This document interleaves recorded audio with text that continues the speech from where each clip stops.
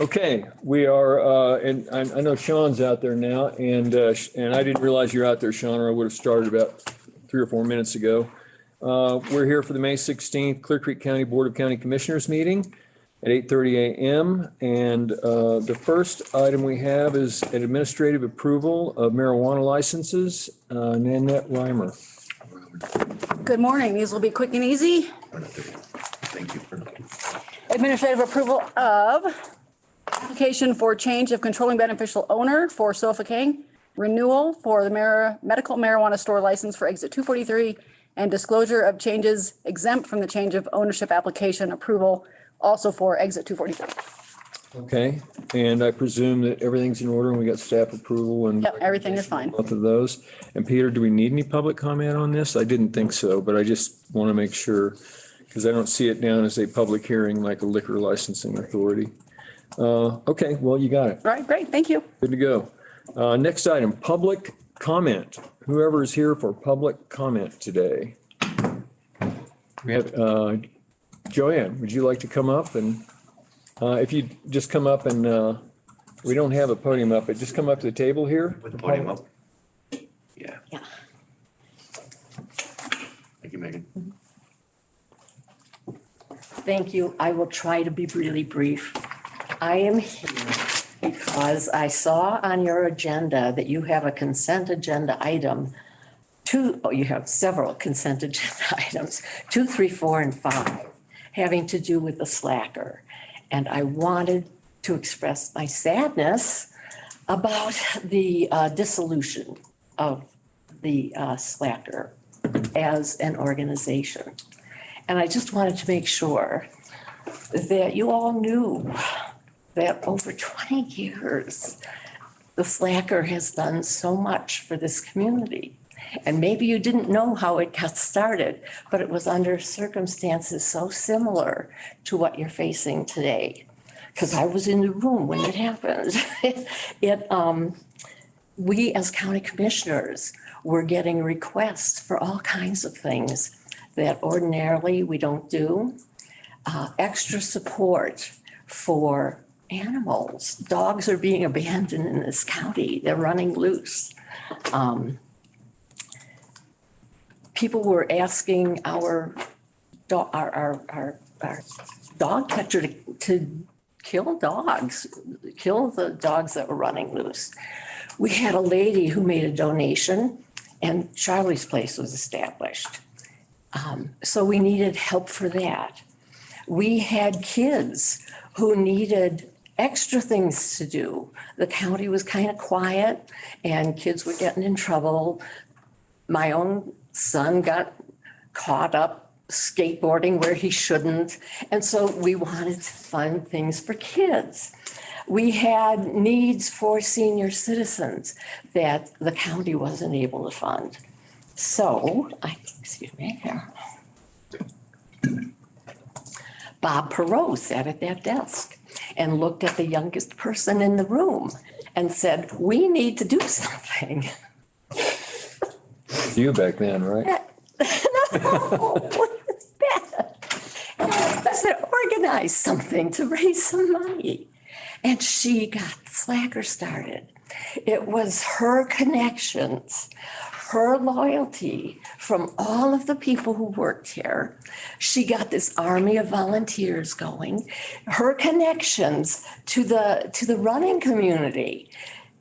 We got this half marathon going with the point being that we were going to fund some things that the commissioners didn't have the money to do.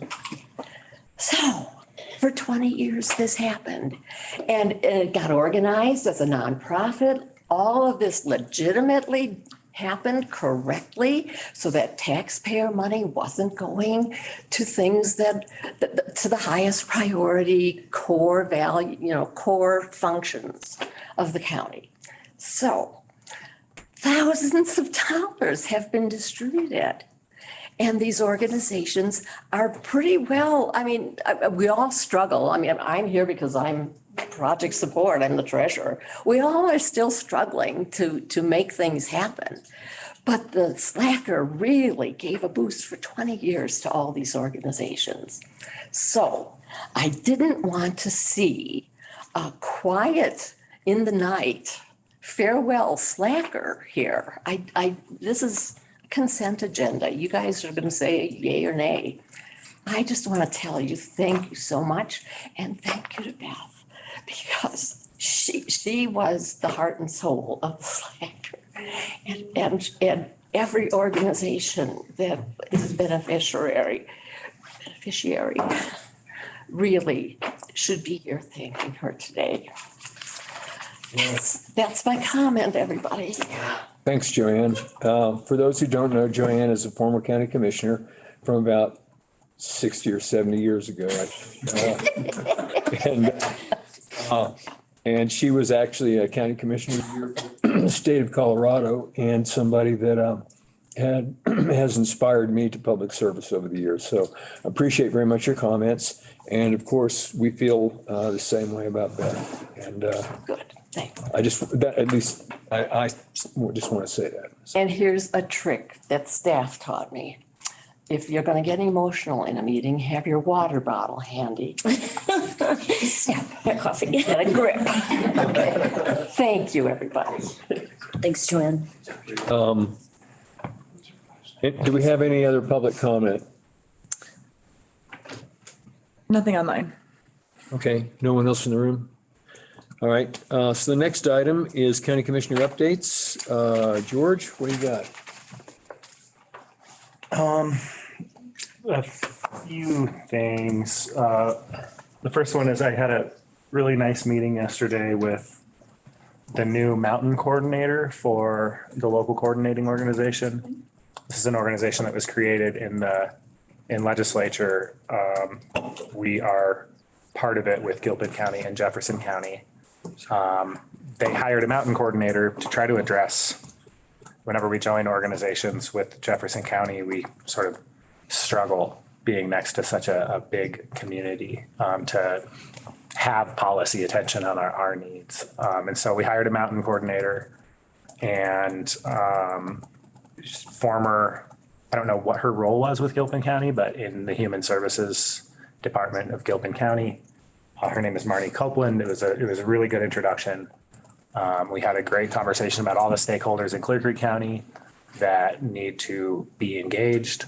And we're going to move forward with some kind of some kind of an event, some kind of a summit to bring these partners together and sort of take a look at Jeffco's work. Jeffco's at least 4 years in front of us in terms of trying to develop a solid policy approach to the needs of our youth. And we want to run their plan by our stakeholders to see how it should be modified and adopted as our plan. The county is, definitely touches human services and public health's mission. So just wanted to let you all know that's kind of what's happening with the LCO right now. Of course, the LCO is also doing the universal pre-K rollout, which is going to dominate their time and affects the county much less than their broader mission. Eventually, these LCOs in statute aspire to coordinating all of these services for youth aged, I think 0 to 6, but I could be wrong on that age bracket. So yeah, that's the first item. Thanks. Second item, just 2 legislative updates. The session is over. And House Bill 1165, which was run by Rep. Amable on our behalf, on behalf of us, Gilpin County, Boulder County, and supported by a number of other counties sort of close to the metro area. That bill did not pass. It was PI'd in the Senate Local Government Committee on its last meeting of the session. So, I know that the many community members in Clear Creek County who showed up to support that bill, which just for the record would have given counties authority to regulate the discharge of firearms in dense neighborhoods, specifically trying to address a problem in St. Mary's where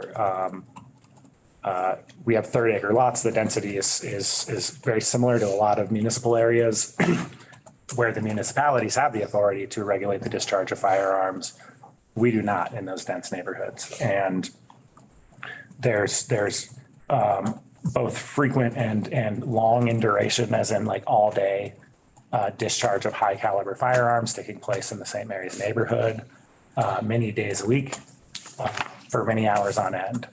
And I know it's something our board, and I'm just explaining this for the public's benefit because I know you all know this.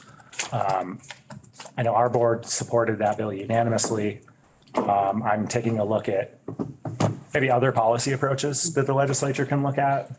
One that is of particular interest to me comes from Texas, where in the state of Texas, the solution that they have arrived at this problem is that statewide, it's just a state rule. You simply cannot shoot firearms, discharge firearms on parcels less than 30 acres. And so that might be a different approach that we could go with next year and to try to bring some peace and some safety back into our neighborhoods. But I'm kind of at the, at the drawing board and we'll continue to bring ideas to this group and, or this board. And, I'm leaving the legislators alone for now because they just got done with session and they're probably still sleeping. The other thing is we have, for the last 4 years, proposed to CCI a couple of taxation concepts that the state could enable. And we have, I think the reality in the state of Colorado is that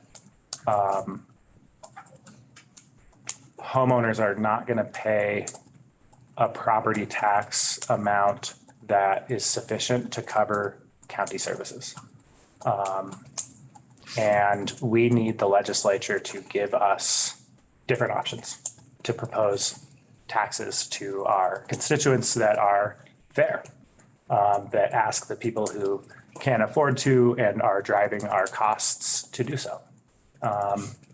In Clear Creek's context, it is the idea I'm most excited about, and I think our board is a recreation services sales tax. This would be lift tickets, raft trips, et cetera.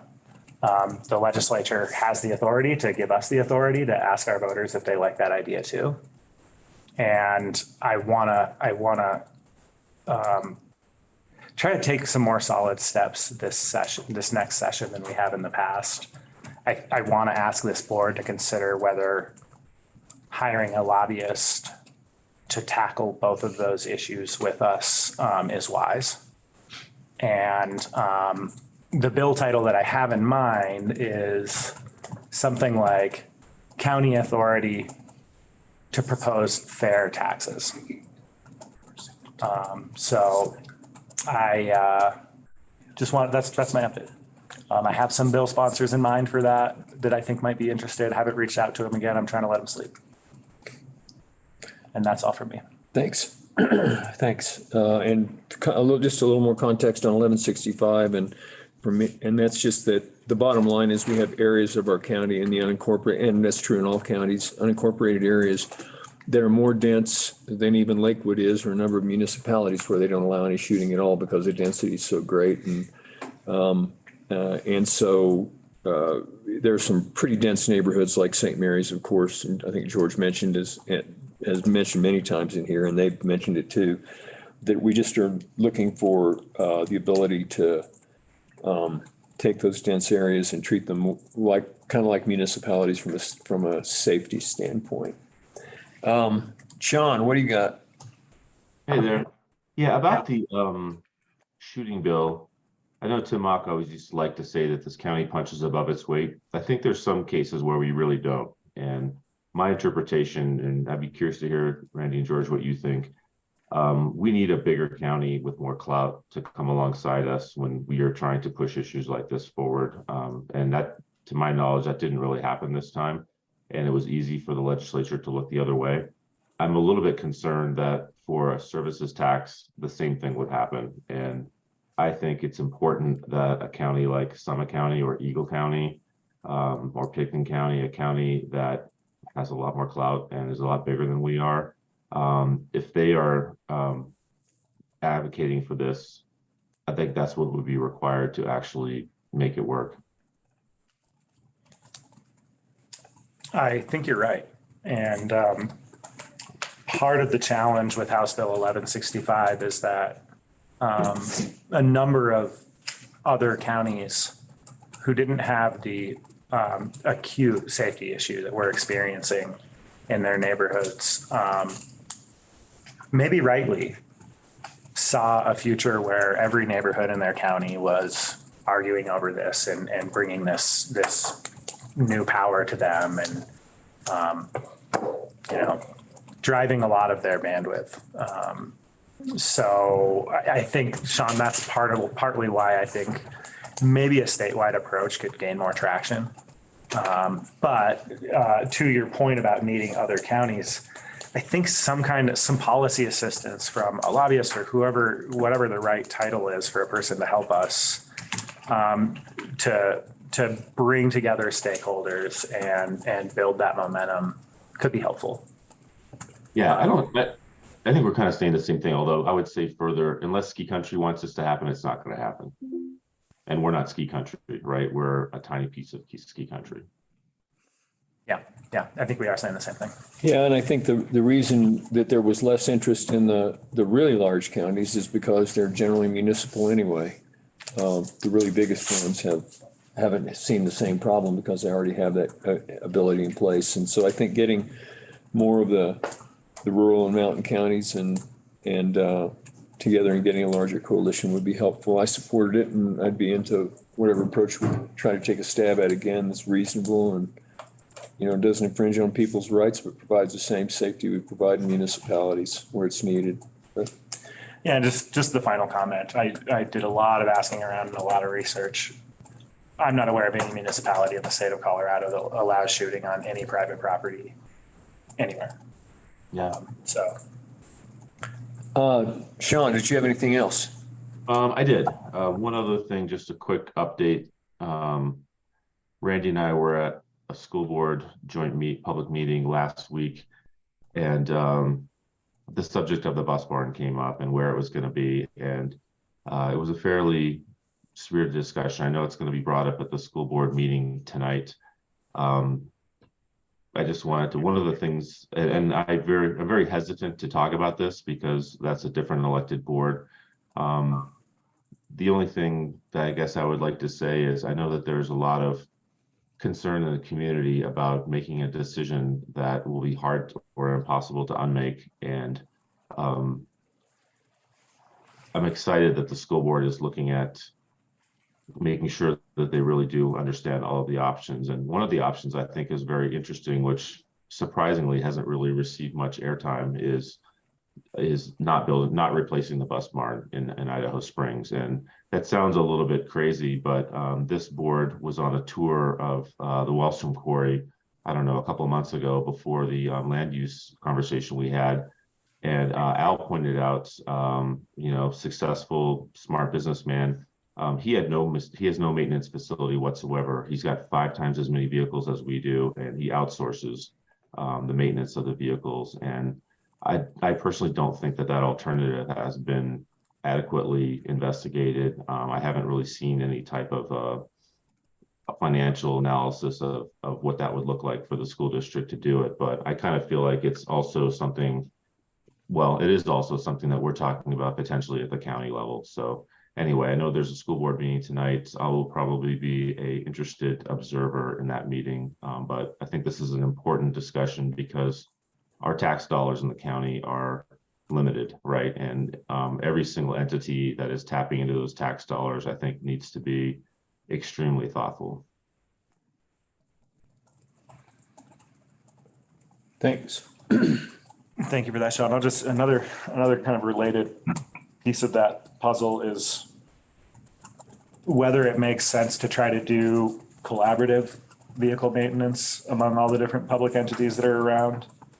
I know it's a conversation that's come up in years in the past, and I know, our staff has some hesitations. I think our staff is not the only one.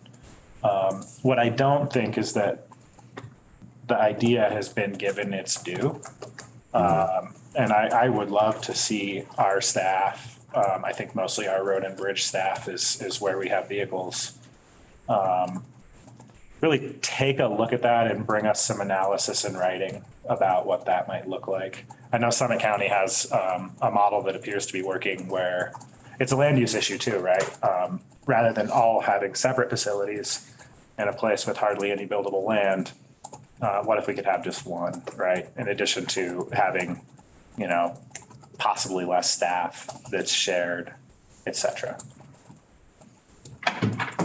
Yeah, there's one other thing I want to bring up too. Joanne, thanks for coming and bringing up this issue.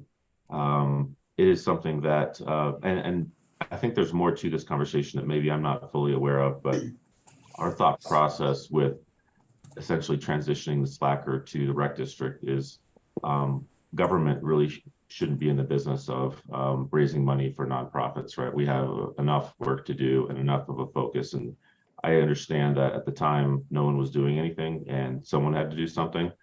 I think there's a little bit of a larger context here that we've been talking about that I would love to see us take some action on before Randy and I's terms are over. And that is essentially creating a longer, more durable solution to this. Instead of running a single event and benefiting a handful of nonprofits in our community, what if we, like every single community around us, has had a community foundation? And we've talked with Community First, we've talked with other organizations about essentially creating a community foundation. And essentially what that is a central clearinghouse, if you want to call it that, that has infrastructure to raise money and to administer grant programs. So project support, all the other types of places that are doing great work that I would say shouldn't be supported by the government, but should be supported by the private sector, that there's an infrastructure to allow for, over time, the creation of a charitable community that hasn't really existed in Clear Creek the same way as it's existed in our neighbors. And anyway, like I said, I think Brian's going to comment in manager update about the specifics of the slacker, but in some ways I do like the fact that we're getting out of that business, but I'm happy. I would be very willing and open to taking one more approach to have the county apply some energy toward the creation of a community foundation. And I know that there's organizations like Henderson and potentially Alf Ryan's Sons that would be interested in at least adding some energy to get this thing off the ground. And now I'm actually really done. Thanks, Randy. Oh, yeah, sure. Okay. Did you want to go back to it, or you good with that? Did you have any comment on that, or? I've got a few items here too, but I largely agree with what Sean said. yeah, me too. And that's been something he's been bringing up for a long time, and I applaud him for it. And I think we should try to make more progress in that area before we're gone in a year and a half, because I know it's been a goal of yours. And actually, the other thing you brought up, which is about trying to collaboratively work together on services in a small county of 10,000 people and limited property value, is to eliminate redundant service infrastructure for our county government, or for our different governments. Because when we end up with so many different facilities doing almost exactly the same thing in one small county for each one of the cities in the county and so forth, and a vehicle and equipment maintenance facility could be exactly that kind of a thing that we can collaborate and get more bang for the buck, I think. So, and now I'd like to jump on to two or three things. I'll be pretty quick here. You may recall that we're looking at getting some ecological data to help inform our recreation and other public land management policies. And I spoke with Dave Anderson again and reminded him that we'd like him to get that estimate together so we can see what kind of grants are available. He is meeting today GOCO, who has expressed to him in some previous conversations very recently that they're very much in favor of helping to fund something like that. We know that CPW and some of the others out there are also thinking the same thing. So that might be a thing that we can do to come up to a par with all the rest of the mountain counties in Colorado where everyone else has had this work done and we never have. So that would be to get sound wildlife and other ecological data to help inform our decisions to know where sensitive areas of protective need are. I'm having a meeting tomorrow with FHWA to debrief on the renaming grant, which we did not get because the renaming was held up at the federal government. Our belief is that it was probably because it was held up at the federal government for some more months that we were unable to get the grant that would allow the different federal and state and tribal entities and local entities to collaborate on how to adjust all the facilities for the new name change for Mount Evans, whatever that turns out to be. So we'll have more information on that shortly, and on whether that was even true. And that will probably wrap into part of what a collaboration that's been formed to work on management, recreation management that we're already participating in on Mount Evans. It's had a name change that picked one of those names already, which was probably inappropriate according to the federal government, the BGN, which is what they told me was that would be good to not name it for something that hasn't been decided yet. Could affect their process and delay it even further. And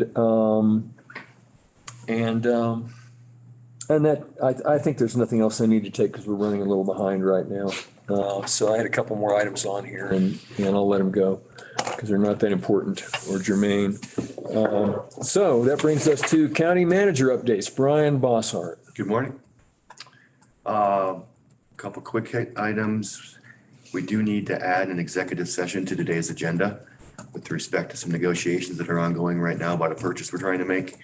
I know that is not exactly how we like to do business, but it's really just a timing issue that's gotten some roadblocks thrown at us. So we want to make sure that you're aware of what's happening there. So I know Peter will read that into the record when we get to that point. Secondly, just a friendly reminder, May 23rd, next Tuesday, a week from today, you have a joint meeting with Gilpin County to tour the animal shelter. Right. The tour starts at 12:30 at Charlie's Place. We're going to move from there to approximately 1:15 lunch at the meeting room in the clinic in Idaho Springs. So friendly reminder of what's going on next Tuesday. And then with respect to the comments about the maintenance barn and collaboration, I could not agree more. We're too small of a county not to be collaborating with all of our municipalities, with our school district, et cetera. So I completely support looking at those kinds of things. That said, we need to make sure the county's got its own house in order at the same time, right? So I actually have a meeting this week with a firm that does both vehicle maintenance and lease agreements with governments. I did this in a previous place that I worked as a city manager. We were able to turn over all of our vehicles in a matter of 5 years while saving our budget money over each of those years, right? So those firms also are willing to do maintenance. Now, I don't know what that means in a mountain community, right?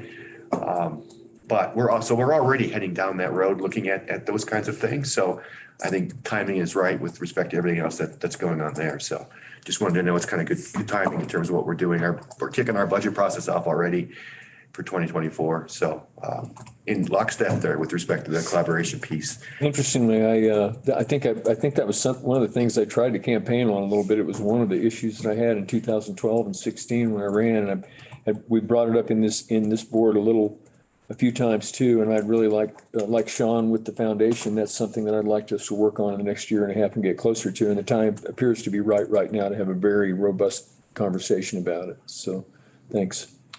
And I'm going to give a portion of my time to Peter to cover some of the Slacker questions that were out there. Thank you. Just even though I know this is on the agenda and we'll get to Slacker later, since Ms. Sorensen is in the room, I did want to at least address one thing. The Slacker, while it's being dissolved, as you can see it today on the agenda, it's being transferred essentially to the CCMRD, and they are going to be running the Slacker in the future. So the reason why you see a dissolution is because in working with CCMRD and their attorneys insisted that it be dissolved and that they restart the new corporation rather than transfer as we intended to do. So that is why it is being dissolved. CCMRD will have to reestablish the slacker. We have retained, of course, certain authority to get back any profits of this, not profits, excuse me, any proceeds from last year to make sure that all debts and so forth are settled. But I did want to at least convey that if there's an impression on the agenda that the slacker is now dead, that's not at all the desire here. The idea has been for CCMRD to take it over, and this was legally the way that we ended up doing it. So I wanted to specify that, and we can talk more about it during the agenda item. The other thing is I did want to read into the record the executive session that Brian referenced, if that's okay. And it's pursuant to CRS 24640224B for the county attorney to meet with the Board of County Commissioners for the purpose of receiving legal advice on specific legal questions concerning financing and funding mechanisms for the purchase of 4 mobile home parks in Clear Creek County. And I'll reread that when we actually are going into executive session, but I did want it at least on the record right now. Thank you. That's What it. else, what else you got? That's it. That's it? That's all? Go ahead, George. Yeah, just on the slacker. I want to have a conversation about the slacker agreement that I think constitutes a negotiation. And I think is best in executive session. If the board would indulge that conversation, maybe we can take the balance of the slacker items to the end of the agenda after executive sessions.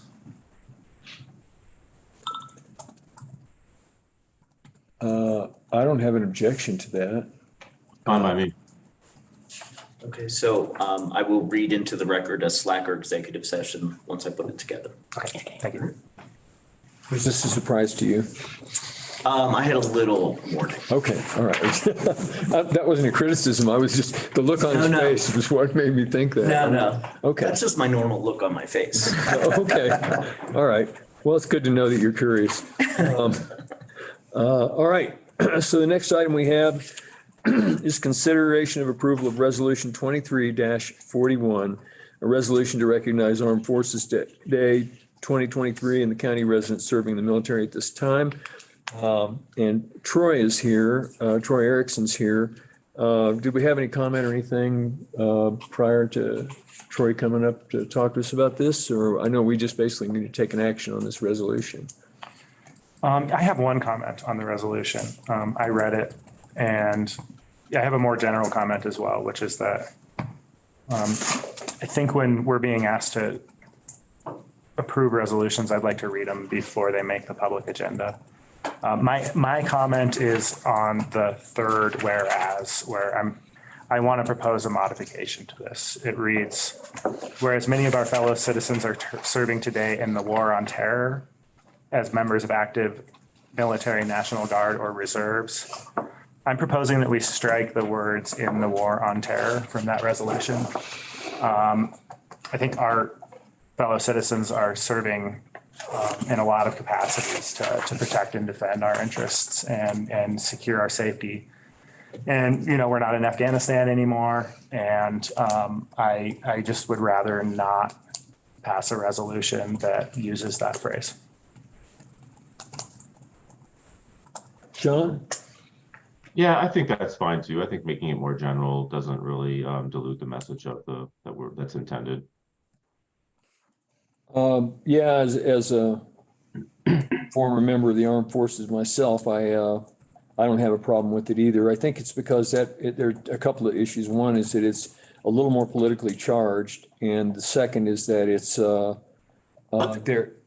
only one of the theaters in which the military is serving us today, and in which they find themselves in which they put themselves at risk. And it's everything from natural disasters and everything that's going on in the war today that relates to, our potential for military involvement isn't necessarily attached to what most people think of when they think of the war on terror. So I think making it a little more general is still extremely respectful and captures everybody that's out there working and in the military, National Guard, and reserves.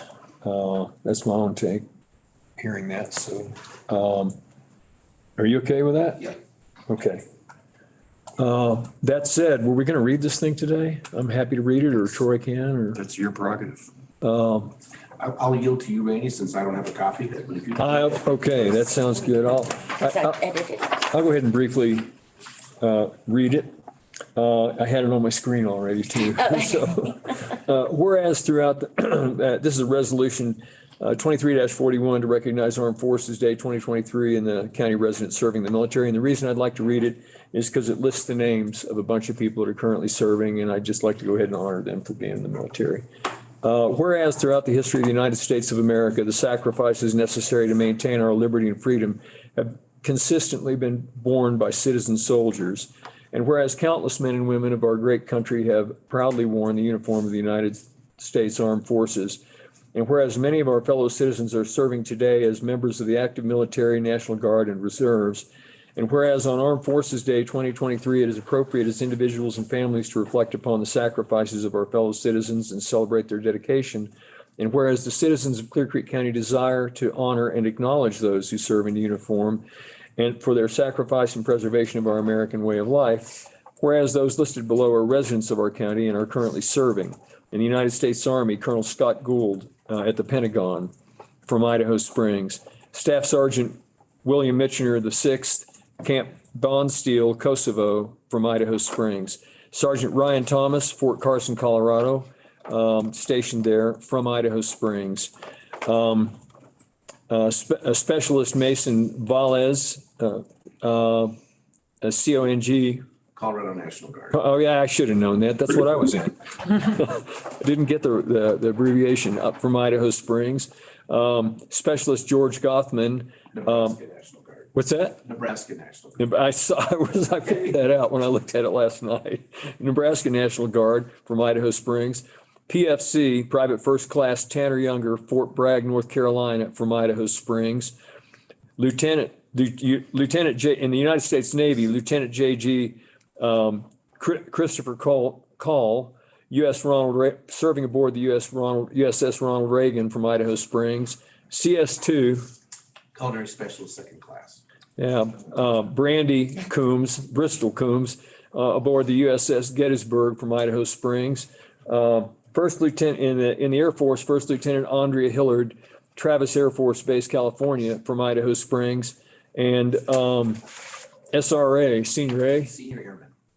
Senior Airman Daniel Natale, Kadena Air Force Base, Japan from Evergreen.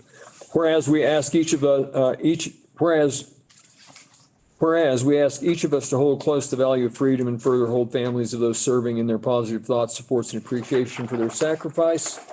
Now therefore be it resolved, we, the Clear Creek County Board of County Commissioners, do hereby recognize Saturday, May 20th as Clear Creek County Armed Forces Day and urge all citizens of this community to honor our citizens who are serving today by observing this day, and in witness whereof we have will have hereunto set our hand this 16th day of May in the year of our Lord 2023.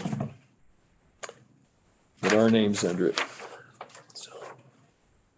Thank you. Thank you. So the next thing we have is the consent agenda. Yeah, go ahead. Should we take a motion? Yes. Oh, yeah, sorry. Do I have a motion, please, for approval of this resolution? Thank you, George.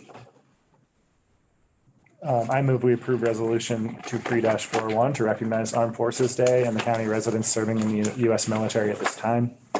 Also want to thank our veteran service. Subject to the amendment of removing war on terror from paragraph 3 and anywhere else it's mentioned in the resolution. That's the only place it was mentioned.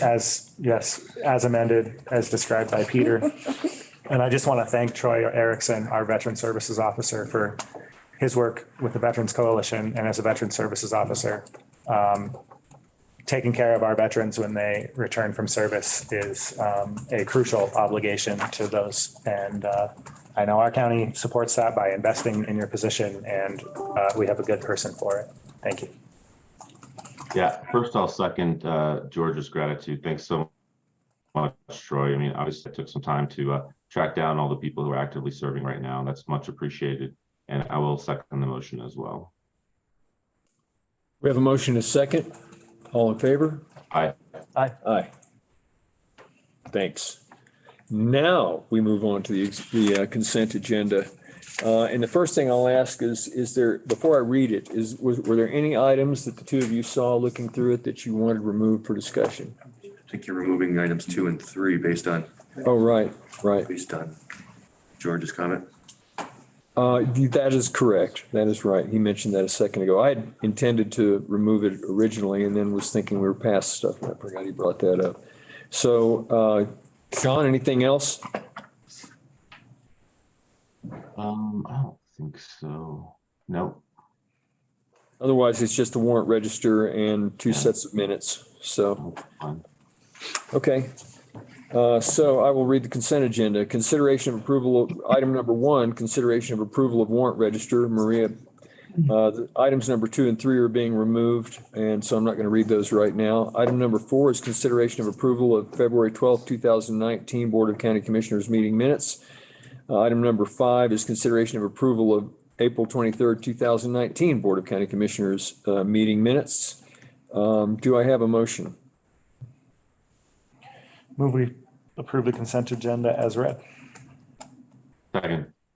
All in favor? Aye. Aye.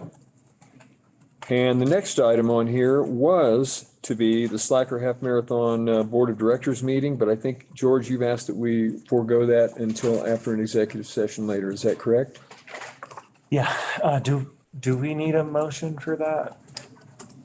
No, we will just come back to it. All right.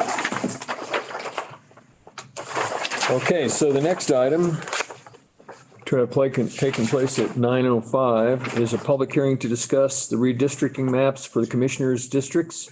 Matt Taylor.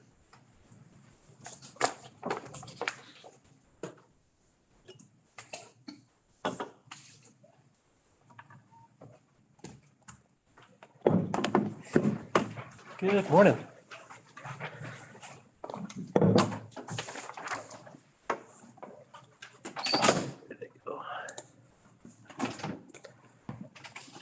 Okay, I apologize.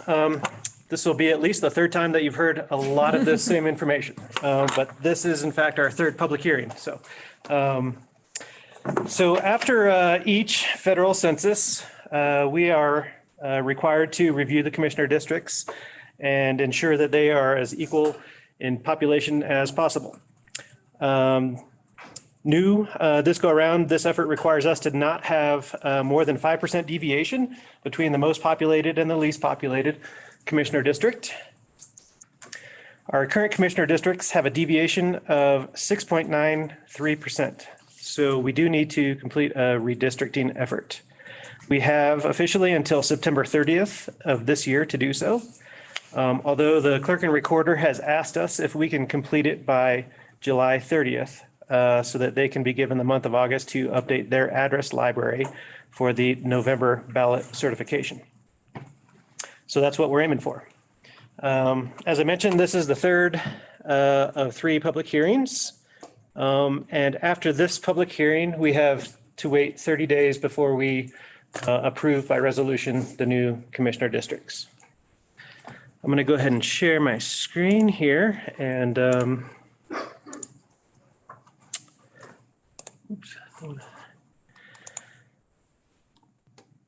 talk briefly about the 2 options that we have developed. All right, so I did it again, didn't I? Sorry. Okay. Just see what meetings you got going on. Let's see.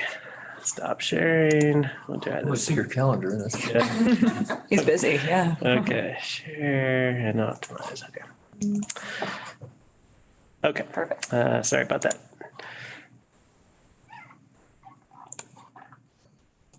Okay, so both of these options are out on the website. We've also got full-size maps available at the annex for people to look at. And we've been asking people to provide public comment. To date, we've only received 1 via email, which we gave to you all last time. And there's not been any new email submissions as of this morning. So this is option 1A. And it's somewhat similar to our current 2011 commissioner districts. There are some minor differences. Again, primarily this area here went from District 3 to District 2. This is the area west of Highway 5 and Colorado 103 up to about, I think, I have it in my notes here, Ute Creek Road. And that has a population of about 52 folks. The other difference to the 2011 version is that we unfortunately have to split the Floyd Hill area, which has about 1,060 folks. It's just too large to not split. We did present that one option where we were unable to, or where we didn't split it, but you saw the, the effort that we had to go through to do so, which basically meant taking some of like Brook Forest Estates and moving that all the way over to the West District. So again, this is option 1A. It gets the population deviation within that 5%, and it's quite low, the population difference. And then we had some meetings with y'all, and I think you suggested that we take into consideration some of the population that's been developed or some of the development that's occurred in the Georgetown and Idaho Springs area shortly after the 2020 census count, which is the data that we're using for population information. And so in this version, 1B, some of the major differences are basically we have moved a good portion of the Fall River area from District 3 to District 1. And then we've also moved an additional area of Floyd Hill from District 1 to District 2. And that essentially keeps this whole area, this whole subdivision, Highland Hills, together as within one district.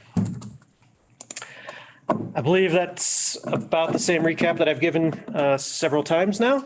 I don't know if y'all had any questions about that or comments. George, Sean? I think, well, good work. I guess my preference is for B. I think it makes a lot more sense. I believe we all are hoping that the 4 Points development is created, and I believe that's 120 new units of housing. And I don't know what we can assume about the average number of person per unit, but it's going to be at least one, obviously. And so I think option B kind of anticipates those type of changes before the next 10 years.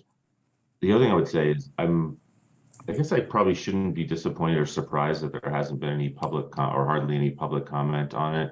I would just want to make sure that we're doing everything we can to socialize this change and make sure that people who might be interested in weighing in on it have the opportunity to do so. And I haven't looked at the website. I don't know how obvious it is, whether it's on the landing page or if you have to go dig around to find it. I'd be happy to comment. Yeah, or I know that Megan's done a fantastic job of getting it out on all of our social media channels, Nextdoor and Facebook, and I'm not sure all the social media channels, to be honest. Yeah, you nailed it. We put on Instagram, and some people did comment on social media, and then I directed them, hey, this is how you actually make a public comment. So, but yeah, we've received some comment, like I said, on there, but I don't know, it's up to them to pretty much tell you. So yeah, it's out there. Yeah. I'm looking at the landing page now, and there is something there about the 4-day work week and some other stuff. And I don't know if it's gonna. There was a news flash on the landing page, I believe, and Nevin created the webpage for it where people can go and see the maps and stuff too. And that page is under the commissioner districts, or I'm sorry, the county commissioners page. Yes. Yeah, it might be worth it to at least throw it up on the landing page for a little while. Is this do we have one more meeting on this? Is that correct? Or? This is the third and final and proposed public comment, or public hearing. I mean, we could schedule, we have time. That's actually what I thought. I've built in enough time so that we can still try and meet, our mandate of having this complete by September 30th, but then also to have it completed before the clerk and recorder's request of July 30th, but just barely. But yeah, we could certainly add another public hearing. If, I do want to just as a the next reminder, meeting- makes.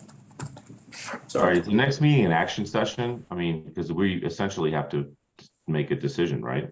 So at the next meeting, you will approve the resolution that will designate the redistricting, and that is 30 days from now. Well, within sometime 30 days yeah, forthcoming. it's proposed to be, it's proposed for June 20th at this point. Okay. Well, I personally don't think we need yet another public hearing. If we have a chance to we're going to have an action session and we could essentially have a chance to review any additional public comment that may come in. One factor I'm aware of is that for the actions, if we don't proceed out of this meeting with direction from the board on our preferred map, staff will need to write 2 legal descriptions, one for each map. And, I will just share that I have spent the last 6 months thinking about this, and we've had 3 public hearings. This is the 3rd. I think the public engagement has been adequate relative to the impact on the public of this decision, which is fairly minimal. And I think I have an opinion about which map to ask staff to move forward with crafting the legal description of, so that we arrive in the action session with just one map to consider. And before I express my opinion, I would be curious to hear, and maybe after hearing some feedback on what I just said, I would love to hear if Matt or anybody else on our staff has an opinion about which map is best. I do want to make sure that we also open it up to any public comment, if anybody's online or in the room. And maybe that, yeah, since it is a public hearing, maybe that makes more sense to do that first. Yeah, so do we have any public comment in the room or online? Everybody online is an employee, so they have Okay, something. and no one's raised their hand? No. Is that correct? Yep. Is there anyone in the room that wishes to make public comment about the redistricting map? Joanne Sorensen. I'll offer a public comment. I understand the complicated process you have to go through. And I also understand how our population shifts cause what looks to be some strange configurations. But I think this is what we have to live with. This is what happens every 10 years. And, we get good commissioners out of the process, so let's go for it.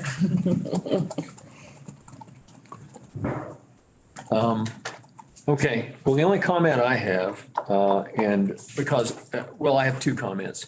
First of all, generally, I favor one of them, and it's the same one that Sean does, and I'm assuming George does, which is the one that we're looking at right now, the B version. And the reason is I do agree that there are development plans for both District 1 and District 3. And even more so, there have been some that were not reflected in the census.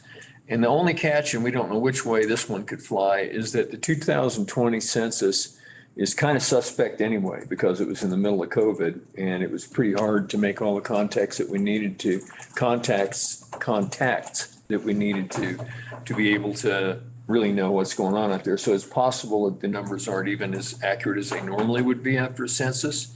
I'm not faulting the effort that people put out to get it done. It was just really weird when you couldn't go around and knock on people's doors as much anymore and do a lot of the kinds of things as well as we normally do. But assuming that can fly either way, I agree with B because for the reasons stated previously. The only other thing I have about that's kind of a complaint about either one is that, and it's kind of an emotional one for me, is I have had a lot of fun telling my relatives that I have 4 14,000-foot peaks in my commissioner district. And I was curious to know why Mount Evans moved out of District 3, because I don't think there was anything up in that area that was changed except mountain goats, and I didn't think they counted towards the census. And so I was just, if I could have an explanation on why that changed, I'd appreciate it. Sure. No, No offense, Sean, I'm really not trying to. no particular reason, except for, in this case, it just continues to follow kind of a natural landscape as opposed to a roadway, which it did before.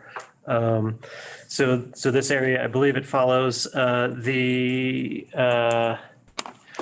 partially it follows the Arapahoe Roosevelt National Forest boundary here, and then comes down to a streamline, as opposed to maybe coming over to the road here. But I mean, we could certainly change that back if, I mean, you're correct. There's no population up there. Well, I also feel like Sean's a little bit, short on 14ers, so I don't really have, it's not a really big deal to me. Yeah, I'm in favor I'm of, feeling like a sense of 14er greed on your. yeah, me too. And I'm in favor of a more equitable distribution of the 14ers across the districts. Thank you. And as a commissioner of District 1, which won't have any Still, 14ers still, I look forward to Randy losing that talking point and me gaining one about how my district doesn't have any and it's not fair. well, that's one of the things I had thought of, is that actually so many people access, but they come from both the Evergreen side, I will acknowledge, as well as from the Idaho Springs side to get to Mount Evans. On the other hand, those who climb up there, for the most part, reach that massif from that whole area, the Bierstadt, Evans Massif from in the Sawtooth from Guanella Pass. So but this is really a hypothetical conversation, and I don't want to seem like somebody who wants to hoard all of the 14er wealth to himself. So I get it. Well, that perception, we're giving you an opportunity to avoid it. So I like 1B as well. I think 1B makes sense to try to get more of the Floyd Hill neighborhood together. I think it makes sense. I think the map looks a little bit more clear when you live on Floyd Hill, which district you're in. And I do agree that, and it'll be fun to watch this over the next 10 years, whether we are as smart as we think we are. Yeah. That it's likely that we'll see more growth in districts 1 and 3, and see a more balance, which I think will result in these maps being more sustainable over time. So that's more words than were necessary. I would support direction to staff to move forward with bringing only map 1B to the action session in 30 days. I think it's a pretty good prediction because of the efforts both statewide and locally to try to bring housing to where the jobs are in very large part. And so the efforts seem to be more concerted to bring more housing into that area. So I think it's more likely to happen naturally. And there isn't as big a push to do that on the east side, even though it's not built out completely on the east side. But I think it's more likely the push is going to be to get more in districts 1 and 3. I agree with both Sean and George on that. Yeah, I'm in agreement too. And I think all we're trying to do at this point, sorry, guys. Sorry. I think all we're trying to do at this point is just arrive at direction, right? Yeah, that's correct. Yep. Yeah. And I think we have. I think I heard the direction. So perfect. Unless there's anything else, I will bring this back to you on June 20th with a resolution and map, and we'll go from there. Thank you. Thanks.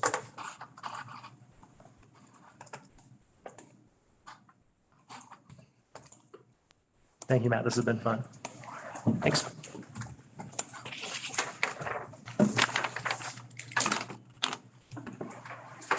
Thanks. I stand with it to do what became.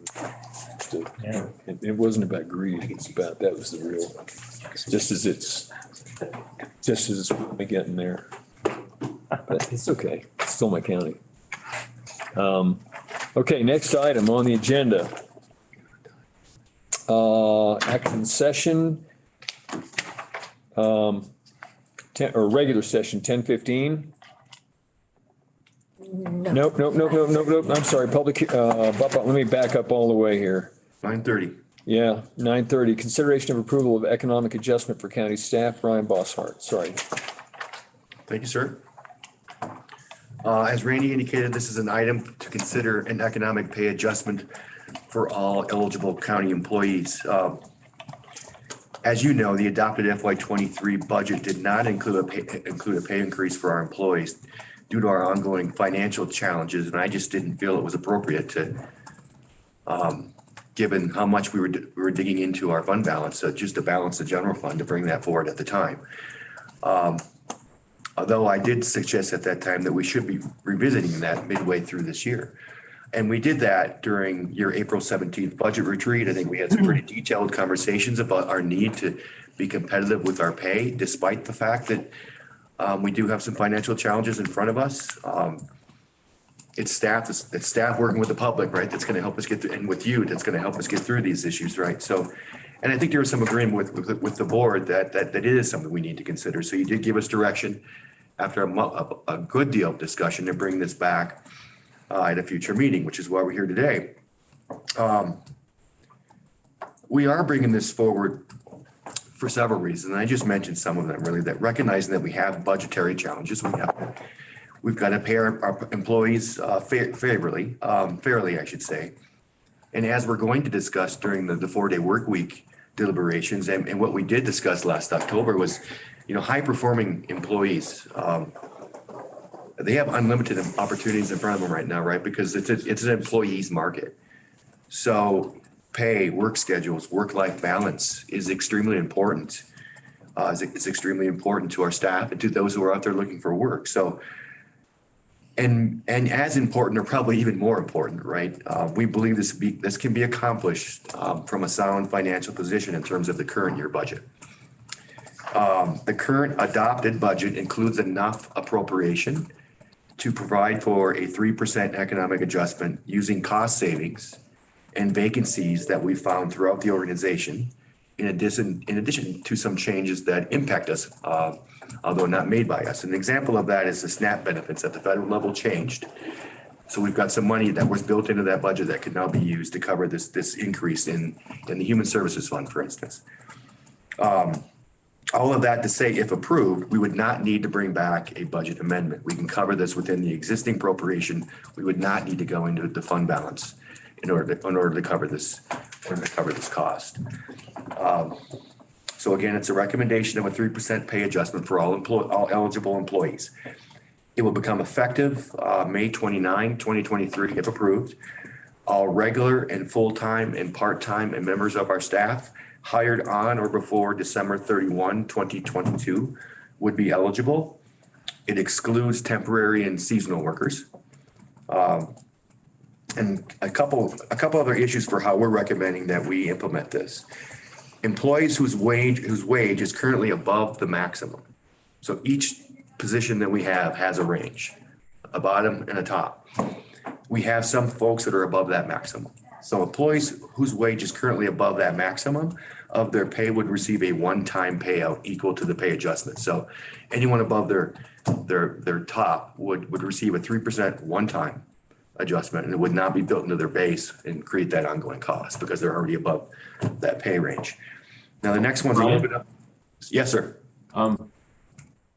I sort of see the logic that I also see the logic of, if you're already above the top of the range, of being happy that you're above the top of the range and not receiving a one-time payout. Can you give a little bit of color on how you arrived at that recommendation? We discussed that. I think my original proposal did not provide for a raise there, and we discussed it as a leadership team, and that's when I made that change. Those at the top of their range experienced the same economic challenges of 22 that we all did. So we made that decision to make it a one-time increase as opposed to something that gets built on their base on and ongoing. The bigger question that it created for me is, why do we have folks go over the range already? You know, that shouldn't happen, right? And so I'm asking questions now about how do we put guardrails in place so people don't get pushed over the range in the future, because that just shouldn't happen. So, yeah. And let me ask one more question that I Yes, think sir. other people are wondering about too. Is there any specific division or part of the county that's overrepresented in terms of the number of people above the top of the range? No, it's only a handful of folks. Got it. Yeah. I could go either way on that one. I think in some ways it sends a little bit of a strange message to continue to, I mean, I don't know if overpay is a little bit of a strong word, but I could support either one of those. While we're on the topic, I think, is it reasonable to worry that saying it's one time will be hard to implement? Will the conversation be fundamentally different the next time we're proposing a pay increase and we have wages that are out of the range? Not sure I'm following the question. Well, Precedents? so the next time precedent. The next, Okay, yeah.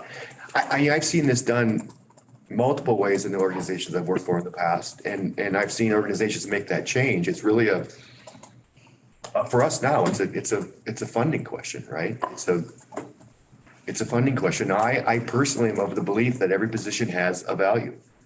It's got a bottom value, it's got a top value. We've done our market studies. We know that at that moment in time, we made the changes that we were paying competitively. But one line of thinking is that every position has a range, and once you breach that range, if you want additional money, it's time to go to the next step and to see if you can get promoted and take your own steps to make that happen, right? It's just I don't think there's a right answer here. And there's one more here, as long as we're talking about this, and this one's a little bit of a mouthful. So it's employees whose wage is currently at the top of the max or maybe right just below it, right? So we're proposing to give them the percentage to get them to the top. So let's say it's 1%, then the extra 2% would be paid in that one time adjustment. So, I just got a few more comments here, and let's go back to that concept. So the annual cost of funding this plan, as we're recommending, is $352,234 across all the funds. The breakdown across those funds is in the agenda memo in your packet. I just want to say on behalf of all of our employees, thank you. Thank you for your direction during the April budget retreat to bring this back. Thank you for your funding of the market study last October. We have tough challenges in front of us, but we recognize that you understand the need, and we appreciate the fact that you do understand the need to continue to pay our employees fairly. And I said it before, it's our employees working together with you, with the community. They're going to help us get us through this challenge. So I'll stand for more questions at this point. I don't think there's a right answer with respect to those who are above their range right now. I want to say we're talking less than 5 people.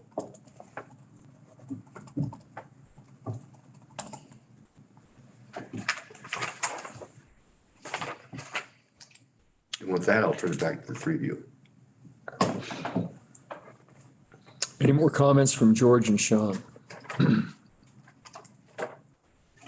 Yeah, I mean, it's less than 5 people, but I do think in some ways it sends a message I'm not totally comfortable with, which is in this time of belt tightening, people who've somehow gotten to be above the top of the range are going to be even more at the top of the range, even if it's only for 1 year. So yeah, I think it's a little bit, I don't really support that, honestly. I think I agree with Sean. I worry that the conversation won't be fundamentally different the next time it's happening. And whether it's this board or a future board, it probably would be this board, we'll be having the same conversation, right? Which is that everybody else is getting a raise in these handful of positions. We'll get a bonus, and doesn't make a lot of sense to me. I mean, I could support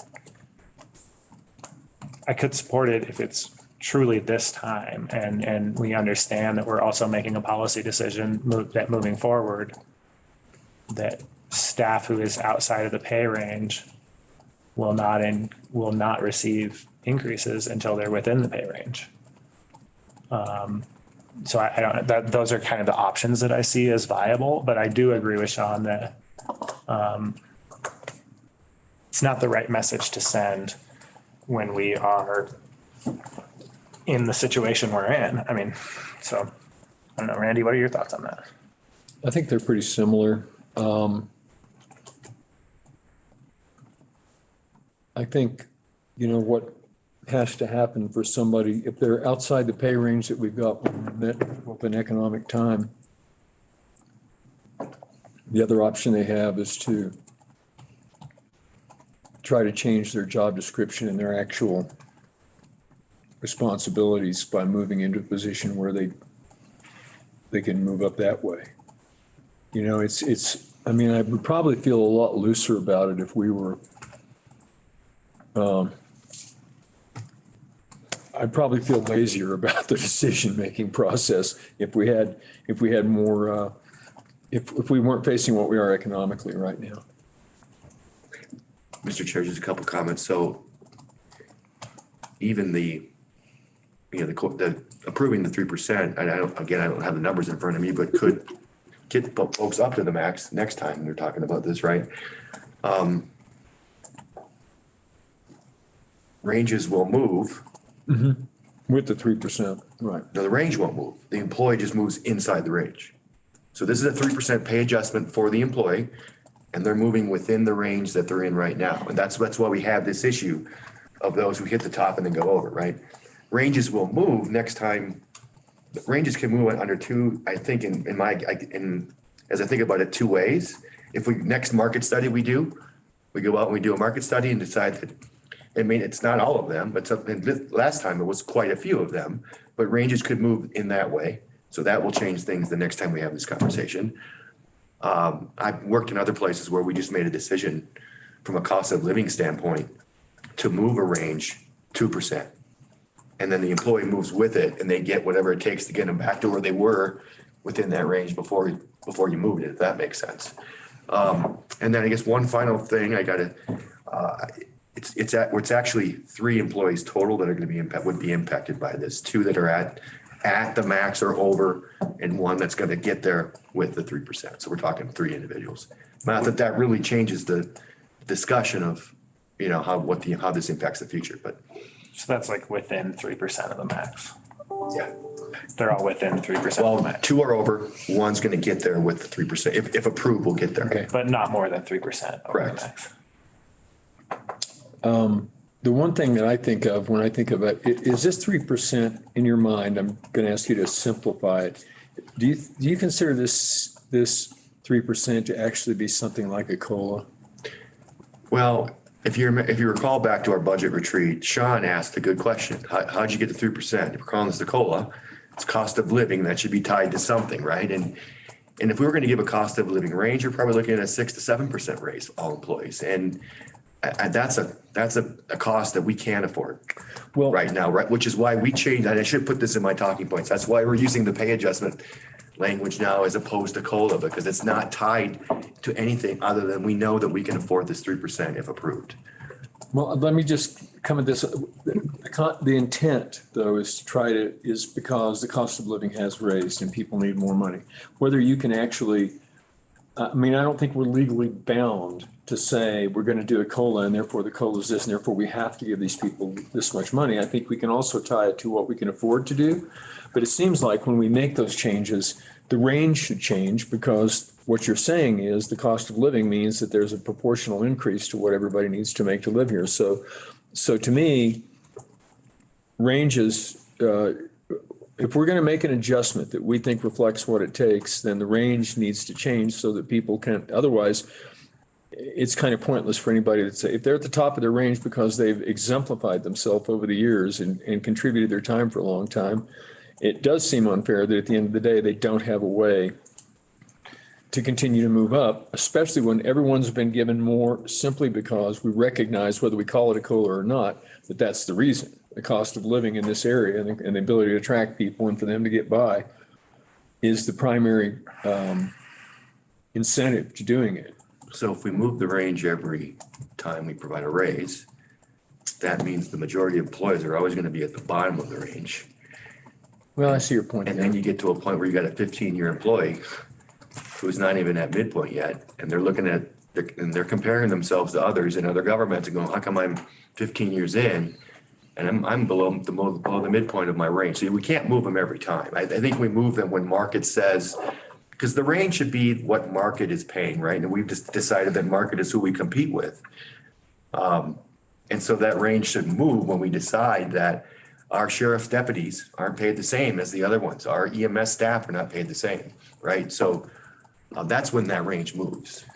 Remind me, I mean, Randy brings up an important topic and it reminds me of, so we did a competitiveness study in the fall.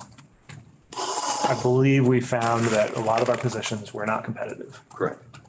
We funded half of the difference. Correct. That means that our ranges right now are not competitive. I think the ranges are competitive. We couldn't move them as far in the range as we wanted to. The ranges were competitive. They weren't in the right spot in the range. Okay. We didn't have enough money to move them back, right? So every time the range moves, theoretically, an employee should move with the range.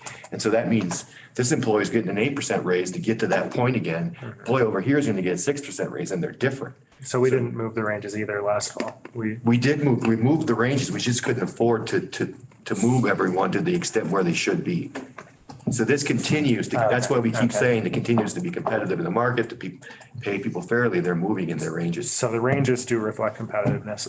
I mean, in that case, you know, I don't have a strong opinion, given that it's 3 employees and they're all within 3% of their range. I just don't have a strong opinion on this. Sean makes a cogent point that it doesn't send the right message to give a raise to somebody who's already at or at the top of or exceeding their range. I think there's a reasonable counterpoint that you don't necessarily want to give a raise to everybody on your staff and not to 3. And I, at this point, have a mixed enough opinion that, you know, I think, Sean, we've been talking for a while and evaluating this, and I'm curious to hear, do you have any new thoughts? Brian, you had something to add? So one quick comment, 3% is kind of generally accepted to be the normal inflation number over the last 100 years or so. Whether we will return to that or not, no one knows. I think we probably will, but we'll see. I guess one thing, and I think that we're maybe, or at least I will say I am overanalyzing this and probably wasting the public's time.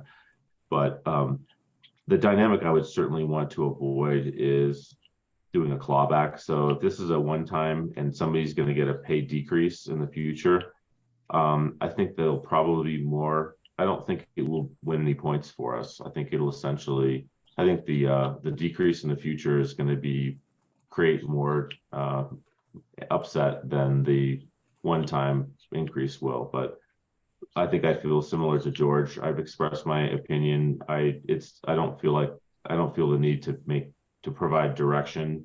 And I would just say, Brian, you can, if you want to reconsider your decision, that's fine. If you want to go with your decision, I'm totally fine with that too. Okay. Well, let me just say this. Go ahead. We're gonna put the guardrails in place so employees can't get over that range. And I'm not quite sure how that happened, but so we need to put things in place to ensure that doesn't happen, or at least that we're very cognizant of the fact we're saying we're going to allow it to happen, right? So some of us were surprised to see that we've got people being paid over their ranges. So we're not going to allow that to happen now. So that's not going to be a conversation in the future, we hope, right? That we won't be there in the future. So it'll just be the issue of those who get, knocked up against it.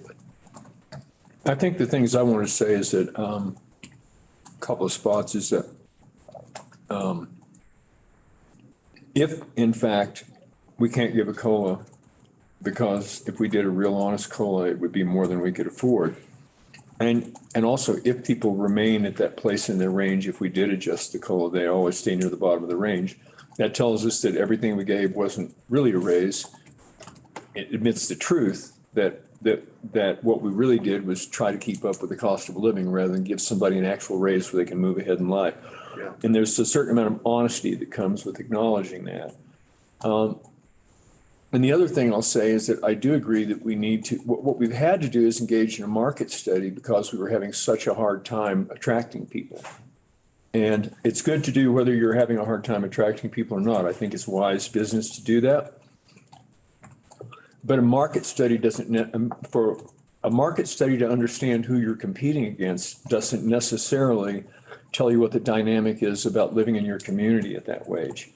Because we compete we may be competing with labor markets that have lower costs of living than we do.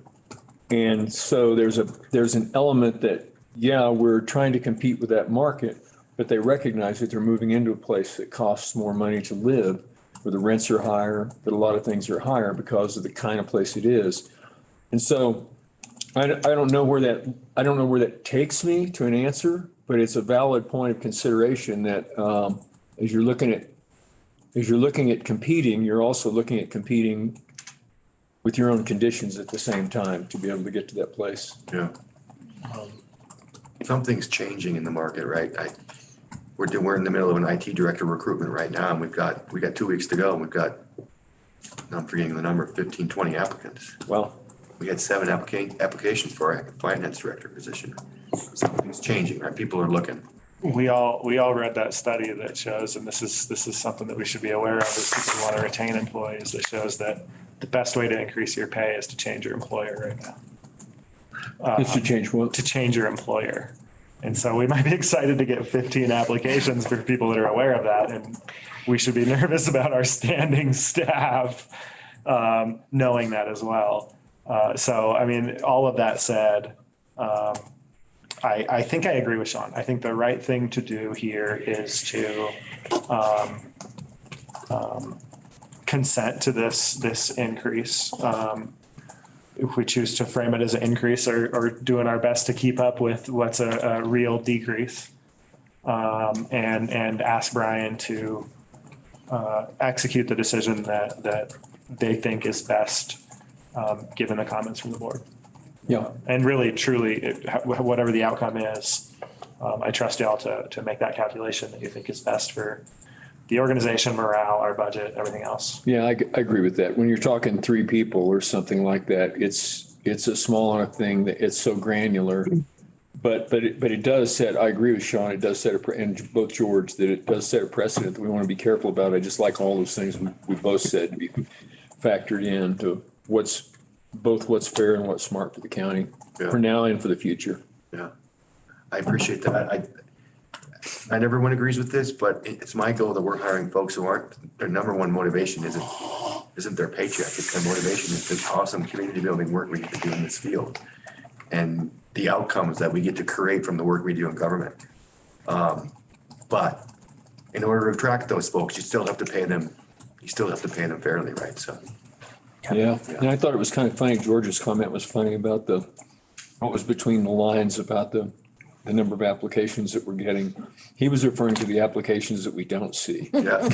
I'm referring to the applications our current employees are submitting to other employers. That's exactly what I was saying, is those are the ones we don't see. That's the brain drain that will occur if we're not mindful of that. That has been occurring during this era of divestment from public entities. Yeah, I mean, my comment on that, which I'll keep brief, I think that's always the case, right? I mean, my personal experience and what I've always heard, if you want to get ahead, you need to largely go to a different employer, go to a different industry, I think it's always the case that outside opportunities are going to offer more advancement than interior or, same company type of opportunities. The other thing I would say is, I think this is really kind of speaks to the thing that we've all been talking about, which is every employee needs to really understand, what can I expect? What can I not expect? what's expected from me, right? And I don't think we're even close to being there. But I think if we had a culture here where every employee could answer that with clarity, that is an intangible benefit that most employers don't offer, and that would be a huge advantage for us. In That's terms very of well said, Sean. employee satisfaction and being, feeling good about being here, even if there was a way to make money at another more money at another place that had a inferior culture. Very well said. Thank you. Do we have any more comment on this item here today? Other than to say that I agree completely with what Sean just said, we've allowed our budget discussions to get in the way of that kind of conversation, but we're going to get back to it. Okay. Look at that. We are at exactly 10 o'clock and it's time for the 10 o'clock item. We just need a motion to approve the pay adjustment. Do we? Because I see that it's within the current appropriation. I think we would still like direction, but it would be best through a motion that you Okay. actually approve the redistribution. And that would be a motion to direct the county manager to proceed with the pay adjustment as he sees fit based on this discussion. Yeah. So moved. Second. Okay, we have a motion and a second. All in favor? Aye. Aye. First time I've made a motion to issue direction. Yeah, it felt funny to me, but it's okay. It was easy. Didn't hurt. Thank you. Welcome. The 10 o'clock item, public hearing for second reading and order for publication by title only of ordinance number 17, and ordinance permitting for a permit system for open burning of slash piles in unincorporated Clear Creek County by the Board of County Commissioners. Peter. So this is the ordinance that I brought up the last time we had a meeting.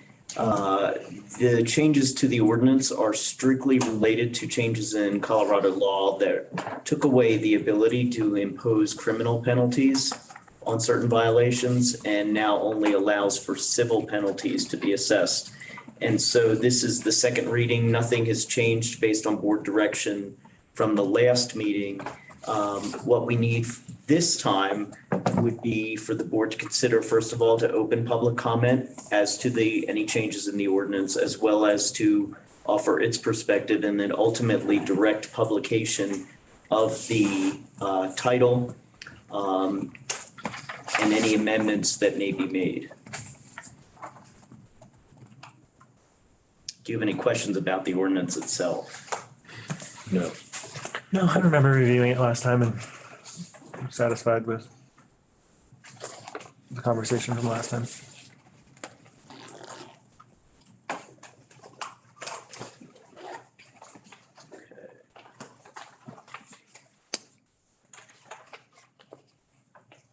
Okay, do we have any, since this is a public hearing, do we have any public comment? Online? None online. Nope. Okay. Sean, do you have anything else to add?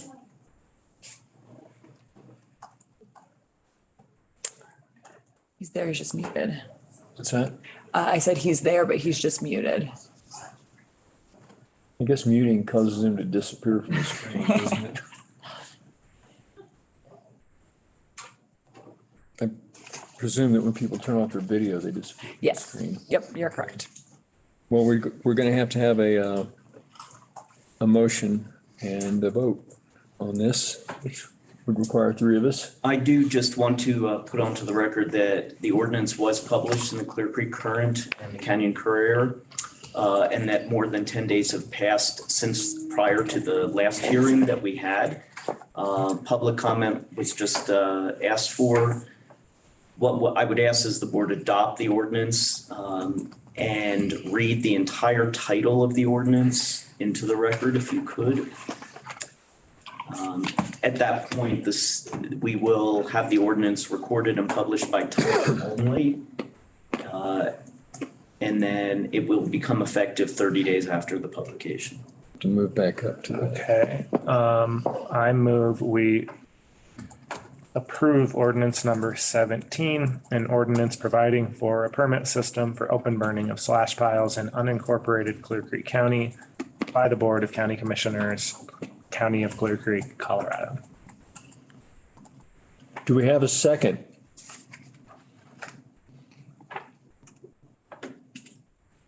I asked that he unmute himself, so he should get a notification on his computer. I know it's not traditional when there are three of us, but perhaps you could second it. I'm texting him right now. I know I can't, so I'm just gonna text him real quick. We need.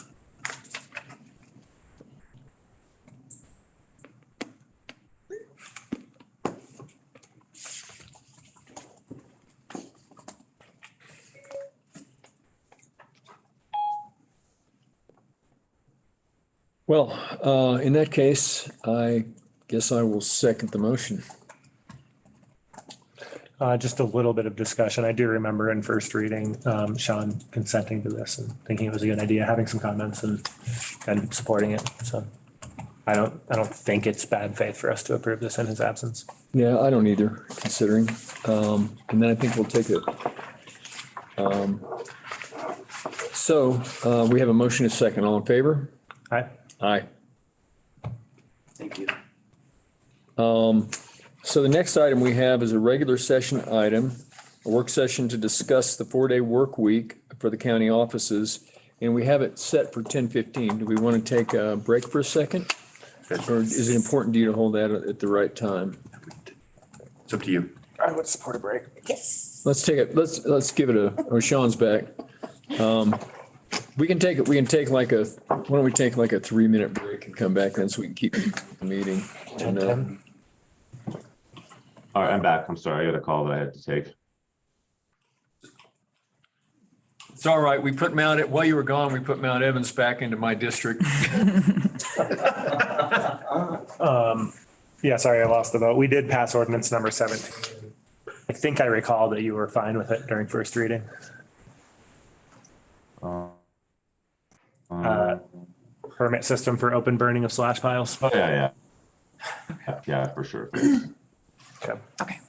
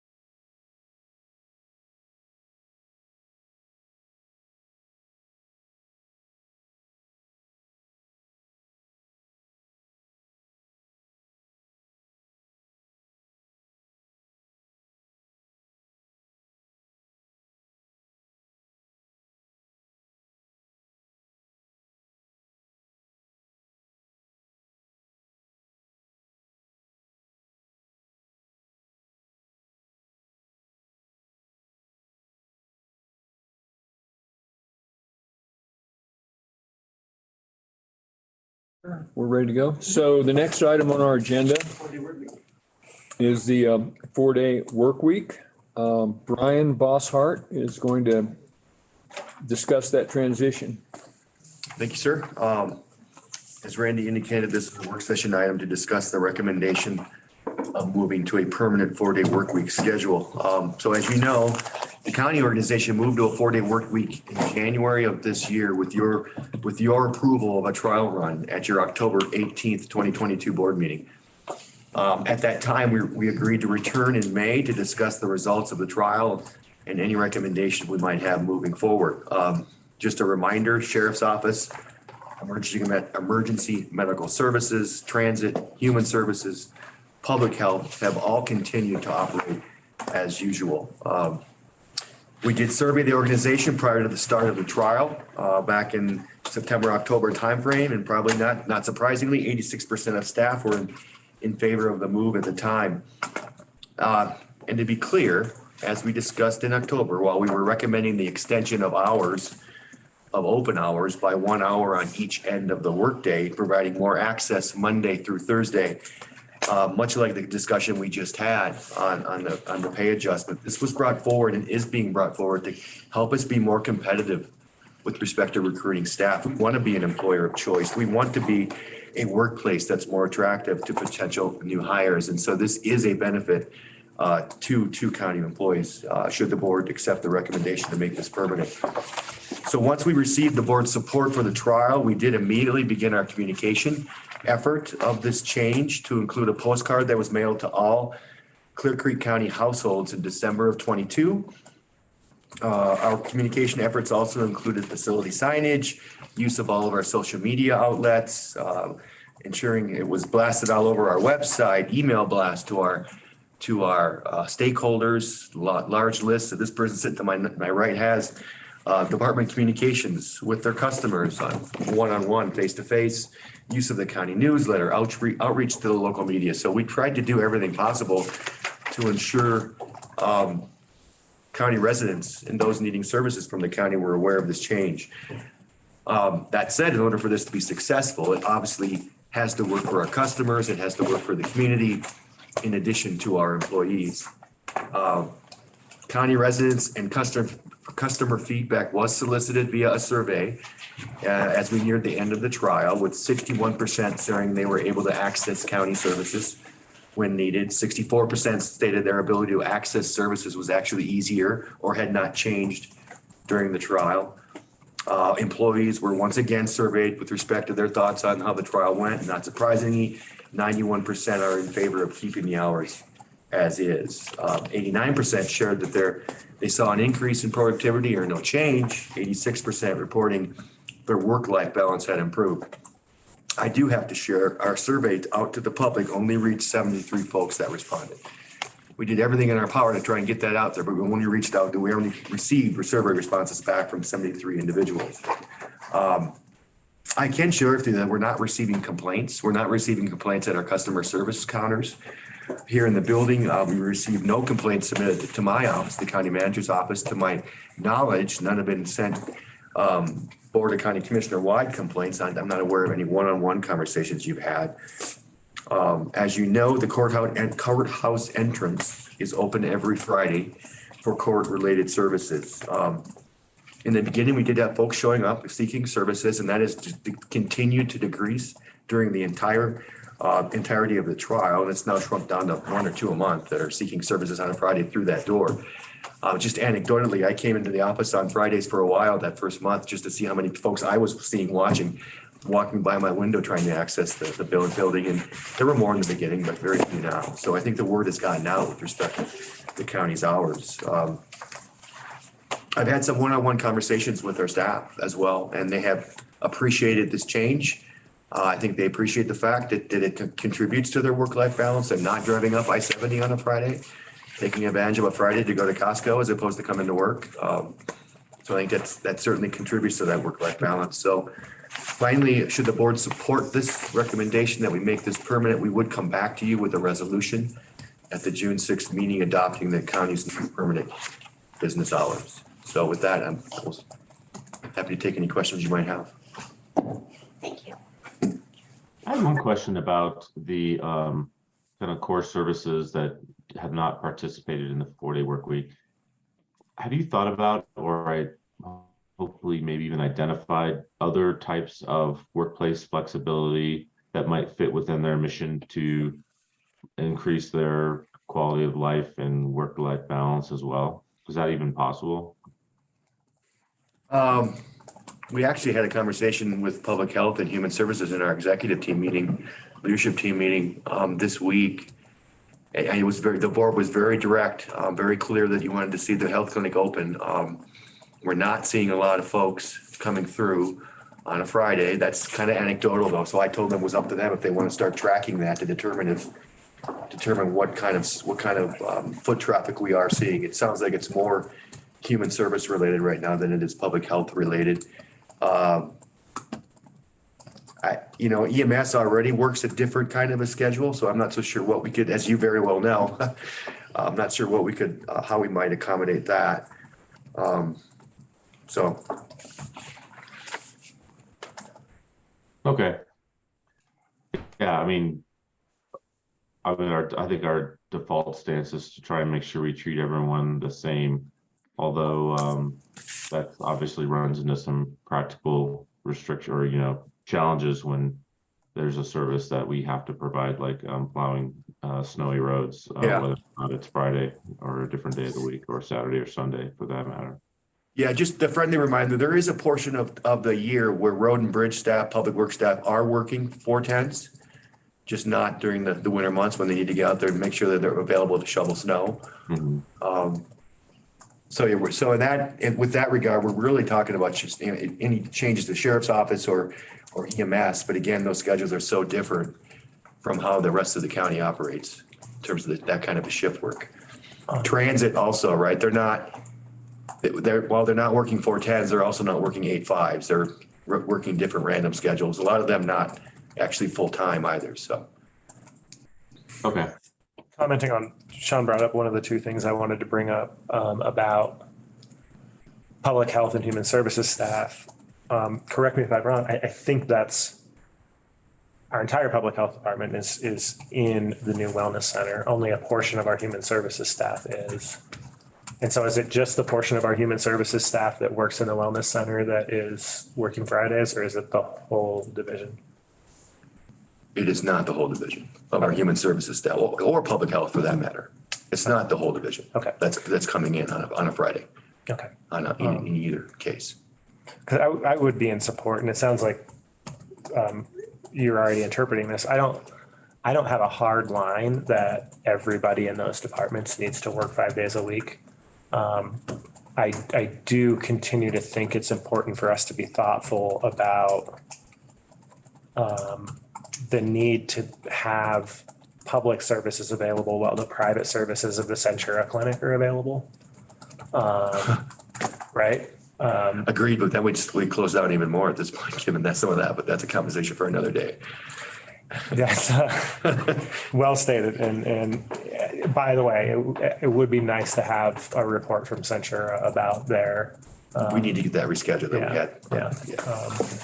The point I'm trying to make is I think that's not something I'm unwilling to consider, that we would decide to close on Fridays, or and right now definitely grant staff the flexibility to be, open in a very limited capacity on those Fridays. Maybe that way the staff could pick 1 week a month or something that they have to work that 5th day. I don't know if that's even a schedule they would embrace, but. I would say that's kind of how we're interpreting it right now. I guess I never interpreted the direction that the entire departments needed to be open. Good to hear. Right? That it was just that you wanted to ensure that building was open and service was being provided out of that building. That's how I interpreted that, right? So quite frankly, a lot of times you've got your two department heads in that building on a Friday, granting their staff the ability to have that day off. That's not every Friday, right? But it's a mix. So they're trying to do a little bit of a rotation there. But I will say the traffic has been light on those Fridays for whatever reason. I don't. Mud season. And I would be interested in making, a data informed decision if they want to track that data about that and having further conversation about that. When we first did the trial period, I know I was reticent to make that move, but it's not a, hard position I have. I can be informed by information that would change my mind. Sure. Any comment on that before I change the subject? No. Okay. George. The other.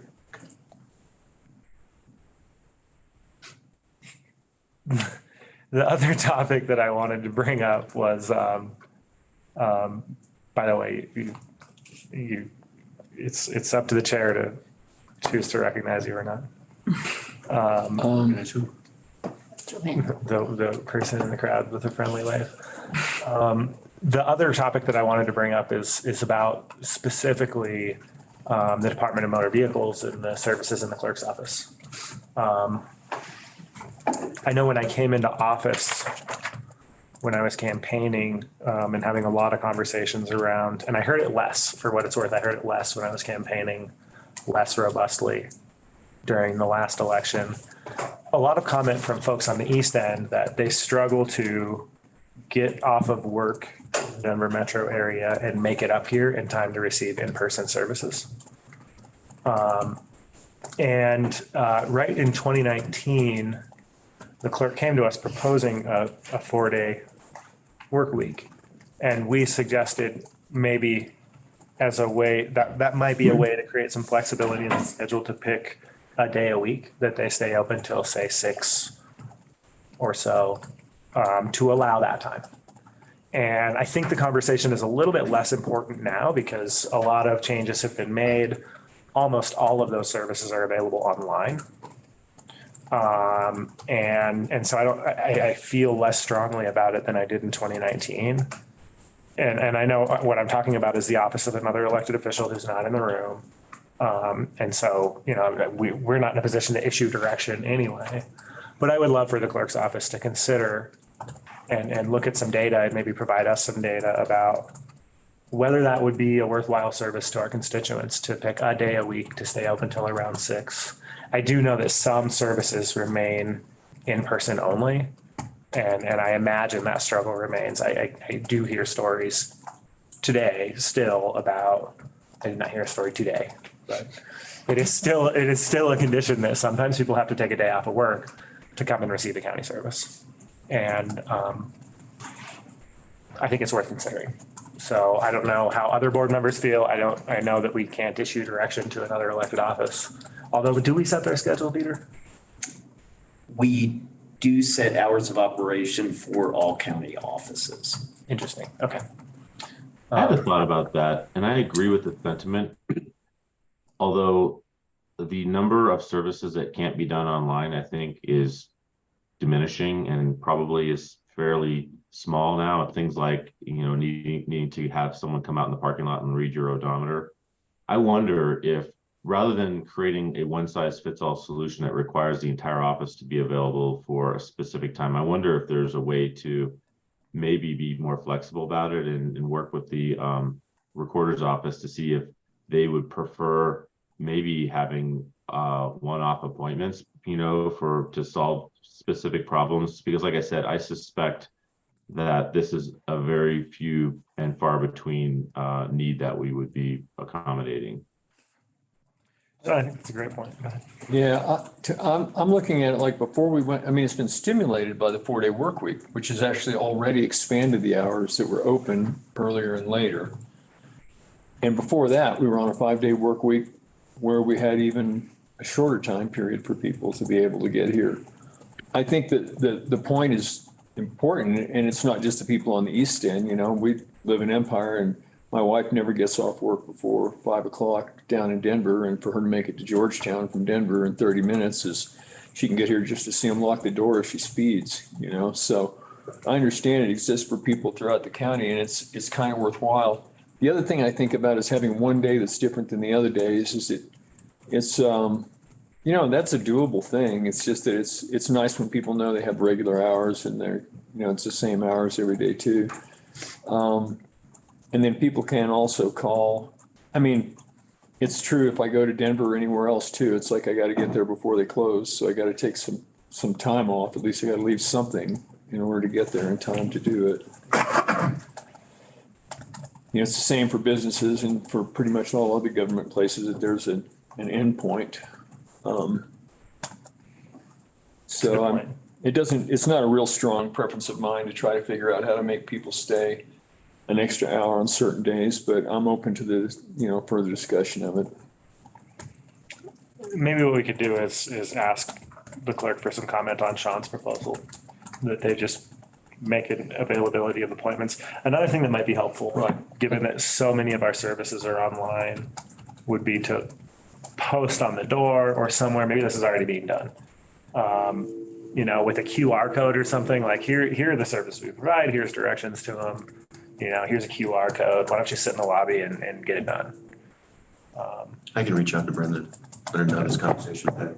Yeah, I think those are all good suggestions, and I was thinking the same thing when trying to how to get around that because then if somebody can't, the person that can't get there by 6, then we wish we were open till 6:30 and on and on.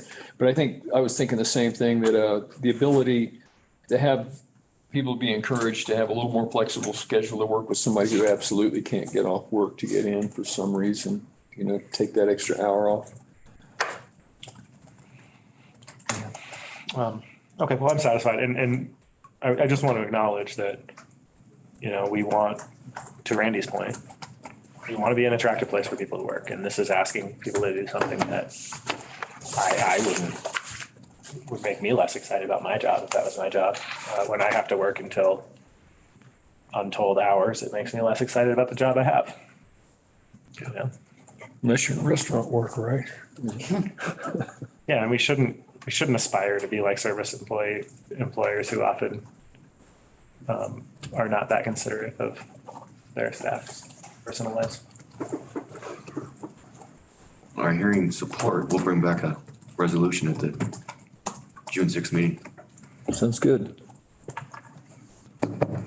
Thank you. So our next item is at 10:45. And it's an action item to adopt the new 21 International Code Series. Is that something we should do at 10:45, or do you think it's something we can start anytime, Peter? We can start it now. Okay. So I'll read a little more. It's consideration of approval of resolution 23-37, resolution for adoption of the 2021 International Code Series to include the building, residential, plumbing, mechanical, energy conservation, and fuel gas codes for the unincorporated areas of Clear Creek County. And I would add that it does have some impact on at least one municipal area that we also serve, one or two that we serve as an inspection agency for as well. This is a public hearing, so I don't know if that has any effect on the time. Yeah, I don't know that we can start early, Peter. Well, is it a public hearing? It's not listed on the agenda, unfortunately, as a public hearing. It's an action item where we will take a vote, though. Okay.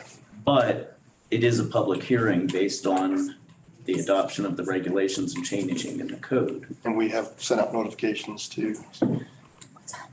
It was a public hearing. We said And you're prepared to explain those modifications, is that correct? Mm-hmm. That's good. I hear Chair, can we take a 5-minute break, please? Sure. Thanks. Take a 5-minute break.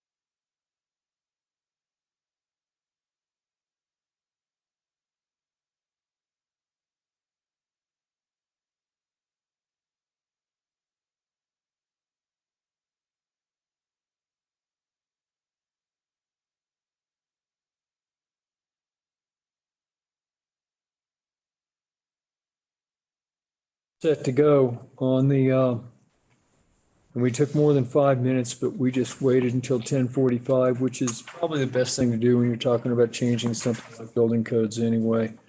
Even if it's not a true public hearing, like a liquor license or zone or something, it's probably nice to treat it that way. Well, and we are considering this a public hearing and it was noticed as such, so that's how it will be conducted and we will be seeking public comment. Okay, But good enough. Wessel. Good enough. Is this an ordinance? It is a series of different changes, but it is actually a resolution itself. Okay, thank you. Okay, So, Feel free to say it if you want. so this is so this 10:45 session is consideration. I can do that, yeah. Sorry, go ahead. Appreciate it. Consideration of approval of resolution 23-37, resolution for adoption of the 2021 International Code Series to include the building, residential, plumbing, mechanical, energy, conservation, and fuel gas codes for unincorporated areas of Clear Creek County. And I would add that I believe that these also apply. I know that we also do inspections. We don't, and handle the building permit process for the town of Empire. Not, oh, yes, Empire, but not Georgetown or Idaho Springs. Yeah, I'll finish in a second. And I was gonna say, and I think the town of, do you do it for the town of Silver Plum? No. No. Stop. This is just for Clear Creek County. We don't have the authority to adopt a building code for the town of Empire. They have to adopt their own code. Okay. And so, if they want to adopt the 2021 code, then their town council needs to do that. We do their services. We do Empire's services, but it's of their code. There would be an action that, and I will, the reason I'm bringing this up is, first of all, I just want to introduce, I'm Randy Wheelock. Yeah. I was a builder for 40 years and I've written building codes. Great. So I'm pretty familiar with the process. And I did think that Empire had to adopt it as well for it to become official there. But I heard two things recently. One was that a statement by the mayor of Empire that they just follow the county code, whatever the county code is. But obviously that needs to be clarified that they then need to adopt it, make their own resolution to adopt this also. The second was that I heard it from a member of staff that, yeah, we wouldn't want to do that when we've got a building inspector having to enforce two different versions of the code depending on where he's inspecting or he or she is inspecting. And assuming that to be the case, then I would think that what we would want to do is for any municipality or anybody that's not in the unincorporated county for whom we're also inspecting and providing this service, I'm just going to toss it out there that we ought to be contacting them and letting them know about this code change and, making a suggestion or recommendation. But Okay. that's just something I want to throw out there before we start. No, good point. Yep. So that said, I'm happy to proceed with this right now. And Wes, you're our chief building official. Yeah, let me officially introduce myself. I'm you're probably used to seeing Deb Kirkham do these. And she's recently retired and she still works as a part-time inspector from time to time if we see the need to bring her back in. But anyway, I'm the building official. I started in October. And so officially I took over those services in October. Per Peter's request, this public notification went out in the Clear Creek Current and it was published on 4/20/23 on April 20th. And it was a weekly publication and they said it was published for one successive week. So that notification went out on April 20th. Okay.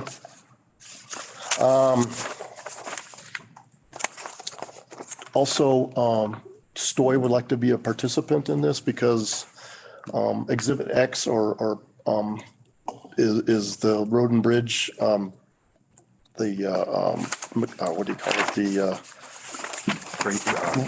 grading and excavation regulation. It's included in this resolution. So it's part of this packet that we have right here. And so we combine those and they've been combined in historical resolutions as well. So just be aware of that. Stoy's crossed over, so he can speak during this. Okay, yeah. So the last page and you got the presentation up there as well. Okay. So any questions about me or the building department? Okay. So what we're doing, as you read, Randy, is the code series. You can see it here. This is the 2021 code series. The current codes that we are under are the 2015 code series. However, the energy code, we didn't, in the last resolution, we did not adopt the 2015. We're still under the 2009 energy code. Okay. So just make that caveat aware. Okay. You can go to the next slide, I think. So what we're recommending is that the Clear Creek County Building Department hereby requests the Board of County Commissioners official approval to adopt the 2021 International Code, Residential Code. That's this guy right here.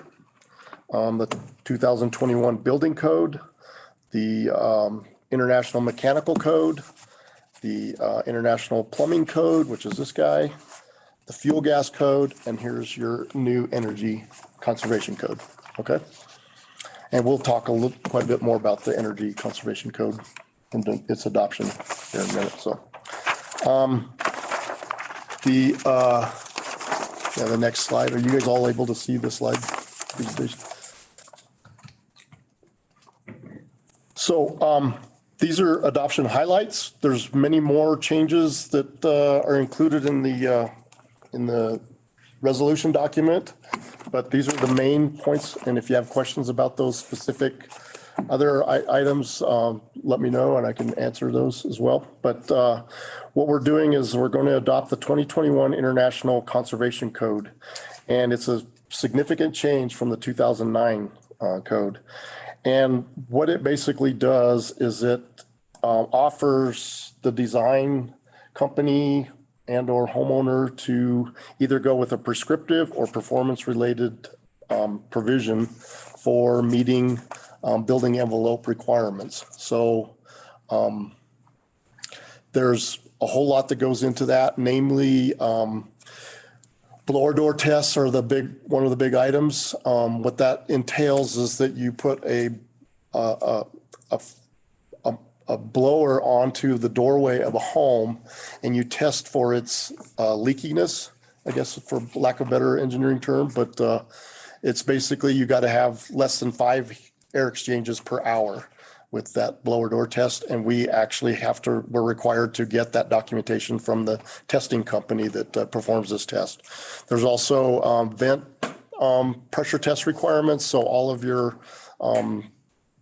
mechanical equipment vents, your hood vent on your range hoods and all that kind of thing, all need to be pressure tested, and we have to have pressure test results or to be put on record. So those are the most significant changes. Insulation values have increased.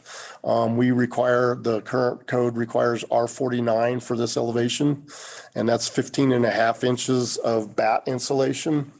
It will now go to R60. So there's a new requirement for that. So that, because of that depth increase, that is pushing people into using more products like closed cell foam and things like that to achieve that higher insulation value. So people have been trying to avoid this for quite some time, but we're now with products out there today that we are now migrating to that new requirement. So, okay. And that's basically it on the IECC. Couple questions on that one, or would you like me to hold questions to the end? I'm good either way. If you got something about that subject, that's great. Okay. Go ahead. So for starters, I'm in support of adopting this energy code. My question is regarding the requirements in House Bill 22-1362. This is a bill that directs local governments that have building codes to 3 requirements that all are effective beginning July 1, 2023. So we're not currently under this requirement. We will be in a month or so. First is anytime we update our code, we have to go to 2021 energy code. which we're doing, Or the latest energy code, yeah. or the latest energy code, which we're doing. The second one is to adopt electric and solar ready requirements as part of energy codes. And that actually is in the residential code book, and it's called, there's a term for it, the solar, you have to be, remember we talked about this Yeah, yesterday? solar orientation. Sorry, well, it's solar, you have to have Solar. a certain amount of square footage available to put solar panels on your home and they have to be non-shaded areas, and it's 150 square feet requirement. So that is a provision it's in the new code. So that will be covered with this update. Correct. Okay. Yep. The third one, and this is beginning July 2026. And so I don't even know if there's a model code out there, but a low energy and carbon code. If we update our code after July 1, 2026. I'll shut that off. Is it coming? Yeah, hang on a second. There we go. Sorry. It's the new Zoom system. Yeah. So the third requirement, and this one I'm a little less worried about given the date, but it would require us, if we were updating our codes after July 1, 2026, to adopt a low energy and carbon code. Are you aware of any model codes for a low energy or carbon code? Is that in any of these codes? Not that I'm aware of. I did have a question in my mind as to whether or not we're required to put in charging stations within or have at least enough capacity to put in the charging stations. You are required to have X amount of breaker space available for that, but not necessarily to actually include the equipment. So, Okay. yep. What I suspect, the bill also creates a energy code board that will develop that model code. I suspect that work is incomplete given we're only a year after that bill was signed. Yeah. And so I'm okay with this. I just wanted to make sure we were meeting the other. It's not included in any of these right now. Yep.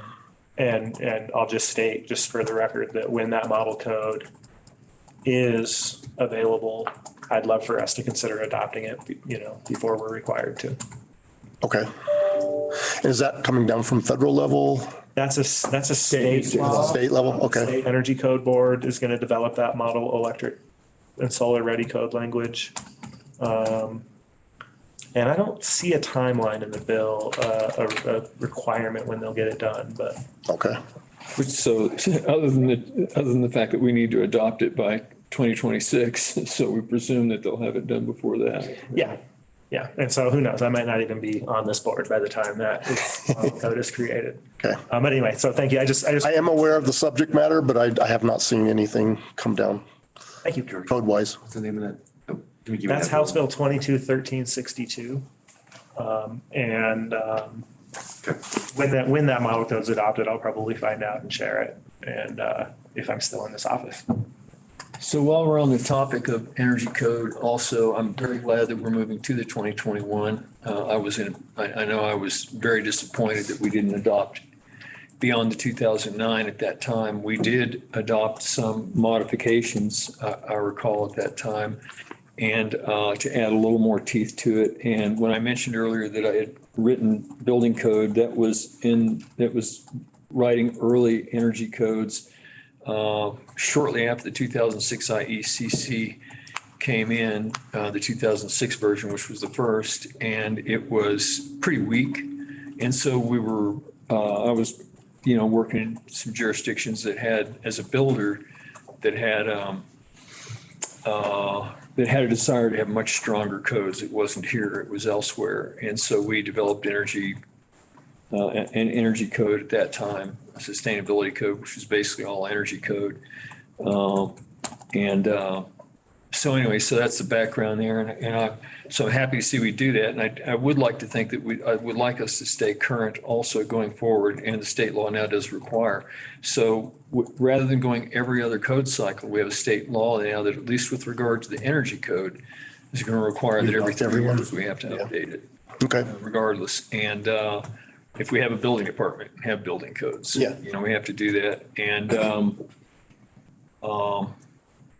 there was something else in my mind also, but it's, Oh, I know, as far as the low energy and carbon code, I'm just presuming that, like George said, there's going to be a board that will develop a model, so we don't have to develop our own model of that, that it's intended that especially small jurisdictions, when it comes to codes and things like this, the state occasionally tries to put requirements on us that then we have to try to implement ourselves. And in this case, I believe the intent is to provide us a model that we can then adopt. Yeah, and let me add this. Xcel Energy has an advocate or at least a representative that has been giving us training on the energy code. And so there's a lot of industry folks that are out there that are, every week I sit down in a meeting on Wednesdays and they present all of the new energy code things, findings, and some of the things that they're doing as far as testing, and if they have problems with, getting testing to work, what are they doing to resolve those? And so it's an open discussion every week that I sit in on. And so we're able to ask questions to some of the industry leaders in that area as well. So it's a service that's been really helpful for me. Okay. Okay, further in, I have a couple, I read through all of the required amendments or options that you were talking about, deviating a little bit. But Yeah. I had a couple of comments, but I'm going to hold those till you get through with this. Okay, yeah. So the next thing is we made a change where the defensible space program is now in the building department. It was in the planning and zoning group that was administering that. And so now it's under the building. The building group was always doing the inspections and and going out and entering in with the agreements with the homeowners on doing the defensible space whenever we issued a permit. So that is now under the building department's purview. The driveway roughing inspection, we modified it. It used to happen at the framing inspection, but at that point, the building is already in place and concrete's already been placed and everything is already in motion. And if there's any corrections that need to be made, they're very expensive and almost unattainable at that point. So we moved the driveway rough-in inspection to when we do the footing inspection. So at that point, no concrete has been placed. And that gives us the ability to make modifications to elevations and what have you in order to make the driveway grades and everything more feasible and more fall within the regulations. We also adjusted our fee schedule. One is if you look at our fees are for single family residences are based on square footage. And so we did an analysis and compared it with the neighboring counties to make sure ours fell in line. And we have in one of the sheets there, you can see that analysis and shows what our costs or what our fee schedule is in relationship to the other counties. And basically, we're a little bit lighter on the lower end of square footage and a little bit more expensive on the upper end of square footages. But each county has a different formula. And so just without matching their existing formula, we kept our formula. We just adjusted some of the variable factors and it seemed to work out with that adjustment to be able to align ourselves with the neighboring counties. So this will result in better alignment. I know Jefferson County just updated their. It's very similar to what our alignment was before. It's just a little bit more skewed in the direction of the higher ended square footages are a little bit more expensive than they were in the past as far as comparison, but not significantly. Okay. Okay. And I could walk you to that page if you would like to get more involved in that. And then there's also additional fees that we have, and across the board, I added about a 5% increase to those fees. However, there were some that I significantly increased because the scope of those fees were based on additional inspections that we were required to do. So an example would be a solar. We were charging $100 per solar permit, and now we're charging $147. And that was because we were showing up to these solar installations and the state had not done the electrical inspection. So then we were have to subsequently come back to and inspect it again. So we added an additional $47 to accommodate those additional inspections. So That's just an example. Then we took, for an additional analysis, we took all of last year's permits. We loaded in the new fees and the new fee structure with the square footages and everything. And we mapped out a scenario, and we increased our budget revenue by $17,000 with the new fee structure. So a $220,000 budget increased by $17,000. As just kind of a rough figure for you all to digest. Okay? And we did compare ourselves in that respect with the other counties as well. So in some areas we're a little bit lower, in some areas we're a little bit high, but overall we're about the same. Okay? Then the next page is the changes that we made to the grading and excavation. And I think Stoy is on to be able to discuss those points.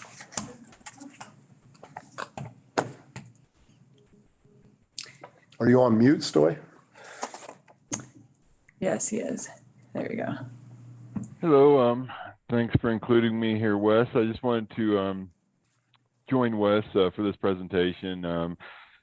Wes and the rest of the building department there have kindly allowed for the building code to house the grading and excavation regulations, just to be able to adopt them and present them to the board as needed, and provide a home for them.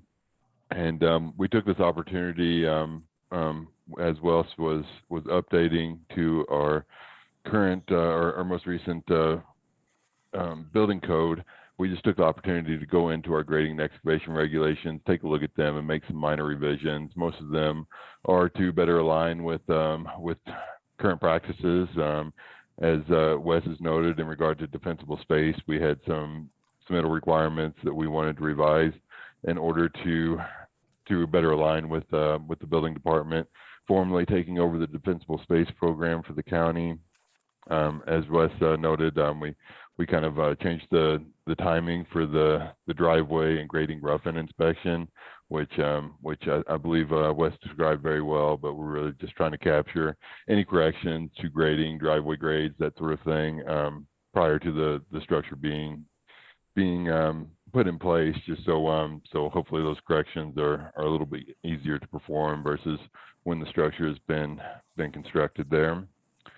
And then and lastly, I think the one thing that Wes didn't touch in that we did make a change to, another clarifying item that we've got listed as the fifth item there, was just to include in our definition of agricultural operations an exemption for marijuana facilities.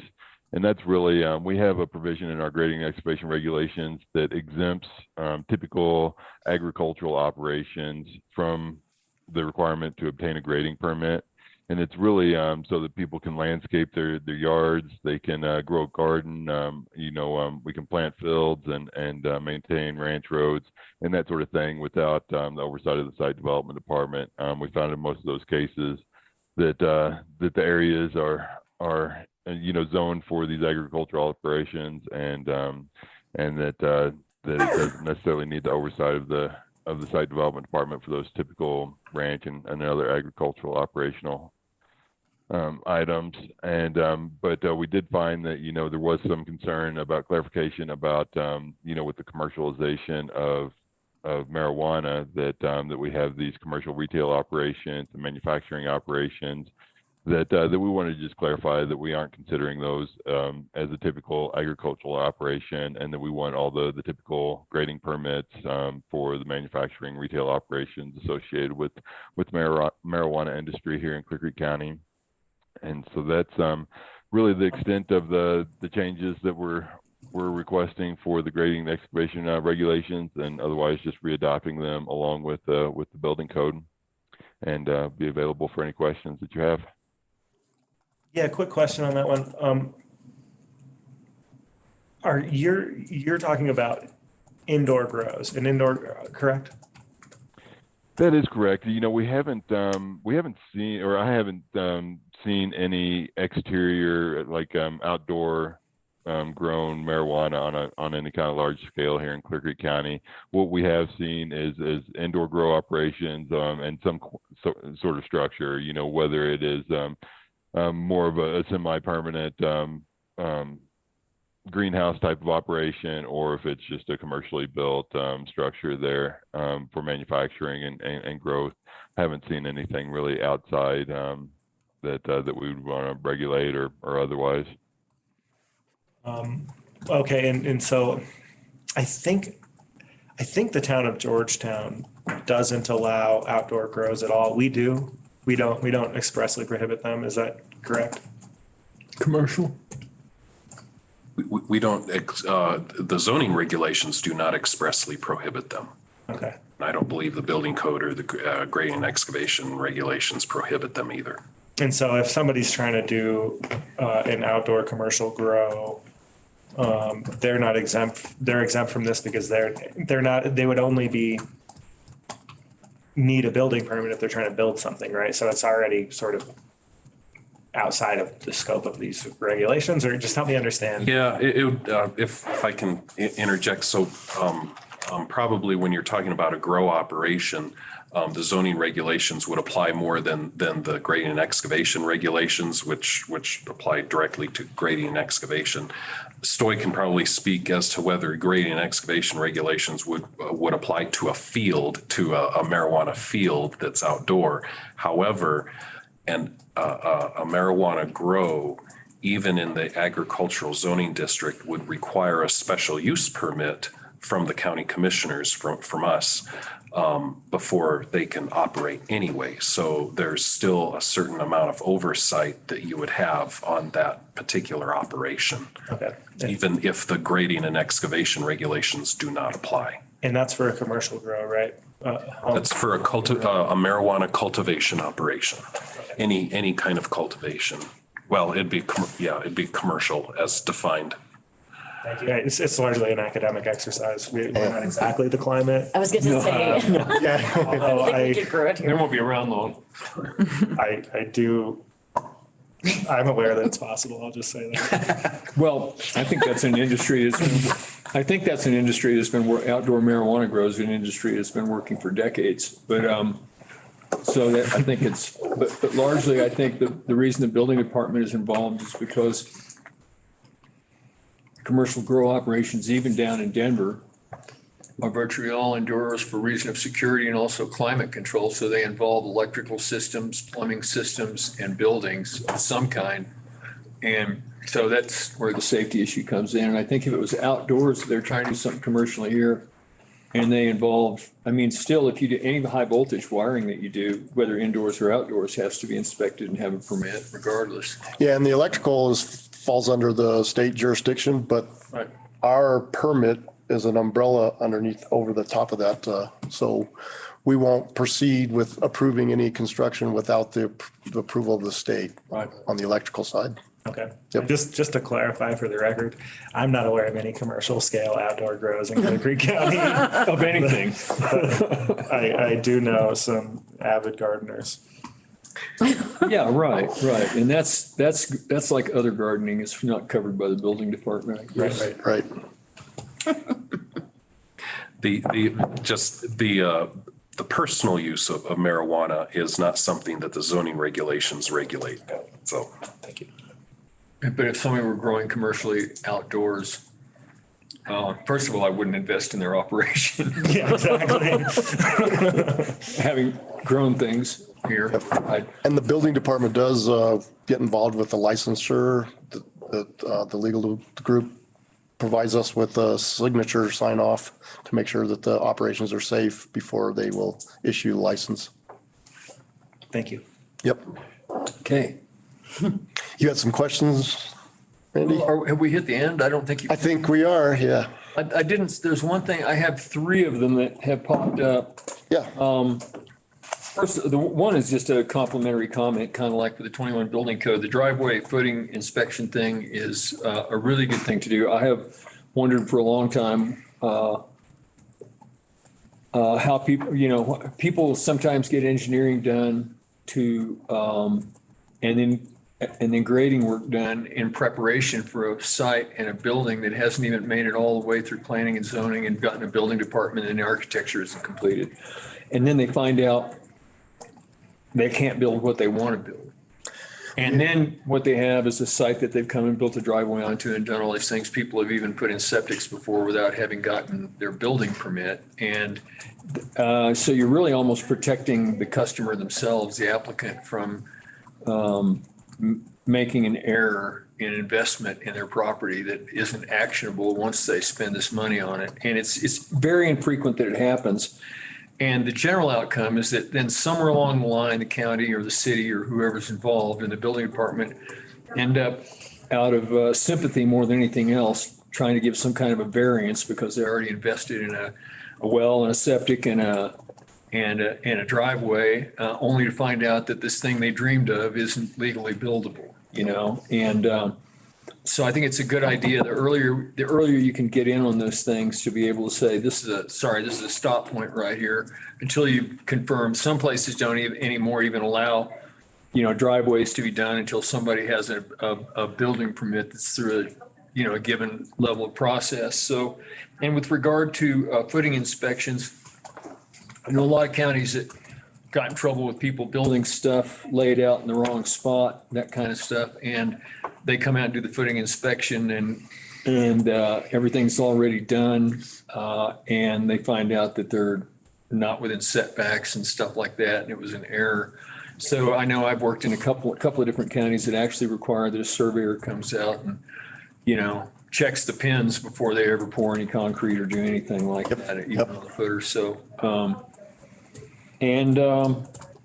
the other one is with regard to defensible space. It's immaterial to me whether it's and I've seen this done in by all three of these different departments, either the engineering department or the planning department or the building department. But what is important, I think, is a defensible space. I know a lot of places require that it's that you have somebody that's their specialty, is defensible space, and they're required to get a sign off from a forester, and there's a list of foresters that you give out to the people to make sure that they've actually complied as opposed to the ordinary building inspector. And by that, I don't mean building inspectors aren't extraordinary. I don't mean, but I just mean, it's their specialty to do that. And so that's something that I think is worthy of consideration. And then I did see one spot in the table that I didn't see pop up in your list here, and you don't need to bring it back up. But it said that the code, the IRC, allows for footers under wood foundations, and that we would not allow footers under wood foundations. That was the decision that I made, Randy, is that I didn't want to see, I've seen too many wood foundations that have just disintegrated over time. And, not to say that there was improper or proper materials used, but now the homeowners are purchasing homes. I've seen a lot of homes that were recently purchased with wood foundations, and now they're in a predicament where they have to go back and reconstruct the foundation underneath the home in order to bring it to a point where it's livable. So it appeared when I read the table that it said that what you don't allow is a footer under a wood foundation, as opposed to not allowing a wood foundation. Correct. So, and that's because you're okay with a wood foundation as long as it doesn't have a footer under it. I was not good with any wood foundation whatsoever. Okay. Well, I would hope that you would leave an exception in there for somebody that hasn't engineered properly to be done right, because there are ways you can build them that they hold up. I don't particularly recommend them in this environment either, but they can be engineered if the wood members are large enough, if they're built of the right material. The framing itself should all be, and I'll just state this, the framing should all be 100%, treated lumber. Mm-hmm. The exterior sheathing should obviously be strong enough to be able to withstand the loads that come against it. And also, therefore, in order to help that, whatever the plywood is, if it's done by an engineer. So I think it seems to me that a person who has an engineer that has a sign off, and then the thing that really matters about putting in a wood foundation on a concrete footer, it's actually better structurally to do that, because that wood foundation is less likely to sink into the gravel under the normal Canadian methods of doing it, and the reason they set them on gravel was because they wanted it to be able to drain underneath so it wouldn't rot the wood. If you do that, then what you have to do, if you do put a concrete foundation under it, a concrete footer, is you need to put a complete like membrane or Containment. infinite, something that's eternal. Sure. Waterproofing that has to flash over the footer and down so that you don't have an issue with the wood being susceptible. You got to have a really super waterproofing job to be able to do that. So I know there are ways that they can be done and can be done. But Would you be amenable to that if I put language in there that said with prior approval? prior approval of building inspector, and it has to be engineered, has to be proven and engineered, and even a specification that the engineering has to include an appropriate waterproofing for that kind of a condition. Because I did the same thing for the monolithic pour, is that we don't allow that, but with prior approval, we will, because it is in the code. But with our conditions up here with the frost and everything, we try to avoid that. But we have in the past allowed monolithic pours for garages and things like that, but we need to make sure that there's actually some really cool products out there that will prevent the frost from heaving those, and it allows heat to be penetrated down into the foundation from the structure so that it will not receive frost heaving. Yeah, and I think the best ones I've seen, it's best when a monolithic pour just happens to try to pour the slab and the walls at the same time, but you still achieve frost depth. Yep. And then otherwise, if you're not going to achieve frost depth, I've seen a technique work where people have still trenched down. They've done a monolithic pour, but they've trenched down in order to extend an insulation down into the ground. That's exactly what I was talking about. Even though it's just up against the ground. Exactly. You dig a trench, you fill a trench with insulation, then you can pour a slab, and that way the heat from the building goes underneath. Now, if it's an unheated building, it's an unconditioned Exactly. space. Yep. You're still going to have frost get underneath the building. Exactly. So I put a caveat in the language for that. I could do the same thing for the timber foundation. Yep. So you're talking about going from not allowed to. With prior approval, only allowed with prior approval. Yes. You want to see the design and engineering and know it's all. Yep. Exactly. Yeah. Yeah. And that's all, those are the only things I had. Everything else I was really happy to see, and I thought they were all really excellent, intelligent. And if anything, all they did was offer a little more caution and oversight. So, Yeah, and there's a couple of them that you may or may not are seeing the CSST. I don't know if you're familiar with that product. It's the fuel gas line or the natural gas line that's stainless steel. You know, in the past, they've had problems with lightning penetrating holes in it, and then you have a slow leak into the home and then an explosion. So it's not required by the manufacturer. I did some in-depth look into this, and the manufacturer says that it's no longer a problem. But I still am requiring that they bond the pipe to the grounding system. So in the event there is a lightning strike, that's dissipated into the ground. And so I'm still going to require that. What was the other one? Anyway, it escapes me, but small things like that, but they're all included in the changes. okay. Okay. Mr. Chair, sorry. No, go ahead. I just, whenever a motion is made to approve the resolution, we'll need to include the amendment that was discussed. I do have a question, though, for board consideration as to what exactly is meant by prior approval.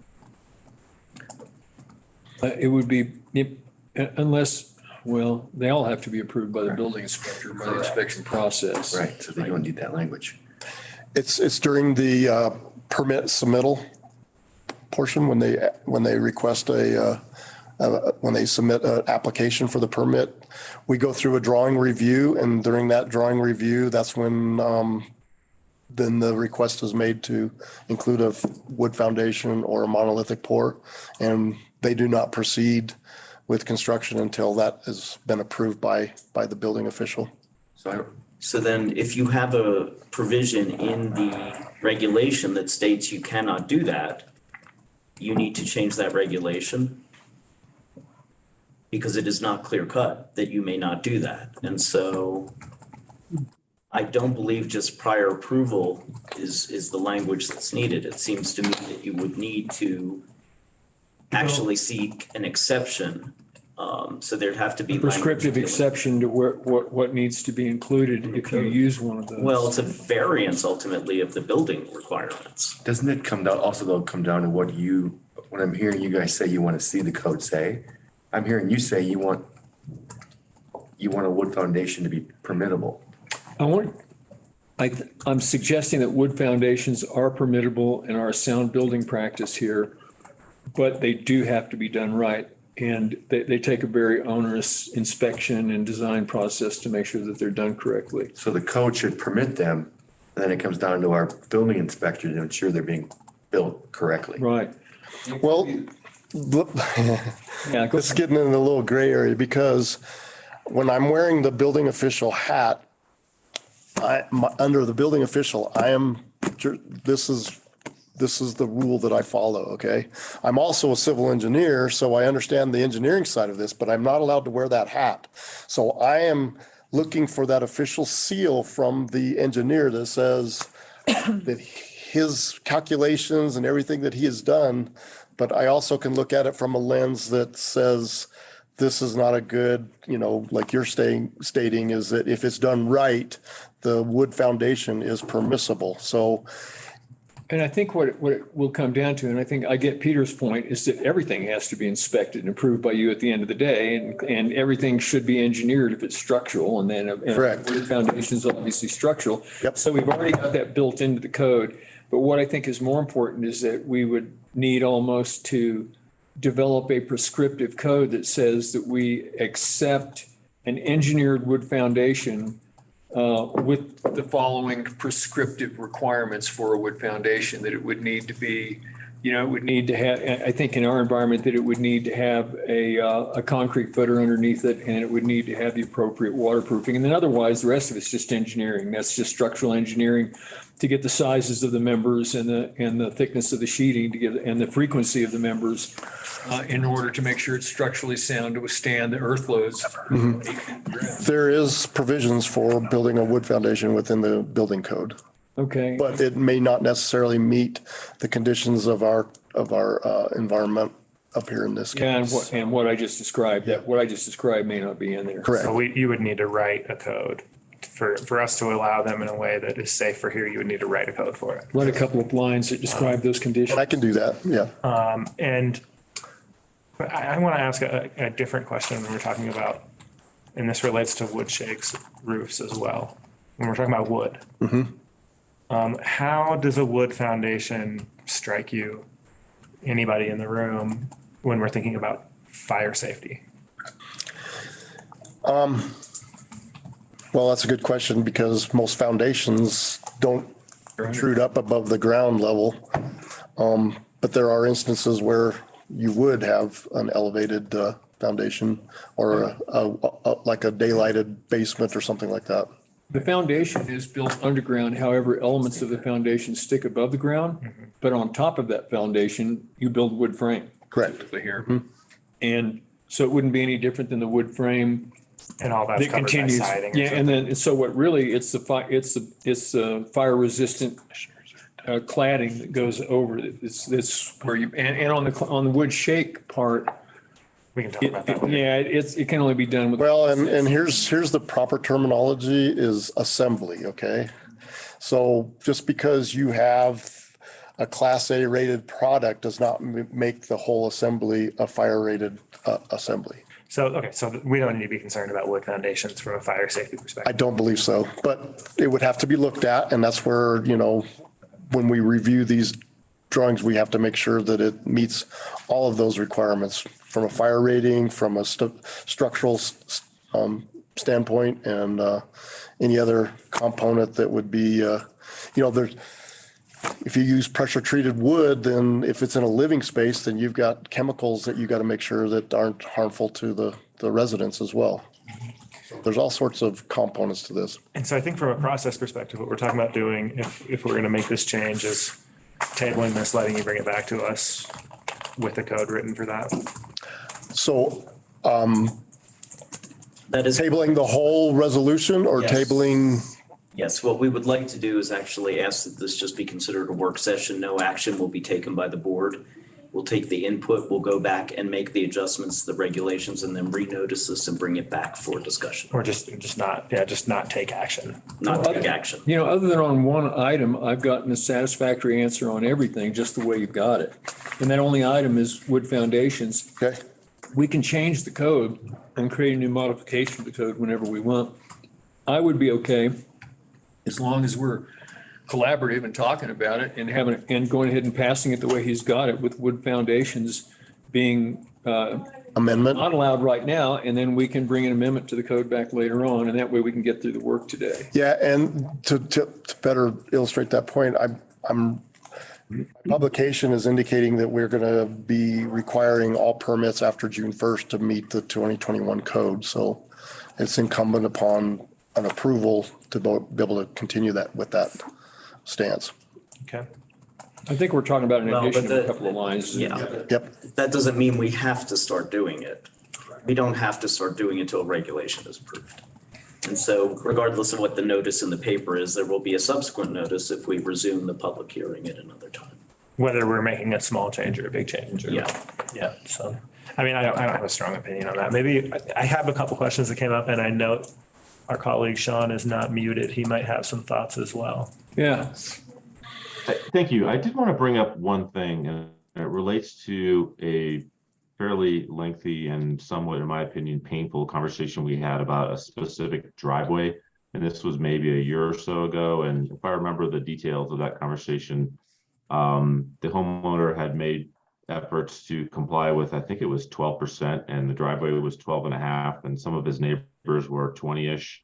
And I guess being a small county, and I think we have unanimous consent that we would like more housing. We would like to make it possible for people to create more housing. Where I'm driving at is, I would love to see a more thoughtful approach to how we apply these regulations, knowing that we have such complex building conditions here in the county, and being able to be accommodating when it makes sense. And I don't know what that solution looks like, but it is frustrating to me when we stick to the letter of the law and end up causing these type of situations. And I think in that case, the remediation for the homeowner was out-of-pocket spend of like $50,000 to make what, in my opinion, is a meaningless change, although technically it wasn't meaningless.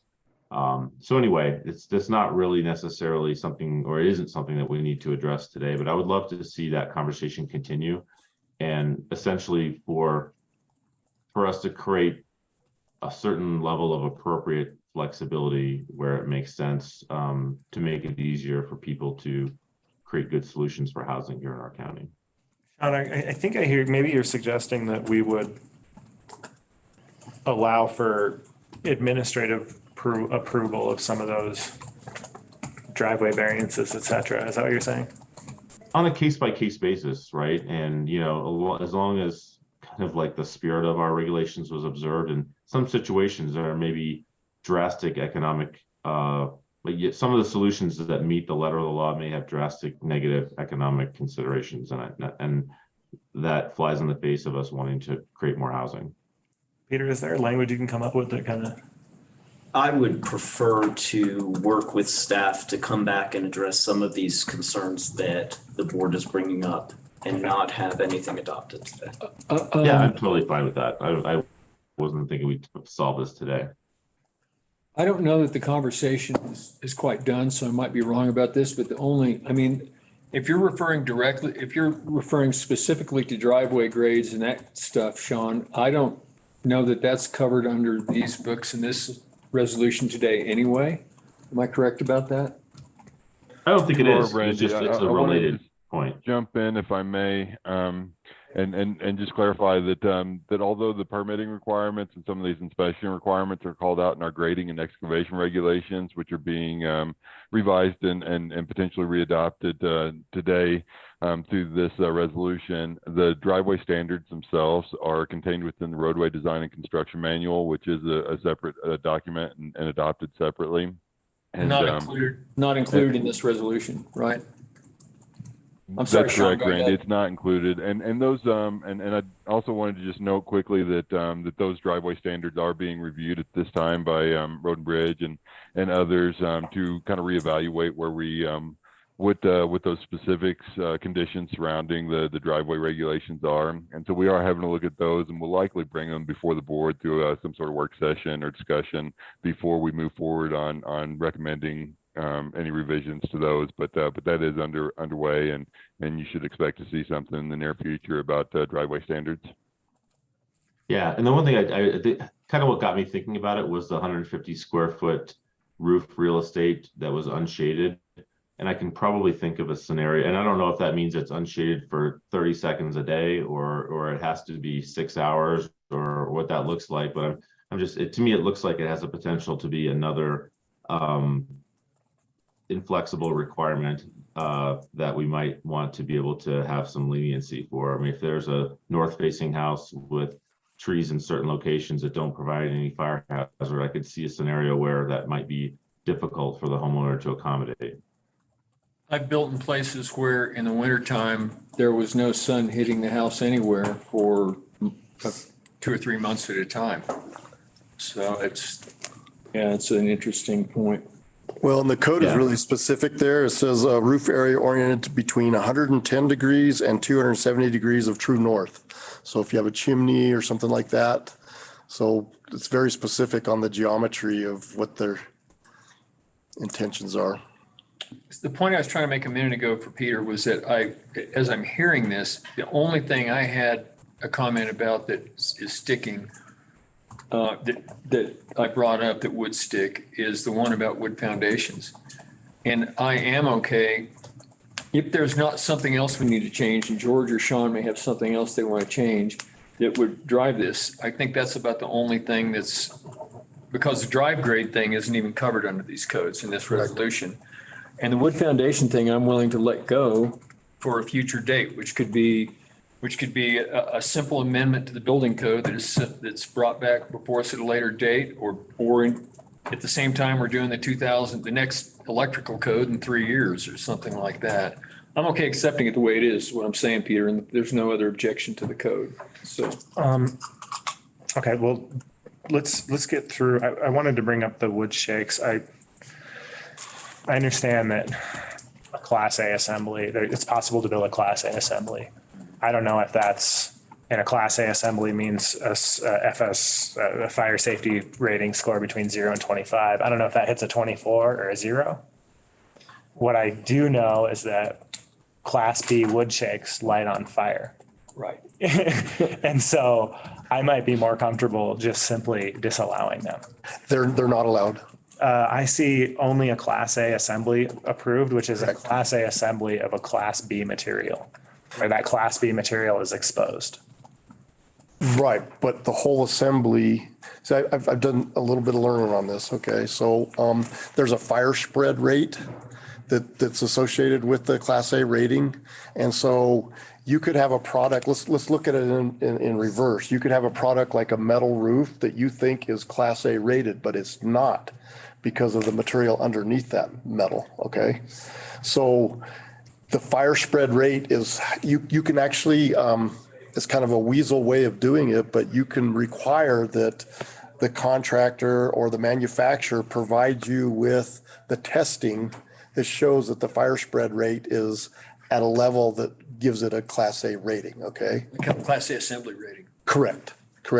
So the product itself may have a Class B rating or whatever, but you must attain the Class A rating with all of the assembly, and you cannot do that with a wood shake roof. Period. No matter what you put under. Correct. And this is in the 2021. Correct. That they're allowing Class A. But I have, let me find the statement here, but I've gotten rid of the wood shake. See if I can put my hands on it real quick here. But just while you're looking that up, the state of Colorado is forming a code board to develop and impose a building code in the WUI, specifically because there's a recognition that the international building code isn't adequate for areas subject to extreme fire risk like ours. And so there's two ways to interpret that. One is to take the path Randy took and say, at some point we'll have this code input.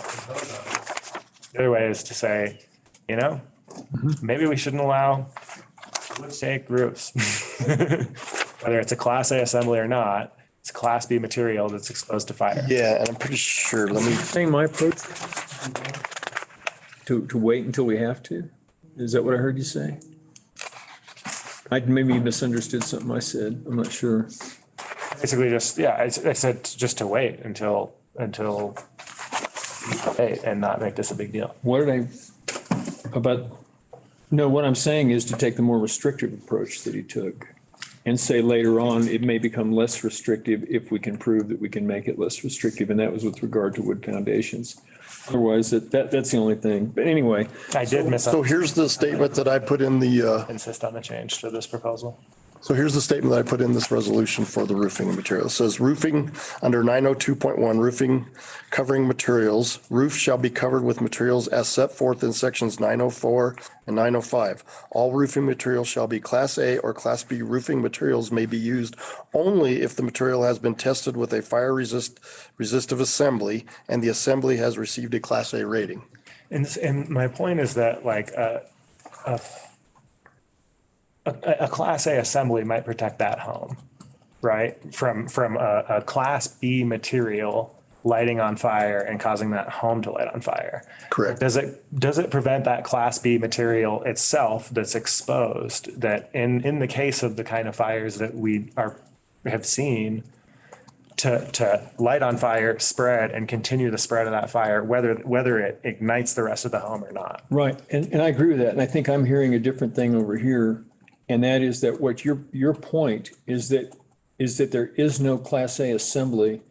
There is no way to put wood shakes on a home and achieve a Class A assembly. That's correct. So therefore, by requiring a Class A assembly, you've effectively eliminated wood shakes without stating it. Now, what George is saying is, I think, a step further, which is just say, why don't we include in that we just don't allow wood shakes? But there's so many products out there that you have to encapsulate everything and every variable of all those assemblies. So an assembly could be the decking, the underlayment, and the roofing material.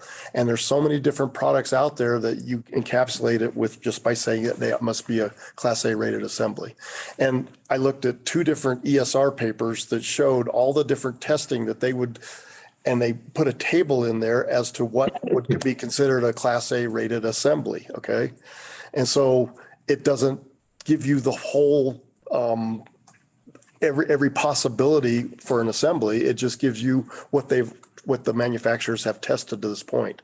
So if you're a roofing manufacturer and you say, my product is Class A rated, that doesn't mean that the roof will be Class A rated. And so what you're saying is that what you want to do is go beyond the code right now and say, correct. I'm not going to accept a Class B fire rating approved thing with like a class, even if it's got a Class A material on the top sheet, on the top. Correct. The exposed surface.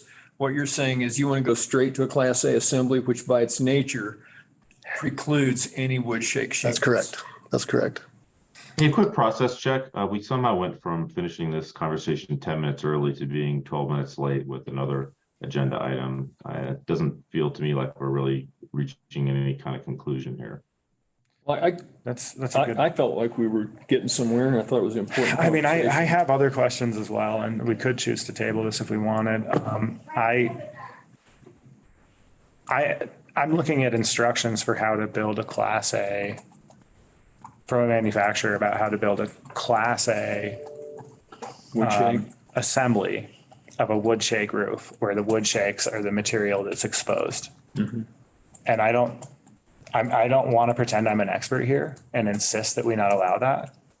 I'm not exactly satisfied. I don't think I understand your explanation that what you're saying. You chose wood shakes, but what if somebody chose a different product that mimicked a wood shake or that was a problem achieving the Class A assembly rating? I mean,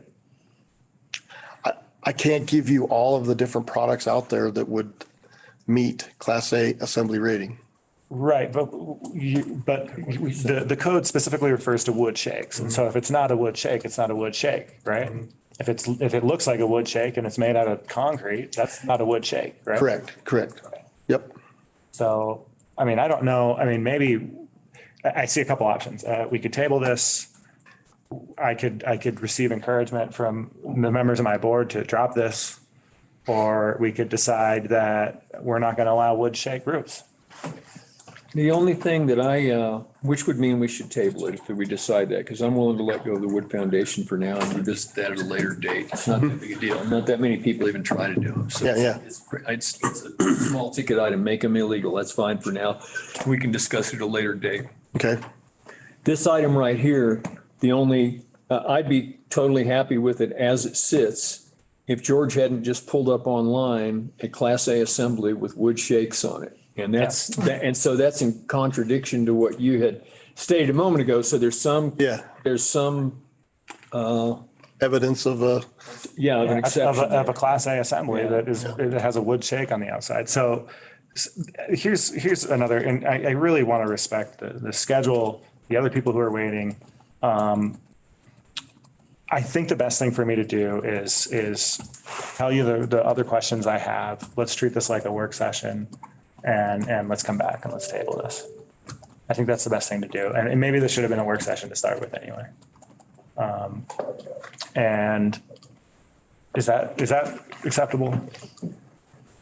It's fine by me. And one thing I'll just point out, I don't know of any insurance company who would insure a new house with wood shake shingles and evergreen anyway. So I would be fine with removing that ability for someone to build one from our code.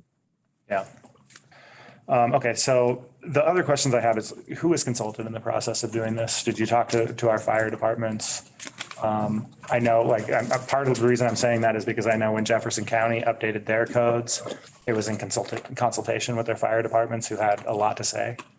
And Jefferson County took months and a lot of sessions to really think hard about this code. The last question I have is on the fee table, which I haven't examined closely, but I want to be satisfied that our fees represent cost recovery of our permitting process. And I don't know what kind of methodology you guys use to establish those fees or how you looked at it, but I think given the time, maybe we just establish those as questions for the next sessions. That's it. Yeah. Okay. If you got those written down, Yep. we can do a little research on those and bring them back to the next session. Yep, I can do that. And We do, since we have an open public hearing right now anyway, I believe we do have one person who does want to have public comment. Not necessarily in the room. I don't see anybody in the room that does, but there's somebody online. They were here for like 20 minutes. He was raising his hand and he is now gone. Okay, so Thank you though. nonetheless, did we offer public comment at the start? not yet. Oh. I mean, we were getting a presentation, doing Q&A, and then we hadn't gotten to public comment yet. So if there's, if the board agrees, we'll just table this. We'll bring it back probably for one more work session before we actually bring it for an action session. Do we need to open it up for public comment during this hearing? I think we do, and we just haven't. We should go ahead and do that, even though there appears to be nobody there right now. So let me ask if there's any public comment. Nope. I did reply to him and say that we'll have public comment shortly. Maybe something came up for him. So that was the only one. Okay. I saw the comment pop up. Well, do we need a motion to table this or? Yeah, I would do a motion to table it. We'll bring it back when staff is ready for another work session. Okay. Ultimately, we'll have a decision as to when we'll bring it back for an action session, which won't be a public hearing again. And comments will be taken at that. Do we want to let staff figure out when that work session should be? Is that what you were suggesting, or do we want to? No, I pick a think date? that's up to the board whether you want a date certain, but it may be best for Brian to work with staff. Okay, that's kind of what I was suggesting. Yeah. Okay. I'll make a motion. Before I do, I just want to acknowledge the effort that went into this. I'm grateful for it. A lot of steps in the right direction. Of course, people like me and Randy and Sean like to dive into the weeds and have in-depth conversations. And so I appreciate you also accommodating that process. Sure. It's been a good experience. Yeah, actually, I think what I'm taking away from this is that I think we're all okay with everything you brought, and there are 2 or 3 questions we had. Okay. 3 questions we had. Yeah, on no. some Things. If we can resolve those questions, then we can get to it pretty quickly, I think. Yes. It is crucial work to update these codes. It's crucial work that you're doing. I'm glad that you're proceeding and, I look forward to more of these conversations. Cool. So with that, I move we approve resolution number 23-37. Is that right? Sorry, we table. I move we table resolution number 23-37. Do we have to do it to a time certain? I have a- What's that? Sean, what'd you say? Are we required to reschedule it to a time certain? No, we will come back and bring it. We're tabling this, but we're really taking no action today on this. So we will republish when there will be a public hearing. Okay, I will second that motion. And Sean, I think the idea is that this next meeting would be a work session rather than a public hearing, so we can make sure that these items are resolved before the resolution is brought back at a subsequent public hearing. Okay. Okay, second.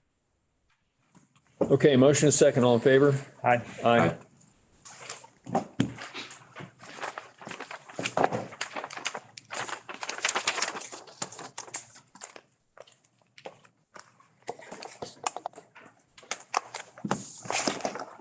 I'll just,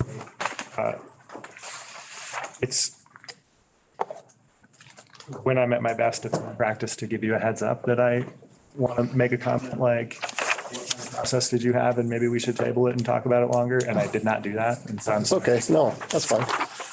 Yep, thank you. To that end, I should have clicked to the fact that this should have been a work session from the very beginning, given the magnitude of what you're being asked to consider, and I think I was probably in vacation mode, didn't do that, so.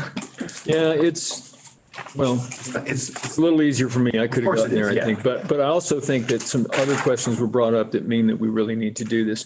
I hold the same kind of feeling, for example, about the shake shingles. Yeah. Is that theoretically, at this moment, the de facto position, just by circumstances, that a Class A assembly would not allow a wood shake shingle. Somebody may develop something that they can prove that is, but I completely share George's concern that it's a fire spread across a house and back on out into the woods. It's a fire spread from a house fire out of the house. Yeah. All those things that matter.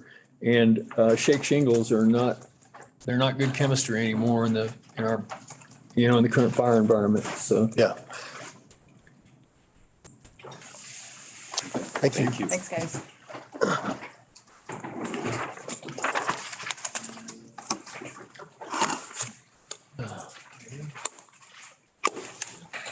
So the next item on the agenda is the 11:30 item, now 11:50. And let's see what we got here. Yeah, and that is the abatement hearing for Dish Wireless and Matthew Morris. Donna G. Thanks, guys. I do have Matt Morris sober. If that's okay.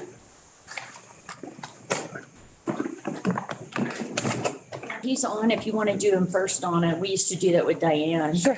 Yep. If you want. Which one would be the person representing Dish? Do we know? He's not attending. Okay, got it. Thank you, dear. Okay. So the first one is the 23-39, Matt Morris. Yes. Okay. Trying to get down to it here, sorry. He'll be the second abatement in your packet.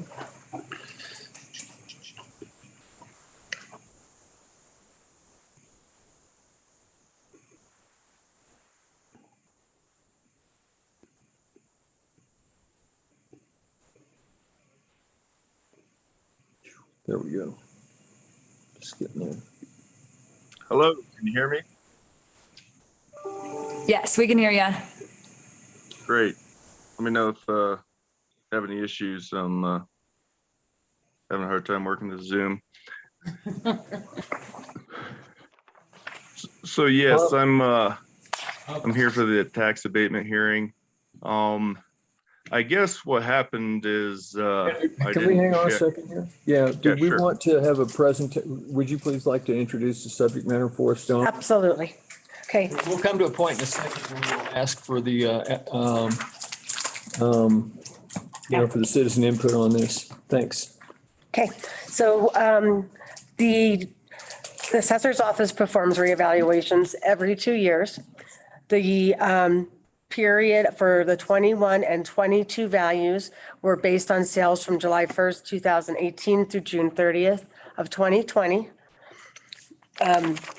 Mr. Morris did do an abatement for the 2021 taxes with the commissioners, which was approved to bring the value down to the purchase price of $40,000.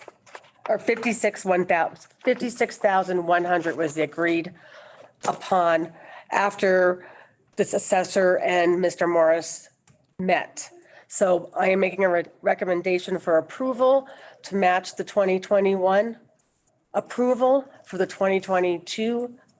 The assessor's office is recommending to match the 2021 approval to the 2022 tax year at the 56,100. We're on 23-39. Yes, sir. Okay. What was the original assessed value? The original assessed value was 92,700. Okay, and Or that was the actual value. We're speaking actual value. right, thank you. Yeah, assessed is after you do that, yeah. What were the changes in the property? I know you have to make a change in either a location rating or something like that. What were the changes that caused you to reduce the value? I know that there was one that the assessor recommended. I can't remember what the first one was when they first came to the table with the value. And then after discussion with the commissioners, it was brought down a little bit more at the meeting, and that was a location change. That was a location rating change? Yes. In a hearing? Yes. Last year? Yes. I will admit that I do not recall that hearing. No, it's okay. I trust you. I'm the same as you. We have a lot of these. Yes. Okay. I was fortunate that we were able to find the scratch notes from it. I know, right? And the reason, just for the purpose of the record, the reason you're not accepting the $40,000 sale, in spite of the fact that it happened during the base year, is because it was not an open market transaction, i.e. an arm's length transaction. So it's not reflective of what the market may have been able to bear in a transaction where other people were aware of the sale. That's correct. And typically the 21 and 22 tax year values are similar. So with the approval of the 21 and the agreement between the two parties, that's why I made the recommendations for the same amount. Okay.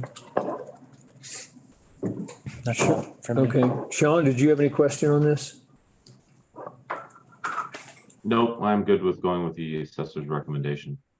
Okay. Mr. Morris, would you like to state your case now? I'm sorry, I didn't mean to be so abrupt with you a little bit ago. No problem. It was just making sure, get this going.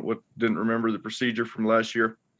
Yeah, I mean, my request was I guess when I initially filled out the abatement form, I didn't check both years, the box for both years, and the grade of that property is incredibly steep. I think it starts out about 60% grade for about 100 feet roughly. And so, yeah, if it could be appraised closer to the original purchase price, it'd be greatly appreciated.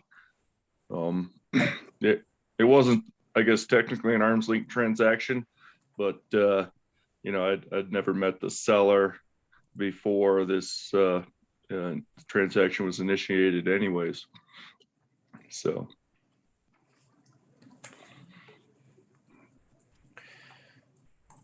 Okay, and I see his note at the bottom about purchasing it for 40,000. And pretty much what he just said. And Matt, quick question. I know we agreed upon an assessed value for last year, and you're in agreement with that for this year? Or sorry, Yeah, I can accept that. Okay. I heard Sean say he's okay with this. Randy, I wouldn't make a motion without hearing that from you. Yeah, I'm okay. You mean with the assessor's recommendation? Yeah, I'm okay with that. Okay. Then I promised a motion and then I was on a different page. I move we accept the assessor's recommendation for abatement of taxes in case number 23-39. Second. We have a motion, a second, all in favor? Aye. Aye. Aye. I think the next item we have is that it? Wireless. Oh, yeah, right. It's case 23-38. That's 38. Yeah, I'm sorry, I just didn't scroll far enough back up. Yeah. Okay, This one was a state assessed account and brought before the BAA and approved by the BAA, docket number 2022, BAA 384. Original value of 43,100. The approved value from the state was 16,900. Is this, so this is state assessed, not? Yes. Is that correct? Yes. Okay. Okay. and so the current recommendation is therefore to adjust to the 16.9, which is the, what would have to be state. Is that correct? It's 43,100 to 16,900. I'm sorry, I didn't. I'm looking at petitioner's estimate of value. That was 16.9. You said the state returned with value of, The original actual value was $43,100 for the 2022. And the recommended actual value is 16,900 for 2022. And so we need to abate this tax bill. Correct. The state reduced. That's correct. okay. And the recommendation is to move to 16. That's what I was asking. Oh, yes, correct. 16,900. Correct, yes, yes. Okay. That's pretty easy. Do we have Yeah. a motion or? I move we accept the assessor's recommendation for abatement on abatement case 23-38. Second. And Motion is second, all in favor? Aye. Aye. I appreciate on this one that it was typed in, the assessor's recommendation was typed in. Much easier for me to read. Thank you. I can continue to do that. And Donna, was that for just 2021 or 2022 or both? For the state, Yeah. it looks like it was just for 2022. Okay, thank you. Yeah. Thank you. Thank you, guys. Thanks, Donna. Thank you. We catch up? Yes. Are we caught up? Can I go potty? Sure, do you want to, if staff doesn't mind, if we could take a 5-minute, Bathroom break? yeah, whatever, yeah. You guys are okay with that? Oh, yeah.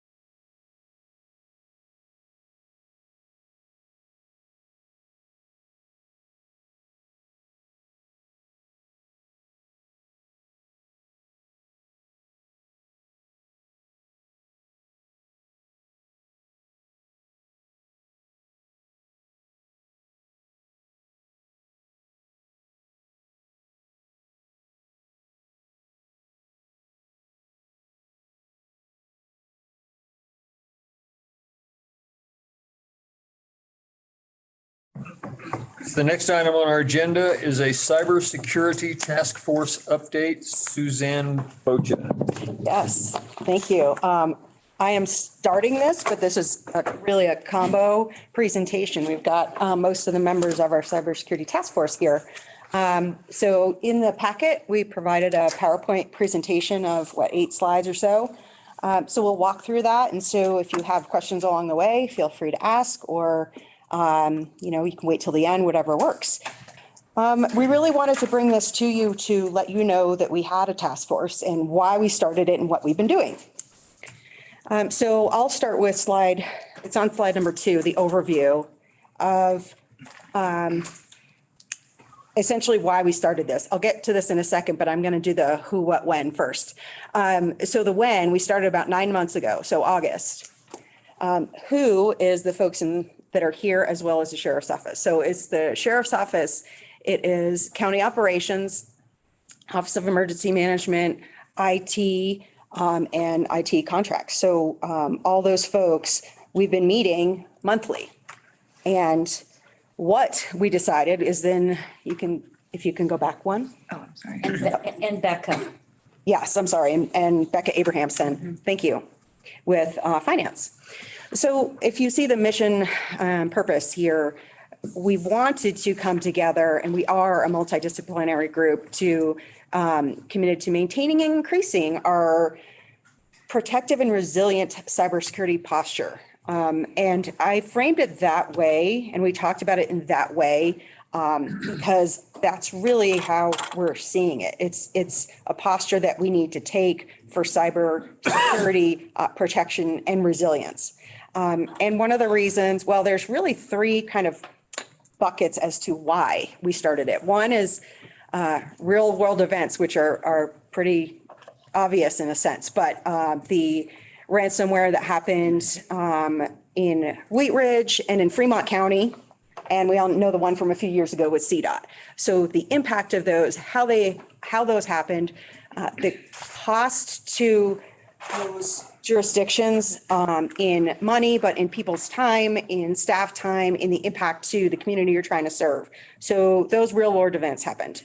Other factors is the county needed to change over our cyber network monitoring company. We needed to do that because we had a company in place, and that was funded for a few years through the North Central region, through state Homeland Security grant funds. And that funding expired. And so the county needed to have a company, and they picked a company. And so we had to change over. So looking at what that meant to us, both for IT to implement that and for the county as a whole related to cybersecurity. And then David and I and Melissa participated in a regional cybersecurity tabletop exercise in August. And we had an expert there that was talking about Russian cybersecurity criminals and what they do. She's an expert in that. She also talked about different criminals around the world and just kind of impacts and what they are doing and methods that they use, just a different environment for us to talk through. And finally, from my perspective and why I'm leading it with emergency management is I'm looking at this from a COOP-COG, a continuity of operations, continuity of government perspective. If something occurs, whether it's someone clicks on the wrong link, or we have, bad actors trying to get to us and that impacts our ability to operate, what do we need to do as a county to continue to be able to execute our core missions to serve the county, to serve the population in the county? So that's kind of the picture as to why we started this. And we have an absolutely fantastic team, and we have been running from the start. So if we go on to the second slide of where we are, I'll introduce it, and then I'm going to hand it over to a couple of people. So Beth, I'll hand it over to you in just a second. Essentially, where we are, this is framed, since last August. We meet monthly.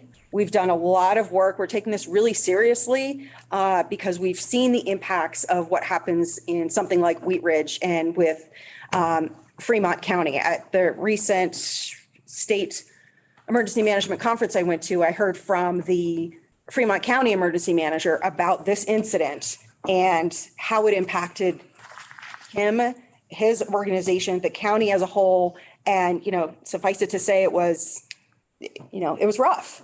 It was rough because while a lot of folks might think, this is an IT problem we need to fix, it is not an IT problem. It is everyone's responsibility, to protect for cybersecurity, but it's also everyone's responsibility in our response and recovery. Because while IT is going to be doing the IT specific tasks that we all can't do that they can do, there's lots of other things that we'll be doing in the Emergency Operations Center, policy-wise, all sorts of things. So I'll hand it over first to Beth, then to David to talk about a couple of bullets as to where we are. So go ahead, Beth.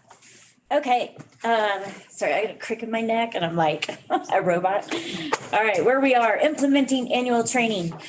We did some research through Patrick, and it turns out this is a really well-known cybersecurity training for an entire organization. It's called No B4. And it was great because Carol Ann had just come on board in HR and she had heard of it and she thought it was excellent. And it's got about 4 or 5 different parts to it. Patrick, I don't know if you want to explain the pieces that they test us. Yeah, it's the same one that state of Colorado uses and is very popular with public and private organizations. And so it's a security awareness training tool. So the goal is it provides interactive training for staff on a time basis. We're looking to do monthly trainings, but it also does active threat mitigation type technologies where it trains people on how to take what they've learned. And so, for example, fish training is something they'll do. So we have to poke holes through our firewall to allow them to send some targeted safe phishing. And we know which users might need some follow-up training. And usually it helps us identify that and be able to proactively get ahead of these risks. So, and it is no B4. And if you need any more information, I can provide it. It's great because it sort of sends those phishing emails out. And if somebody clicks on the link, then we send them back to training. And it really tests the tolerance and awareness of the team, the whole, 100 and whatever people we have on a computer. So we think it's going to be really effective. Yep. And raise awareness. Really, people like the training. It's video training. Yeah. It's easily digestible, but we're trying to launch it the goal is the start of next month. Yep. The next thing, reviewing cybersecurity insurance. So we have a cybersecurity policy under CTSI. You guys know CTSI does our workman's comp and liability insurance, and part of their coverage is cybersecurity. However, they have some sort of preliminary requirements that if you don't do them, they don't cover you. And one of those is multi-factor authentication. Right now, if you guys use Springbrook or HR, a lot of times you have to do multi-factor authentication. I've had to use multi-factor on ordering from Amazon. I've had to use multi-factor on getting doctor's results. And so people are somewhat accustomed to this, but we have to make it mandatory across the whole organization. And we also have to make our vendors who have access to our system use it too. And if we don't have multi-factor implemented, then CTSI will only cover a very tiny portion of a cybersecurity event. The average cybersecurity event is about $2 million. If we have an event and we don't have multi-factor, they're only going to pay about $200,000, which means the rest comes out of our pocket. So multi-factor is super important and we want to keep focusing on that. And we've got the draft right now, which will come to leadership team and then come to you guys to look at, and hopefully we'll get that approved very quickly. Okay. And so in the middle of March, we had an exercise where the supervisors, including the PIO and county manager and several of us all met down at the EOC and had a statewide exercise that went throughout the day and began with simulations that started, not knowing, and they tried to make it in real life actuality. Like it began in Denver, and then all of a sudden you start hearing about things happening in Aspen, and why is the water going on? This just kind of off the wall things, but these were all tied together because everything is controlled via electronics. It was a good exercise that we all participated in, and how it kind of built is that there was one thing that happened, and then 30 minutes later these other things would happen, and Megan was actually monitoring the social side of it, and it was getting calls like, hey, this isn't happening here, and then she would be informing us. And so every little part of this we got to take notes on, add our input. How do we want to respond? And it was a really good exercise because it pointed out ways that we can improve, that no matter what, it's all practice for what could happen if real situations happen. And so it was a good one, and having the county manager there to see it. And then at the end of it, everyone kind of got to put their input into it, and everyone had good input to all of us kind of take and reflect on. Yeah, it was a great exercise. And it was a good opportunity to test out our EOC, introduce folks to the Emergency Operations Center that don't traditionally go in an operations center. Great team building. We came out with a number of items that I'm putting together in our after action report about items that we identified that we want to either take action on or improve.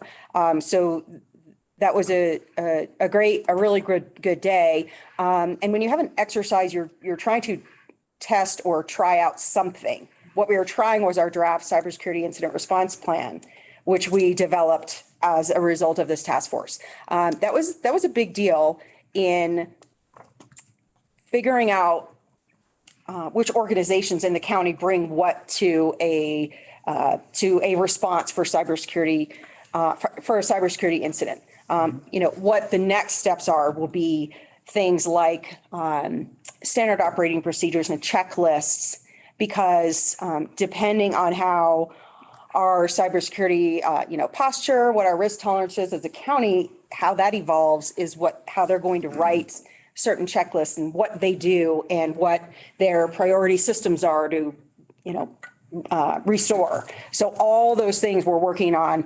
And the last bullet here about a cybersecurity grant opportunity, we were really looking forward to this one. This is from it was the federal grant. State took it and figured out what they wanted to allow us to apply for. Unfortunately, it really did not meet at all what we needed. It was very narrow in scope. We were really hoping for something a lot more, like put a grant in for what you need for your cybersecurity program. And there you go. That's not what it was. Essentially, it is. So we have decided it's not going to meet our needs, and we're not going to pursue it because there's too many variables in it. There are no pre-selected vendor. Yeah, there's a pre-selected vendor from the state. There isn't a guarantee of more than 1 year of funding. Mm-hmm. And for us, that was a major question mark, that if we didn't know. And plus, the vendor that they've got is good. The vendor that we have is also very good. So we had to weigh the time, cost, effort of transferring everything that we've got to a different vendor, possibly only for a year, to save some money. Would that really save us money in the long run? So we looked at all those things. And so our whole task force, with Sheriff's Office involvement, with Rebecca's involvement from finance, we all talked about it, and we talked about a number of questions, and we decided we're not pursuing that. So that's really unfortunate because that's really what we were hoping we could do to take advantage of funding that's out there. And with Beth creating a cybersecurity, budget to pursue grants like this. So that was pretty unfortunate, but we're moving on from there. So if we look at slide 6, it's that one. Yeah. So this is where we are continued. What this shows is the outcome of the use of an annual tool. It's an evaluation tool. So Patrick and I have worked together to do this tool a couple years in a row now. This was required for Office of Emergency Management in order to pursue a couple different grants. This is called the Nationwide Cybersecurity Review. So it is one tool of many, but it's a good one. But this is a example of what it can show us. So if you look at the graph, it shows the red line, which they conclude is the minimum of where a cybersecurity program should be in its maturity. I want to stay on this slide, but the next slide talks about the maturity level definitions. We don't have to spend much time on that slide, but just so you understand what that is. So essentially it goes from a 1 to a 7. And so they recommend that. And this is just to give you a picture, a snapshot in time at the end of last year of where we assessed that we were. Are these tools perfect? No, they're not. But this is our best guess and assessment of where we are based on the questions that they ask. There's a lot of questions that they ask. So this gives us a snapshot to show, kind of where we might want to focus our efforts, or just allows us to assess where we are with our efforts in cybersecurity. On that slide. Yes. 5 is the recommended minimum to be secure. Is this specific to public entities, or is this like anybody who has an IT system? Is this people who have an IT system that has confidential information in it? What's the group that they're looking at there? Do you know? I can answer that. So the MSI stack, they use the kind of multidisciplinary standards. I believe the MSI stack uses NIST. So that's one standard that they use, but we also use NIST, and I forgot what the other one is, but that's the main standard that they're using for their analysis. So it's public-private recommended, but this is a public entity survey. NIST stands for National Institute of Technology. So kind of a cross-discipline. Okay, so the question behind my question is it reasonable for us to make 5 a goal given our unique need for operability, right? We run a 911 center. As long as we do, we're going to have a acute need to have that system be reliable. And then also I believe, maintain information that's either HIPAA protected or otherwise confidential. So should we accept the goal of 5 that NIST establishes, or should we be shooting for a higher target because of that? I think what we have now is we have a score of 5, and it's not our goal. That there's always room to improve. And what the score generally does is I can kind of paint a picture of the arc since Suzanne and we started working together, and we were doing the sheriff's office side, and we've combined sheriff's office and county. And so what this paints a picture of is it's like, if we could just put a piece of technology in and have it work, that's the thing. But as Suzanne talks about, it's the multidisciplinary component. And for example, how we're measured in Department of Homeland Security is how informed is it administration? How are we making informed decisions? One big victory is the county has a cybersecurity budget. So these are all questions that come out of these things. And so a lot of that is the technology plus the combined nature of the scores. So a lot of the questions come down to how to implement policies, those kind of things. I think too, we wanted to measure, and this was our first baseline. This was the first thing we had to compare to see where we stood. And I mean, I think this is great. It gives us something to move up from. And I think that's what we've been working on for the past 6 months. So Definitely. And I don't mean to imply that like you all don't have high enough goals or standards or anything like that. I agree that we're trying to improve here. The question I have is, what is the goal, right? Is the goal a 7? Or and I don't know that we can answer that now, but I think that would be nice to know, sort of, because we are a unique system. Yeah, and I think that's going to go right into our next slide. So as we said, that this was one assessment, there's 2 other items that we're going to do very shortly that are going to help us with this. But that is a key question that will have for you, recommendations that we may have about the county's essentially risk tolerance. How tolerant are we as a county to risk it? And even if, I'll side note, David and I were able to complete an online cybersecurity leadership course that you all sponsored us for. So thank you for that. It was extremely informative. It's the Colin Powell Center, like very, very good. It involved, it was online work, but they're short videos from experts. And then you did some online work and some collaborative work. A number of these folks were from either government, industry, all around, and they were all talking about how you can spend and spend and spend, and you're never going to get 100%, secure. It's just not going to happen. These were folks from gigantic companies. That being said, they said you do need to really look at where do you want to spend your funding, because there are places where funding is very important to spend things. It's important to spend money in certain areas. And that's what we're trying to figure out as a task force is what do we want to focus on? Do we want to focus on, for example, if we use this graphic, if we use this graph here, do we want to focus more on one area or another? Do we want to bring them all up a little bit? Or what? And I think we're looking at two other tools to help us with this that we're going to talk about. But that's from this online understanding and working for a number of years in firms that have lots of cybersecurity training and controls. Is we kind of need to agree of what our risk tolerance is and work towards it. And so we're trying to use the tools that are available to us to do that.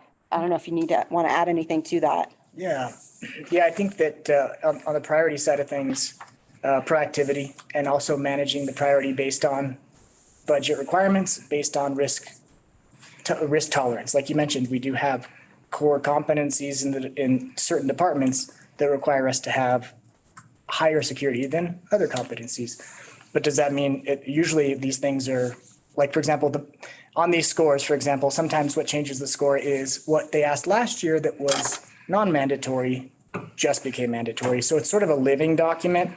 So some of the things that went non-mandatory to mandatory become higher in priority. For example, multi-factor or proactive services like backup and recovery times, stuff like that. So a lot of these things will change year to year, which is why it's good that we do them.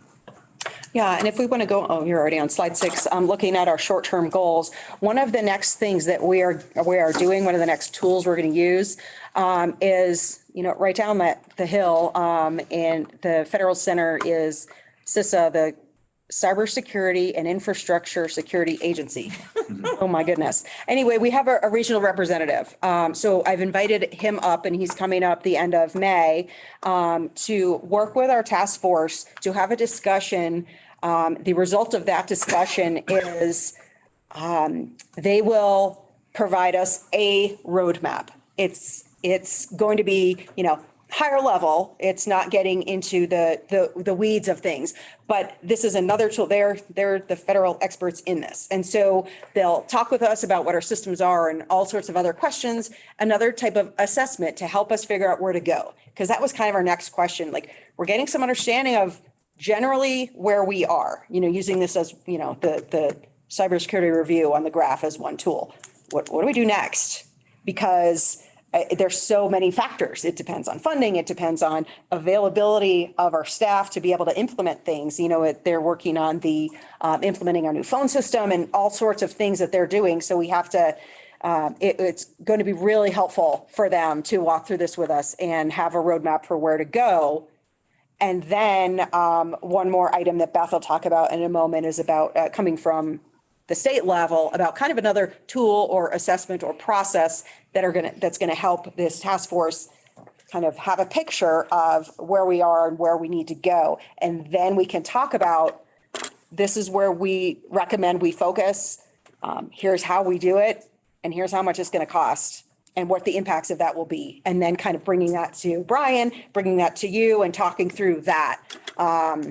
So that's what we're looking at there. To continue with the short-term goals slide, as you know, and you've approved, and Brian's mentioned, we're recruiting now for a chief information officer. That's going to be fantastic to help, guide the information technology team, but also those bigger decisions as to, systems and kind of that strategic look at where we want to go with our program. Other short-term goals, third bullet, we need to be fiscally responsible in our necessary spending where we update or replace equipment. Of course, we need to do that with all of our spending.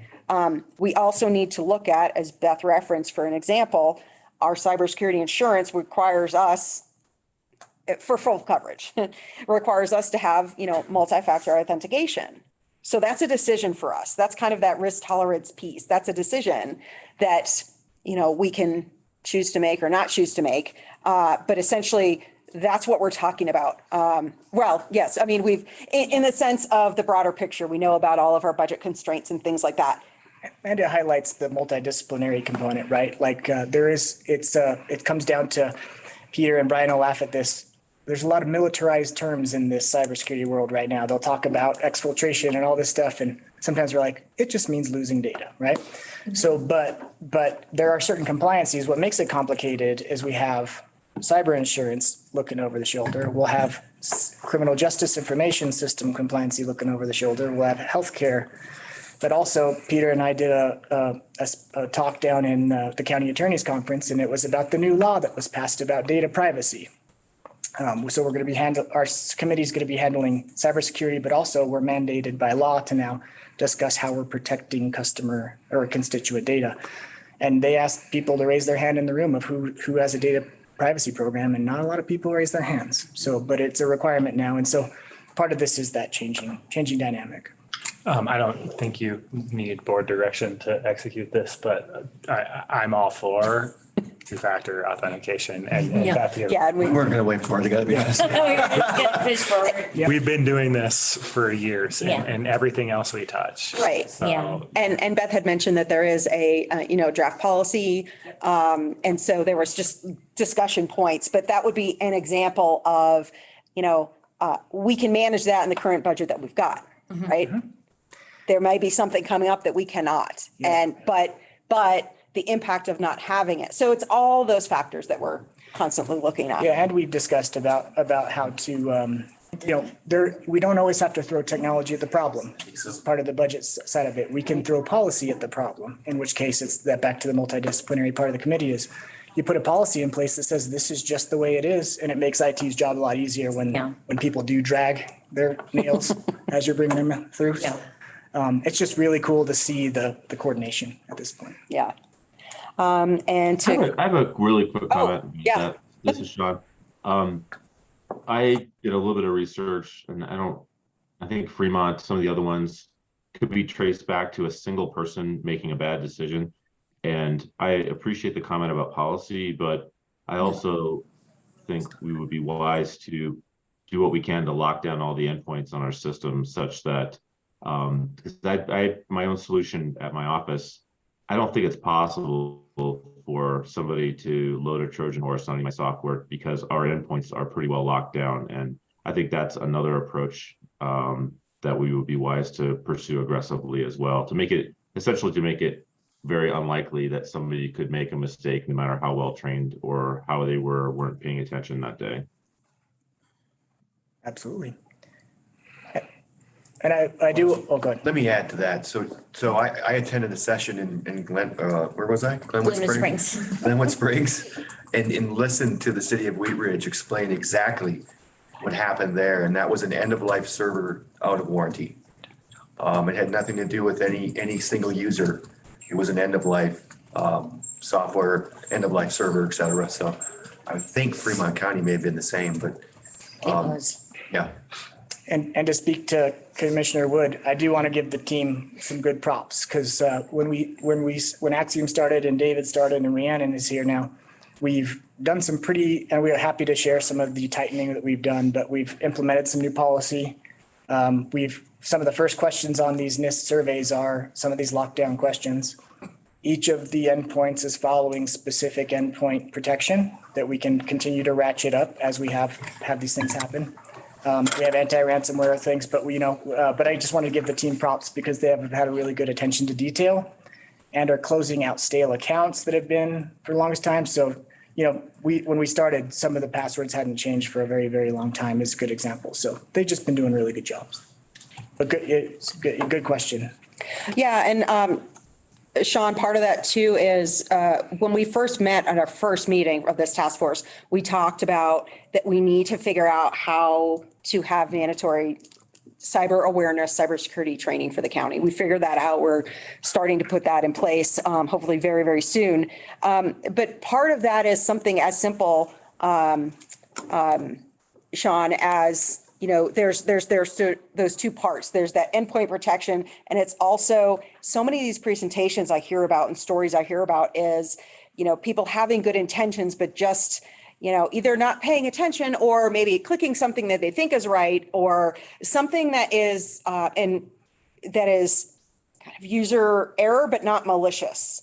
And so the more awareness that we can bring to people, of what they need to look out for, just be aware of, phishing phone calls or phishing emails, asking what seems like, innocuous questions, but that leads to something else. And so just bringing that awareness. So I'm really excited that we all pursued hard trying to find some training. And Commissioner Wood, you're right. It just takes one small gap. Actually, the Department Homeland Security exercise we did, it was the simulation where someone clicked on the wrong thing. So it just takes one wrong move. Yeah. So you're correct. Yeah. The last thing I would add to that is, I have family members who've fallen prey to what I think are pretty obvious schemes where you get an email that says, I need you to validate your password and login. And it's like, hello, like someone is basically stealing. Yeah, that might look like the Google page. So I think it would be beneficial if we're not already doing this to, add that level of awareness to our employees just to help them protect themselves better when they're at home as well. It's going to be the no before, right? Yes. Okay, let's move on to the needs slide, slide 7. So Beth, I'm going to turn it over to you. You can read all these. Clearly, we're going to cover just a few of them. So Beth, if you want to talk about the first one. Yeah, really quick. Identify budget funding sources by pursuing infrastructure or IJA.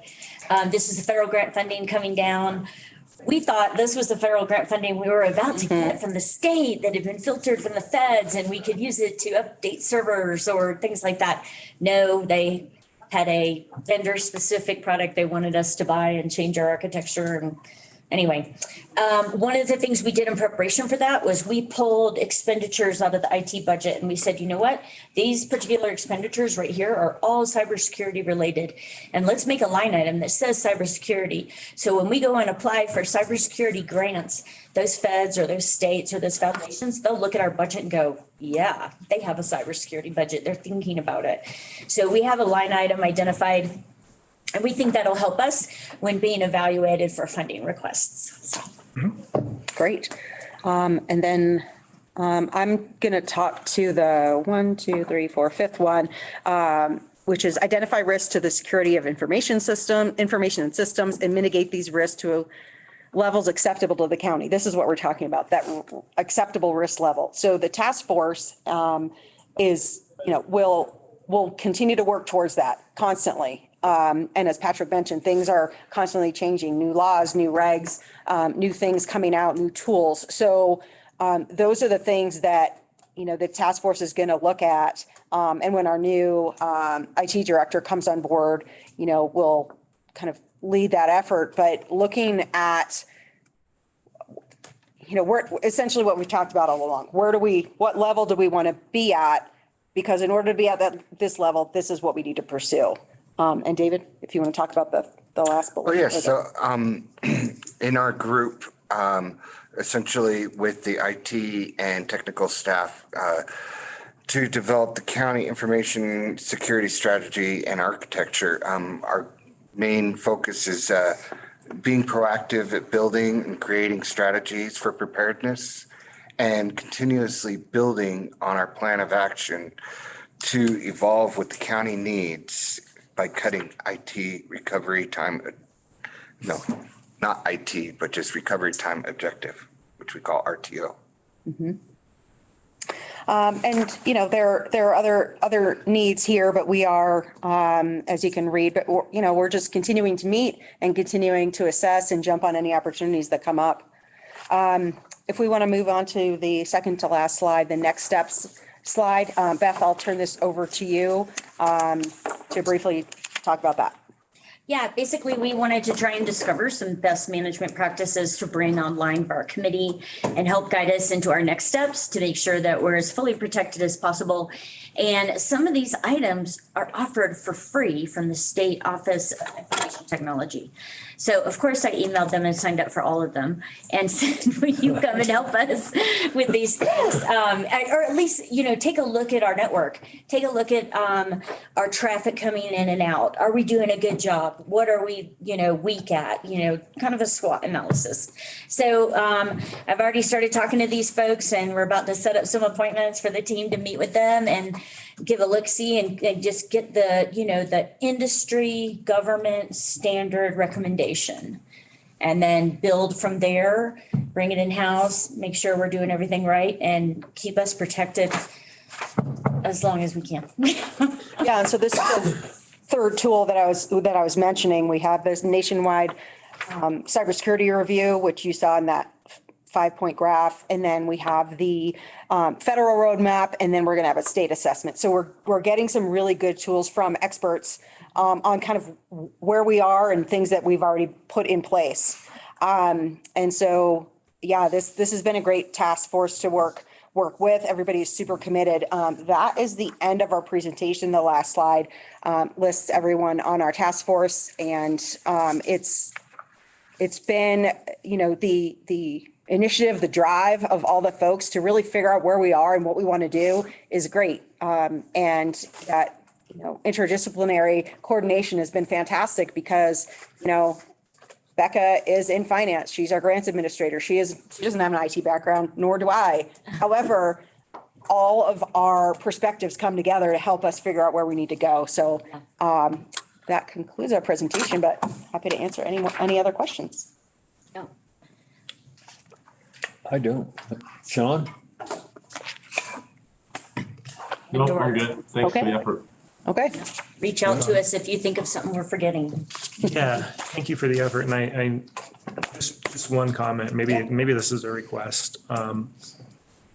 What we choose to do locally impacts our risk tolerance, right?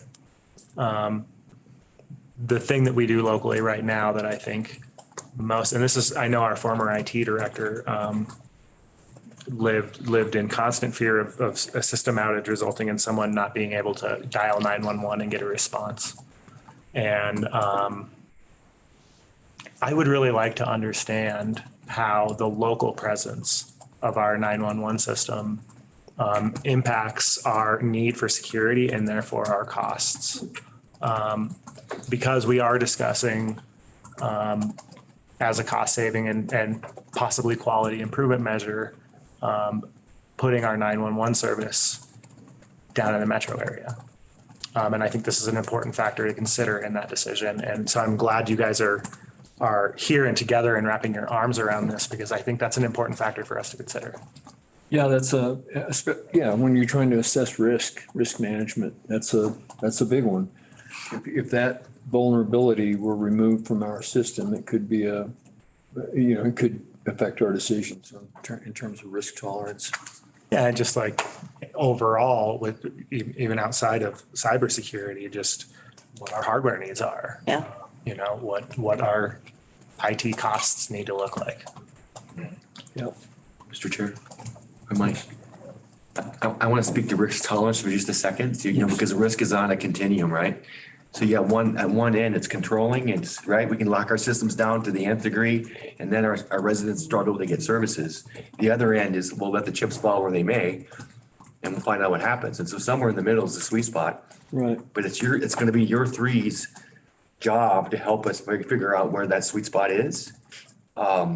Again, I went back to that conference and listened to the City of Wheat Ridge, and I'm sure these guys are thinking to themselves, it took you to go to a conference to listen to those guys to believe what we're saying. And I want to say, no, It didn't, but it certainly cemented what these guys have been saying, right? So it relates to our capital needs moving forward, et cetera. So I just want to say thank you to this team because at that presentation, they mentioned, these are all the checklist things you guys need to be doing. And you just heard most of them. And that was already underway before I went off to some conference, right? From the NIST to the acronym I can't remember, to the fact that we needed a cybersecurity plan in place. And what are we going to do when we get hit? Because it's not an issue of, are we going to get hit? It's just when, right? Are we prepared for when this happens? And so kudos to this entire team for putting all this together to make sure we're understanding this and it's a priority for the county moving forward. So. Well, there's different kinds of risk, and that's why I think that the question that George asked is a really good one about how are we impacted by that. One of the kinds of risk is your vulnerability to deliver critical life-saving services. And then another one is the risk of expense versus the risk of avoiding expense. In other words, does risk avoidance cost more than the occasional likelihood of something happening? I mean, where's that, like you said, the sweet spot we're looking for that's in between spending all the money in the world to make yourself bulletproof or just kind of leaving your doors unlocked and the windows open, you know? Yeah, just to be very clear, I mean, our risk tolerance, my risk tolerance, and I think everybody in the room's risk tolerance goes through the roof when it comes to someone needing an emergency service and needing to know when they dial 911, someone's going to pick up the phone. Well, or yeah, our risk tolerance goes into the cellar, whatever. Our risk avoidance goes into the Yeah. Thank you. Less You want to be more tolerance. controlling. Yeah, if it's only people's lives. Several risk tolerances too. We have a lot of personal information that could be sacrificed. The other big factor. Yeah. But definitely 911 is top of the list. Yeah, we have personal information of everybody that works in the organization as well as a lot of record keeping for our general public. Payroll, all kinds of stuff. Yeah.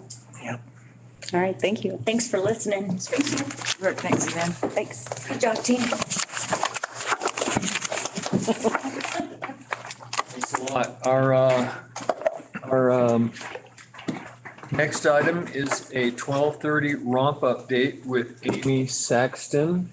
Does anybody need a break first? Yeah. Well, I just wanted to comment that you've got a romp update, but you've also got an interview scheduled at 1:15 and we've already moved once.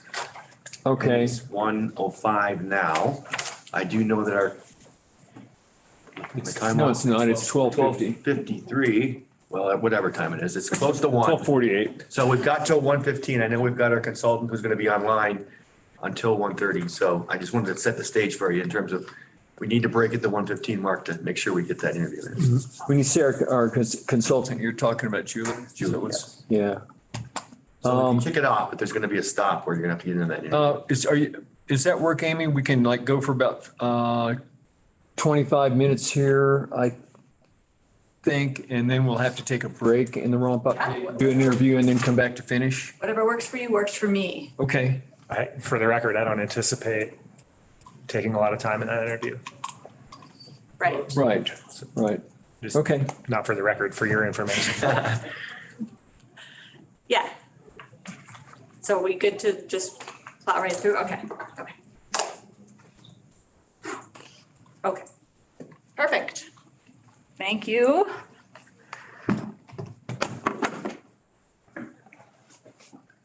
Too low for me. All right, let's see. Megan, I sent you that deck. I think I've joined the meeting though, so I can, if you let me in. Oh, yes, I can totally do it too if that works, but I will promote you right now. I can join as a panelist. I'll just join. I can. Okay. No. I've also promoted Julie to panelist. She just needs to accept it. Great. There she is. Okay.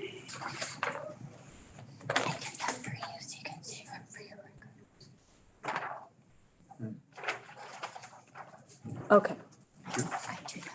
you might need to get out of there and reshare because it's on your Zoom screen. Didn't I just change? Oh, okay.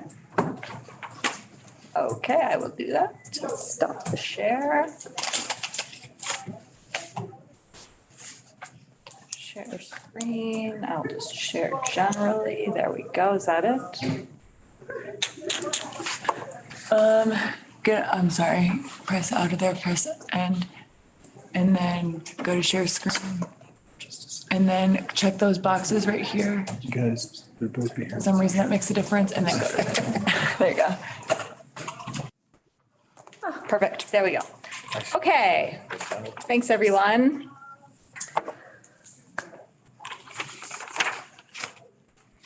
Hi there.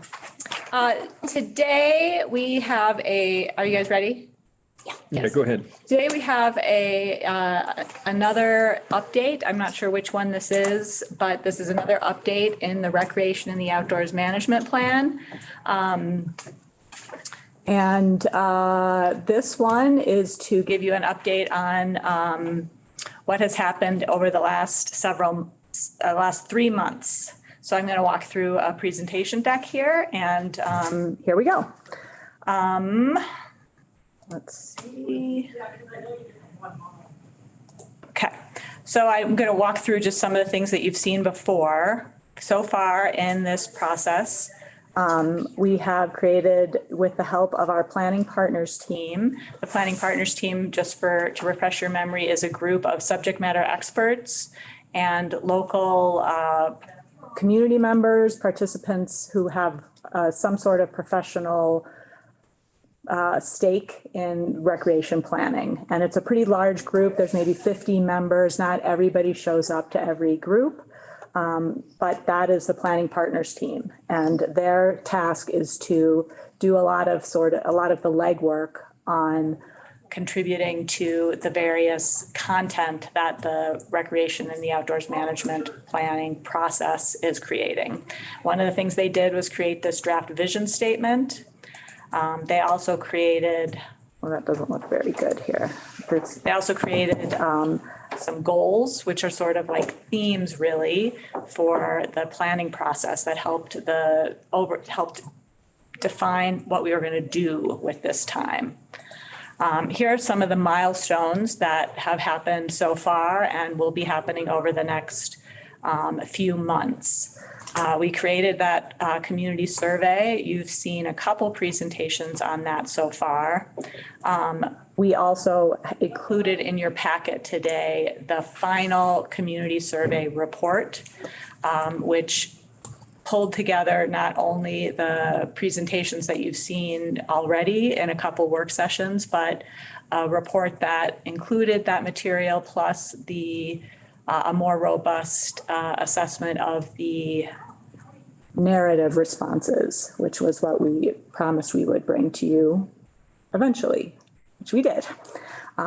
We also completed a series of more planning partners team workshops and some community advisory team meetings for input on some of the content that the planning partners team developed. And then from here, May through July, the consultant team will start drafting the ROMP itself, the recreation and the outdoors management plan. And then once that draft is started to be fit for public consumption, a more robust public process will start so that we can socialize that material, get public input on it, see what needs to be tweaked, and start to see how these management priorities can serve our community. I wanted to remind you of some of the progress to date around the work that the planning partners team did through earlier this year was to identify 12 planning priorities or potential projects. And there were 12 of them. The first 10 we identified as really being appropriate material for the ROMP process to try to tackle. 2 of them, the greenway alignment and sort of kind of broad pie in the sky ideas, we they're important, but we decided not to focus on them for the ROMP. The group that was engaged at the ROMP. And so we focused on these 10 identified priorities. And then we grouped and tweaked those 10 priorities into sort of a curriculum, so to speak, for these spring workshops. And we assigned a group, we created 3 workshop curriculums for the planning partners team and 1 for the interagency team. And this is how we laid that out. The February workshop focused on overarching conservation priorities and the trails network. The March planning partners team workshop broke into 3 groups and covered OHV use, high use trailheads, and river access. And then at the April planning partners team meeting, that same sort of format, 3 groups covered transportation networks, destination management, and economic drivers. And then earlier in March, we had the interagency team tackle the topic of recreation coordination, how to engage ongoing management of the prioritized projects and the ROMP. Do we want to have a permanent group? How do we want to handle that? The way we approached the workshops was we created these workshop questions that would sort of add some consistency and structure over the course of the workshop, so that we asked the same questions and applied sort of the same framework to each of the questions and topics. And then we started getting into the topics, and I'm going to start sharing some of the outcomes of those conversations. Do you guys are there any questions or comments at this point? Okay. No, I'm making a couple notes, looking and listening, but perfect. Don't want to interrupt you at all. Perfect. So I'm going to start walking through some of the outcomes of the conversations we had with the planning partners team. So in February, we focused on the overall conservation principles that we wanted to apply, and really try to have those apply as an overarching framework, really for all the topics. But we focused on that in February, and the topic of trails networks and connectivity. What were the topics that came up when we brought those questions to the planning partners team? They identified several overall issues that are listed here around environmental degradation, wildlife and habitat, and visitor experience. Those all were things that were important issues. Some of the considerations that came out of that were to talk about not only site-specific issues, but sort of the broader issues of the network as a whole, looking at how to communicate tiers of usage and help communicate what to expect on a trail better to users and visitors, and especially for new trails, to really be thoughtful about that as a consideration. What is the purpose of a new trail? What are the amenities that are going to be needed for that, and to be careful about that. And that was one thing that really came up from the community advisory team. That was probably one of their largest pieces of feedback, was just and I think this came out of the community survey too, was just this observation that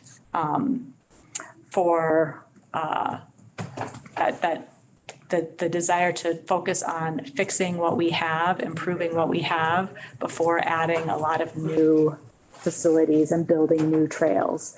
They felt like we have plenty of work to do to improve what we've got before we start building a lot of new stuff. So then in March, we broke into 3 groups and tackled 3 topics. Topic 1 was the overall topic of OHVs.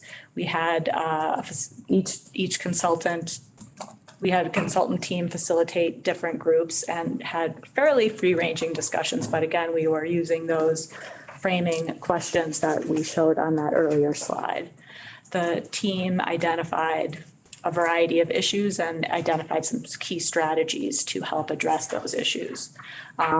Things like inconsistencies around policies, enforcement, and inconsistencies across jurisdictions, and just the general environmental issues that OHVs introduce. And then we identified some of the strategies around communication and enforcement, signage and wayfinding, how tools like that could be used to mitigate some of the issues.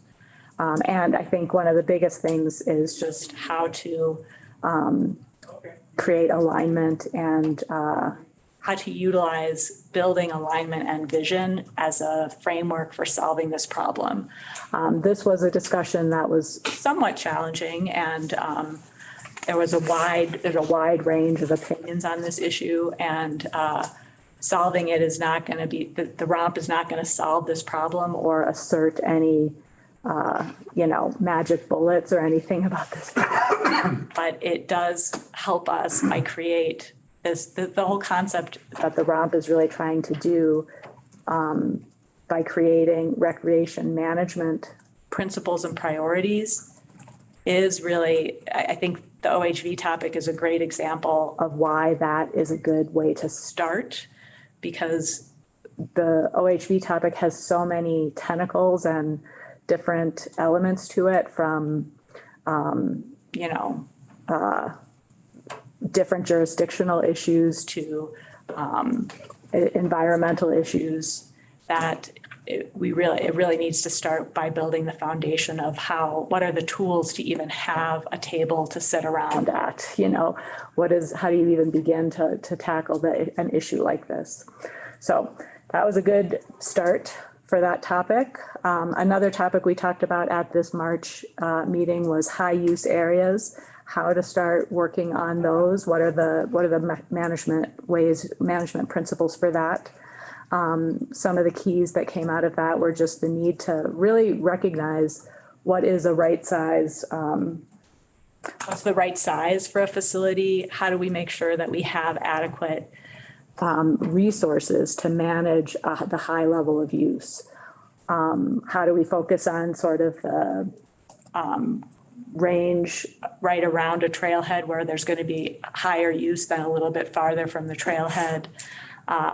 And a lot of the solutions do start to overlap a little bit, right? We really need to have inclusive and multi-jurisdictional approaches to these things. And that's particularly important on the high use areas where there's Forest Service and towns and counties all with a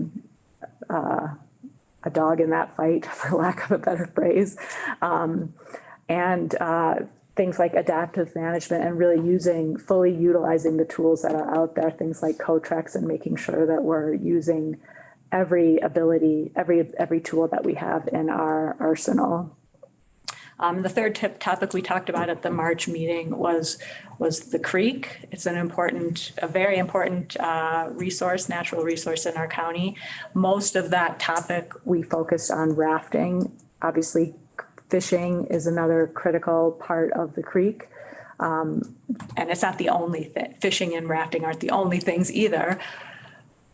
But we did not yet focus on fishing as a use. Most of our time was spent talking about rafting. We learned a lot about really how the programs operate and where that concentrates use. That gave us a lot of insight into how to address and improve some of the issues that rafting creates in our communities and on the land.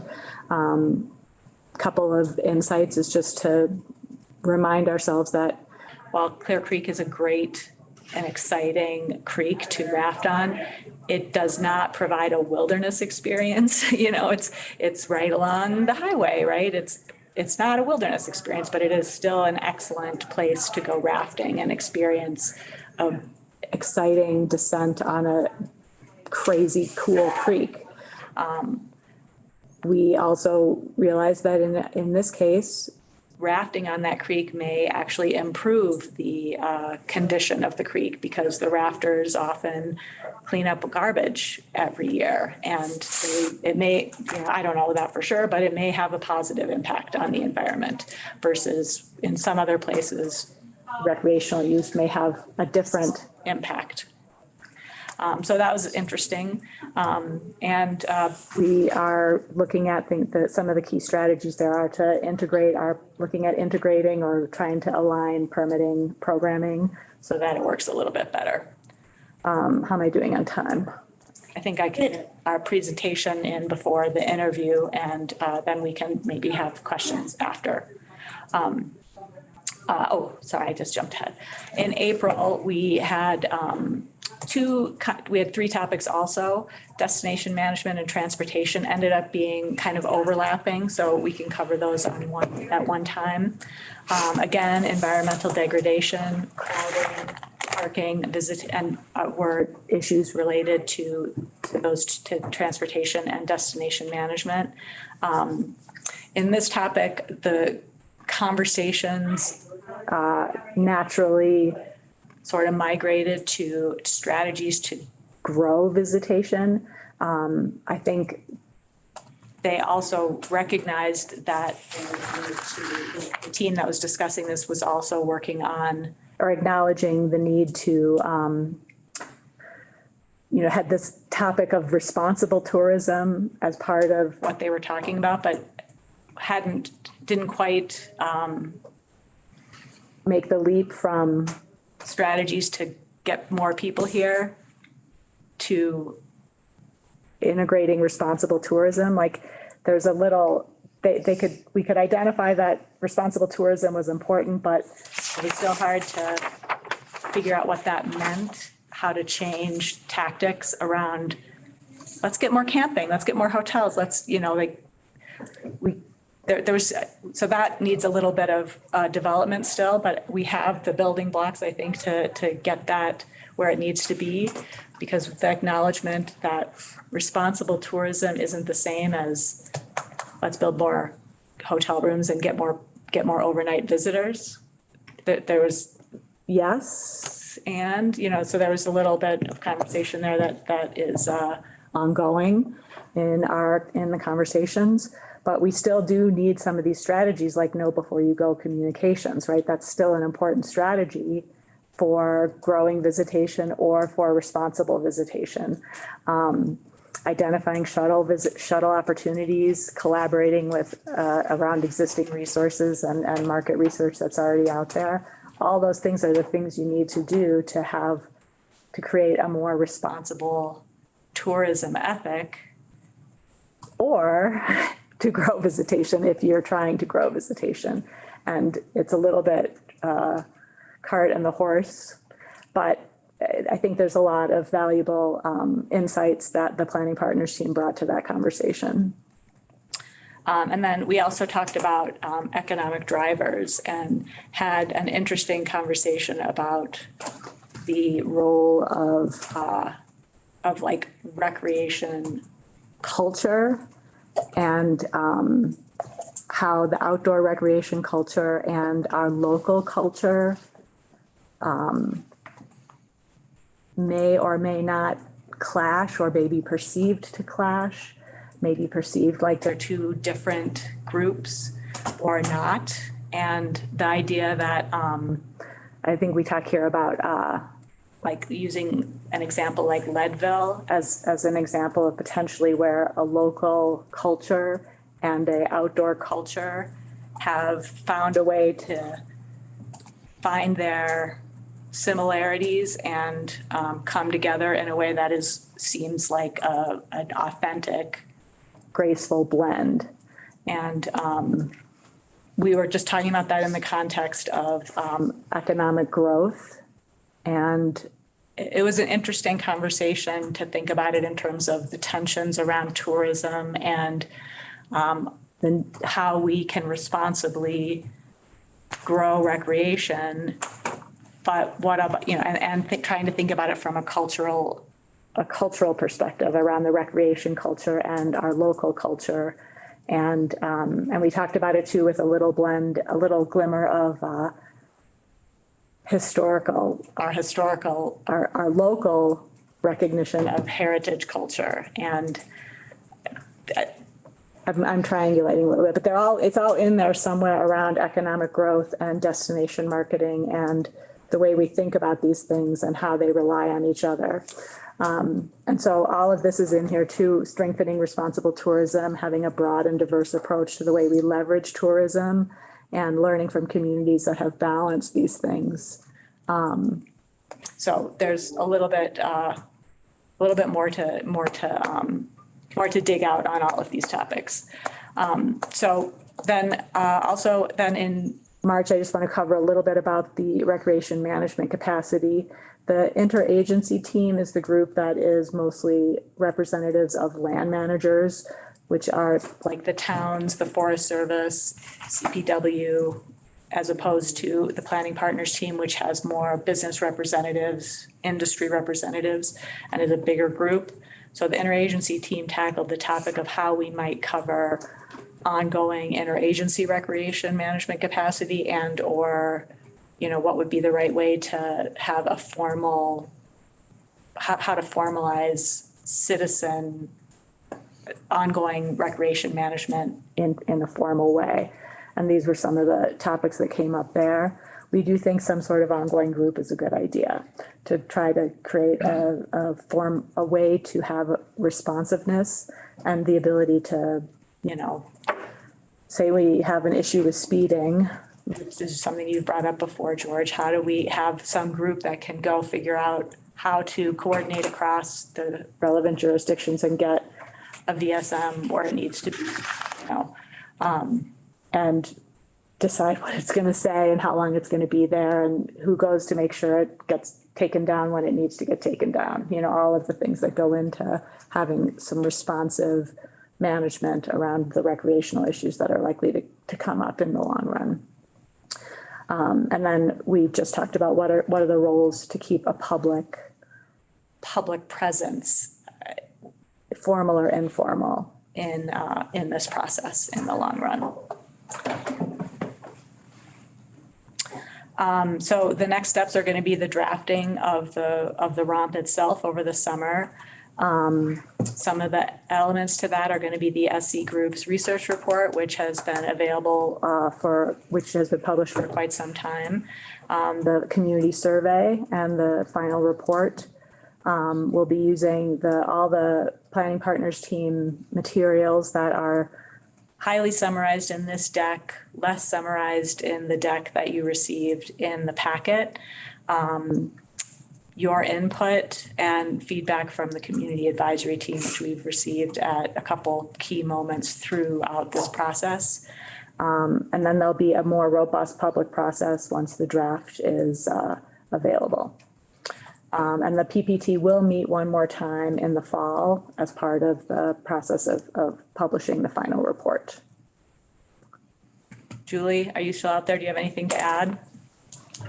Yeah, I mean, thanks, Amy. I think that was a good overview of a lot of information. And I just wanted to put an extra pin in the CAP feedback, just noting that they've seen the longer version of all these slides that you received last week. They had a meeting last week and all this content was reviewed and they had earlier seen the vision and goals. So just wanted to emphasize that, you know, what we're bringing to you is the latest inclusive of what we're hearing from the community advisory team. Great. All right. I know we're. I was just going to say comments. I know we're close to time to take a break, and I have a suggestion. Can I suggest? I think I anticipate a lot of comments. Me too. And I also know that we're already due to maybe not be leaving until after 3:30 today. Can I suggest that we part two do, you know, schedule this? Maybe there's an opportunity to schedule this next Tuesday when we're already meeting a part two of this, or and I don't want to delay your project or our project, right, and our progress, but possibly the 30th. I'd hate to wait till the 6th, but the 30th we've got stuff going. I think we're out of town. Oh yeah. Is that CCI? Yeah. Yeah, it would have to be the first. It would have to be either the first June meeting or next week. Yeah. And to have like part two of this discussion, since we've got the scheduling conflict. And I think I mean, you just presented a lot of robust information, and there's a more detailed version in the packet than this PowerPoint. And I scanned through that once and was ready to have, but with our lack of time for an in-depth conversation, which would be helpful, I kind of agree with George that maybe we need to schedule part 2 of this as soon as possible to get you on down the road with our comments. Sean, what do you think? I agree. I don't think we should attempt to rush through this. And I also, I think it's much more important to get it right than to get it fast. Should we talk about schedules now, or should we talk about schedules after this interview? I think if we do it right now really quick, we could, the choice is either next week, which I kind of hate to do it quite that quick, but if we could squeeze the time in, I didn't look at my. We'll start at 12:30 at the animal shelter, but if you wanted to meet in the morning. Yeah, I'm wide open before 12:30. So we could either meet in the morning next week. Let me just check mine. I'm sorry. Prior to 12:30, That's the date. The date's the 23rd. Yes, that's right. Oh, I've got let me see here. Oh, no, there's that wildland thing. But we don't have to do that. Yeah, I could meet either Tuesday morning or the first meeting in June. Either one I'm okay with. Look at. Choose. What's going on the 30th? CCI, is that when you guys are there? Oh, my calendar. Oh, yeah, it is. I only wrote down 28. No. The morning's good. I offered up 3 to 4 for an important meeting that afternoon. So does morning work for the rest of us? I think Sean said yes. Which morning? Tuesday morning Morning of the prior to going to Charlie's place. And a week is plenty of time for me to digest this and have some organized feedback. I'm booked right now 10 to noon, but What time is our meeting on? I think it's at noon. It's 12:30 at the animal shelter, so. Well, is an hour and a half enough time, like 8:30 to 10? Yeah. Is that going to mess you up for your 10 o'clock meeting in Nope. preparation? No, it's not my meeting, so both. What about Julie? Yeah, I probably can't get on till a little closer to like 8:40, 8:45, but otherwise I'm actually available till 10, so that'll work. Do that? Yeah. Which time, 8:30 or 9? Which one? 8:30. 8:30? 8:30. And then, 10 minutes of niceties and then Julie can show up. Not that we wouldn't be nice to you. It gives me time I wrote down about 10 or 11 notes as we were going through it, and they probably turn into 5 if I read back through them. So that would be good to have that time to do that. That works for me. I think sooner is better so you can keep it all fresh. But so it's fresh for us, and so it keeps you folks, you and Julie on the road getting it done. So Beth, it's going to be a special meeting Okay, and this will be a work session. you got it. And then you have to be gone at 10 though, right? I do. I have a preference for in person if we can make that work. I know we're going to be in person later that day. Yeah, it makes sense. We meet What's that? in Idaho Springs. You're going to have to be there anyway. We could meet in Idaho Springs. Go to the Wellness Center. Is it open? We'll figure that out. Is it Idaho Springs we're meeting at? I thought we were meeting at Or Charlie's place. You're going to Charlie's place and then you're going And to then Idaho. Idaho Yeah. Springs. So location doesn't matter to me. It's up to you guys, but Let's figure that out. okay. We don't have to decide that right now. And we can go into the interview then this way.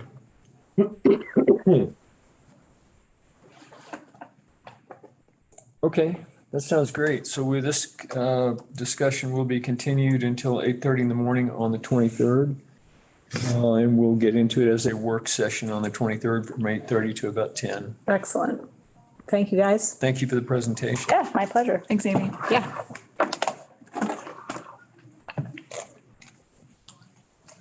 Is this Janine? Yep. All right, so this is, I hope I don't murder your name, Janine Mariani? You got it. Yep. Oh, all right. She had requested an applicant packet for serving on our volunteer boards and commissions, and we sent her the packet. And one of the organizations she wanted to work with was the Juvenile Community Review Board, the JCRB.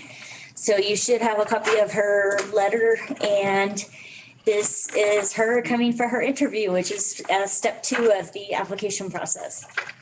So, and I'll let the Board of Commissioners take it from here.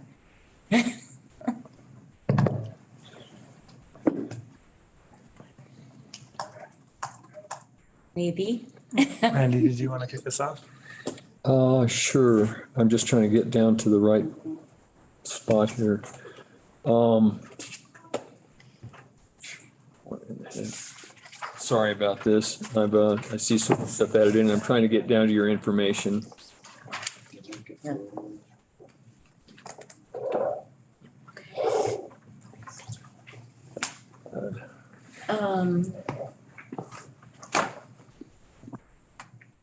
We're getting there, Janine. Bear with Yeah, us. sorry. Just bear with me for one more moment, please.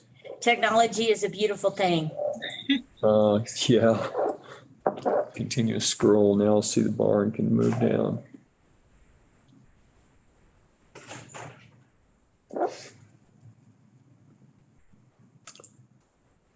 Okay, Janine, thank you very much, and thank you for being here today. This is, I think, a pretty important position, and we're glad to have you applying for it. And if you could, I think, first of all, if I could just kick it off by asking you to kind of identify yourself and your primary incentive for the position, and just introduce yourself to us. That'd be great. Yeah, sure. So my name is Janine Mariani. So I have been working in the community since 2020, but in the fall purchased my first ever house in Idaho Springs. Super exciting. So just having, making such an investment in the community by buying a house, wanting to find a way to give back.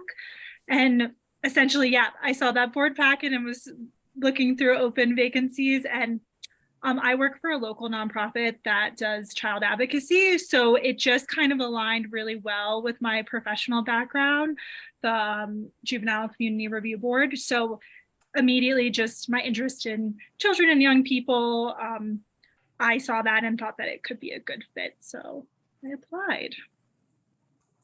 It's good. I don't see the application actually in the packet. Did it not? I seem to be missing it, other than.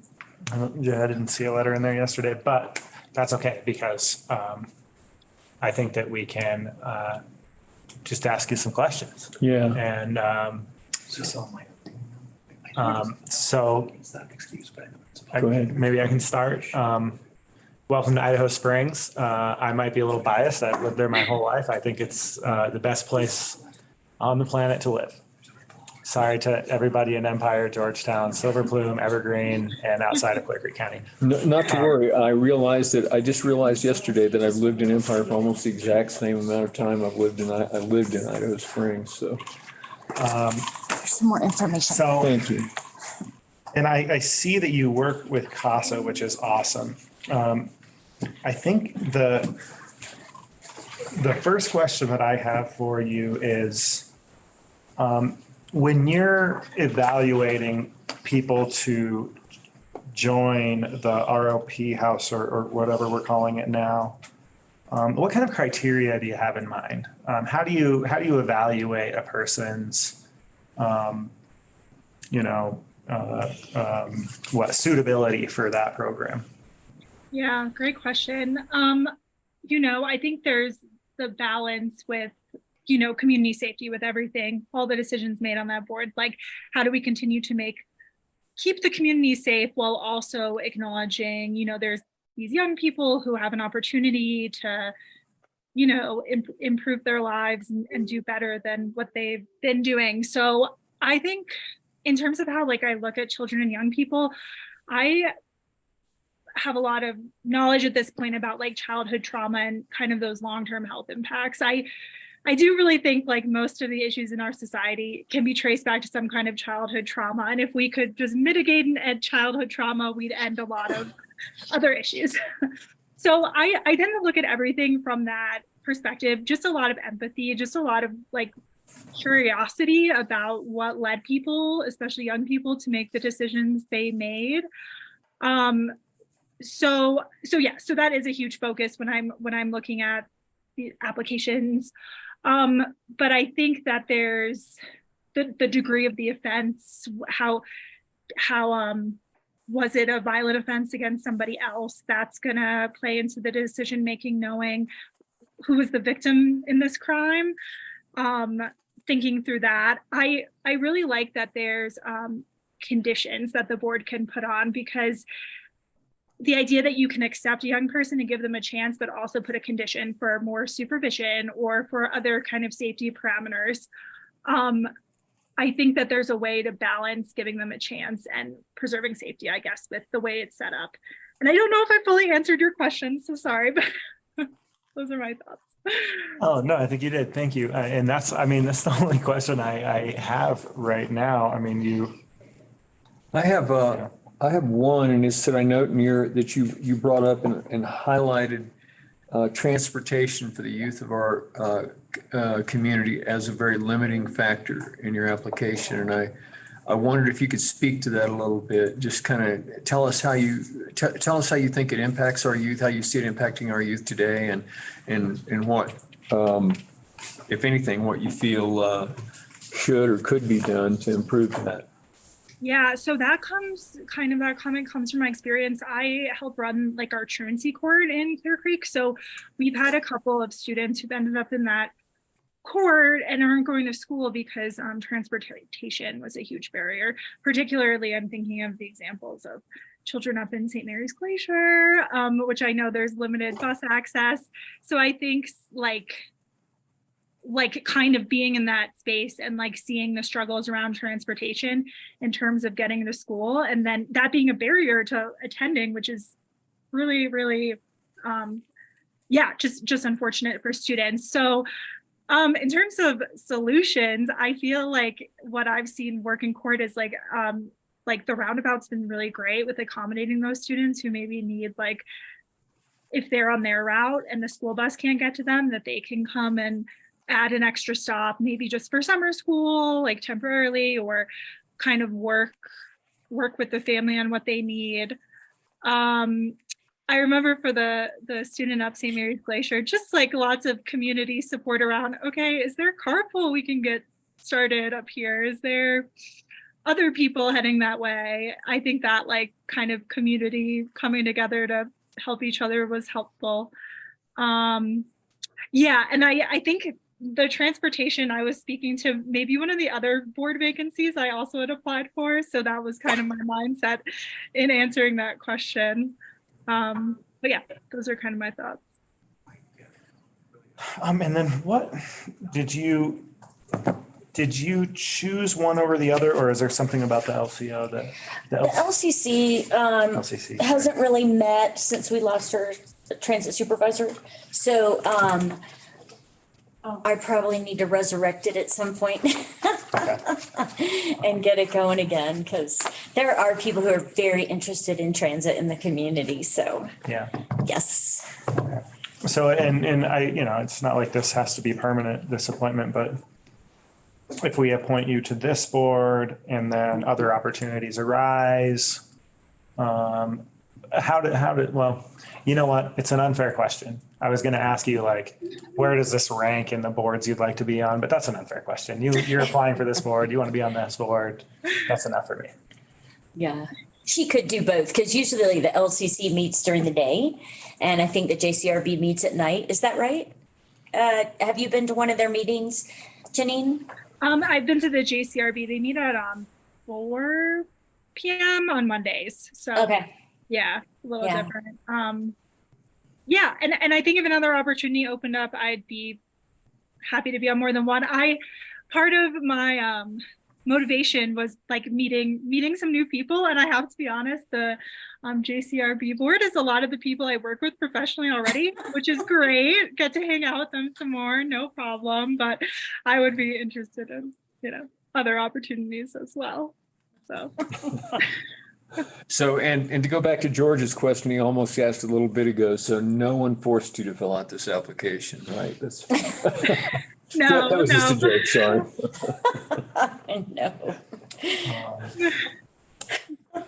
No. Sean, do you have any questions or comments?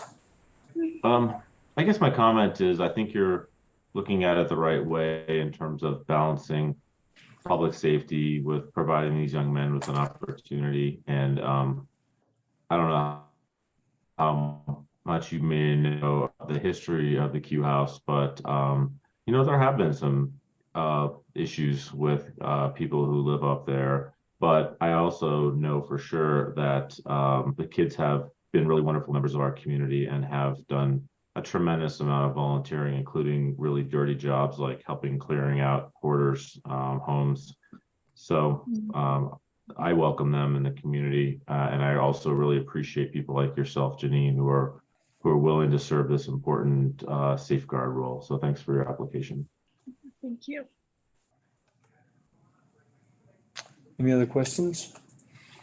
No, I mean, I think, Janine, you're an excellent fit for this position, and I would love to appoint you.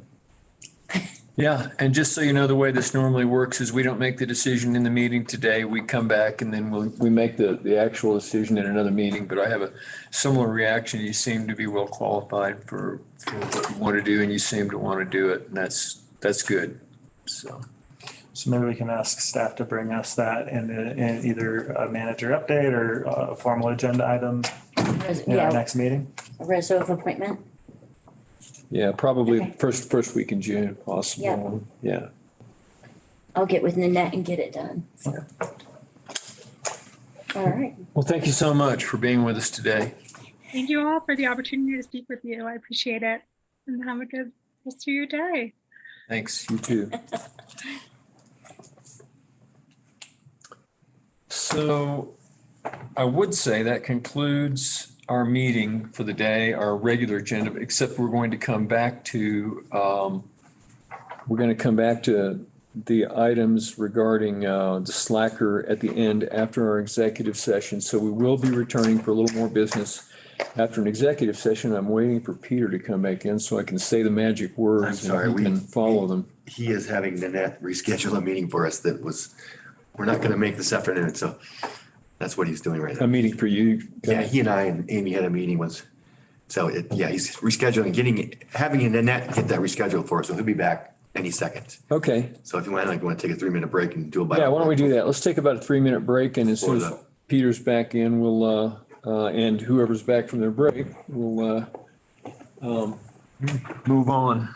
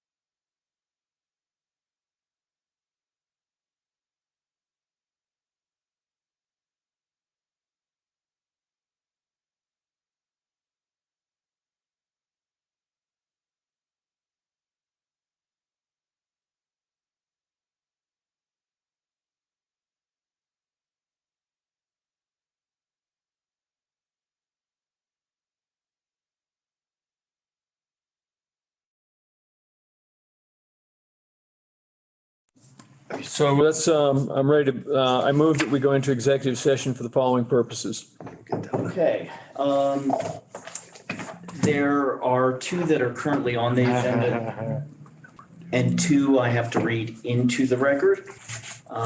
Starting with, first we'll do pursuant to CRS 246402 B and E for the county attorney to meet with the Board of County Commissioners pursuant, for the purpose of receiving legal advice on specific legal questions pertaining to county dispatch communication services and determining positions relative to matters that may be subject to negotiations, developing strategy for negotiations, and instructing negotiators with regard to county dispatch communication services pursuant to CRS 246402B for the county attorney to meet with the Board of County Commissioners for the purpose of receiving legal advice on specific legal questions concerning potential claims arising from the death of Christian Glass, CJ Glass on the record. The additional ones that, one of which I did read in earlier today is, sorry, we're running a little, just have to find my own thing. This was asked for by Commissioner Marlin pursuant to CRS 24640224E for the county attorney to meet with the Board of County Commissioners for the purposes of determining positions relative to matters that may be subject to negotiations, developing strategy for negotiations, and instructing negotiators with regard to an agreement to transfer assets of the Slacker to the Clear Creek County Metropolitan Recreation District. Actually, Clear Creek Metropolitan Recreation District. And then the one I read earlier, which is pursuant to CRS 24640224B for the county attorney to meet with the Board of County Commissioners for the purpose of receiving legal advice on specific legal questions concerning financing and funding mechanisms for the purchase of 4 mobile home parks in Clear Creek County. Have a second? Okay. Do we have a second? Okay, yeah, right. We have a motion to second. All in favor? Aye. Aye. We will now go into executive session. No minutes will be kept, no decisions will be made. We will return to regular session after this meeting to potentially consider the items on the Slacker.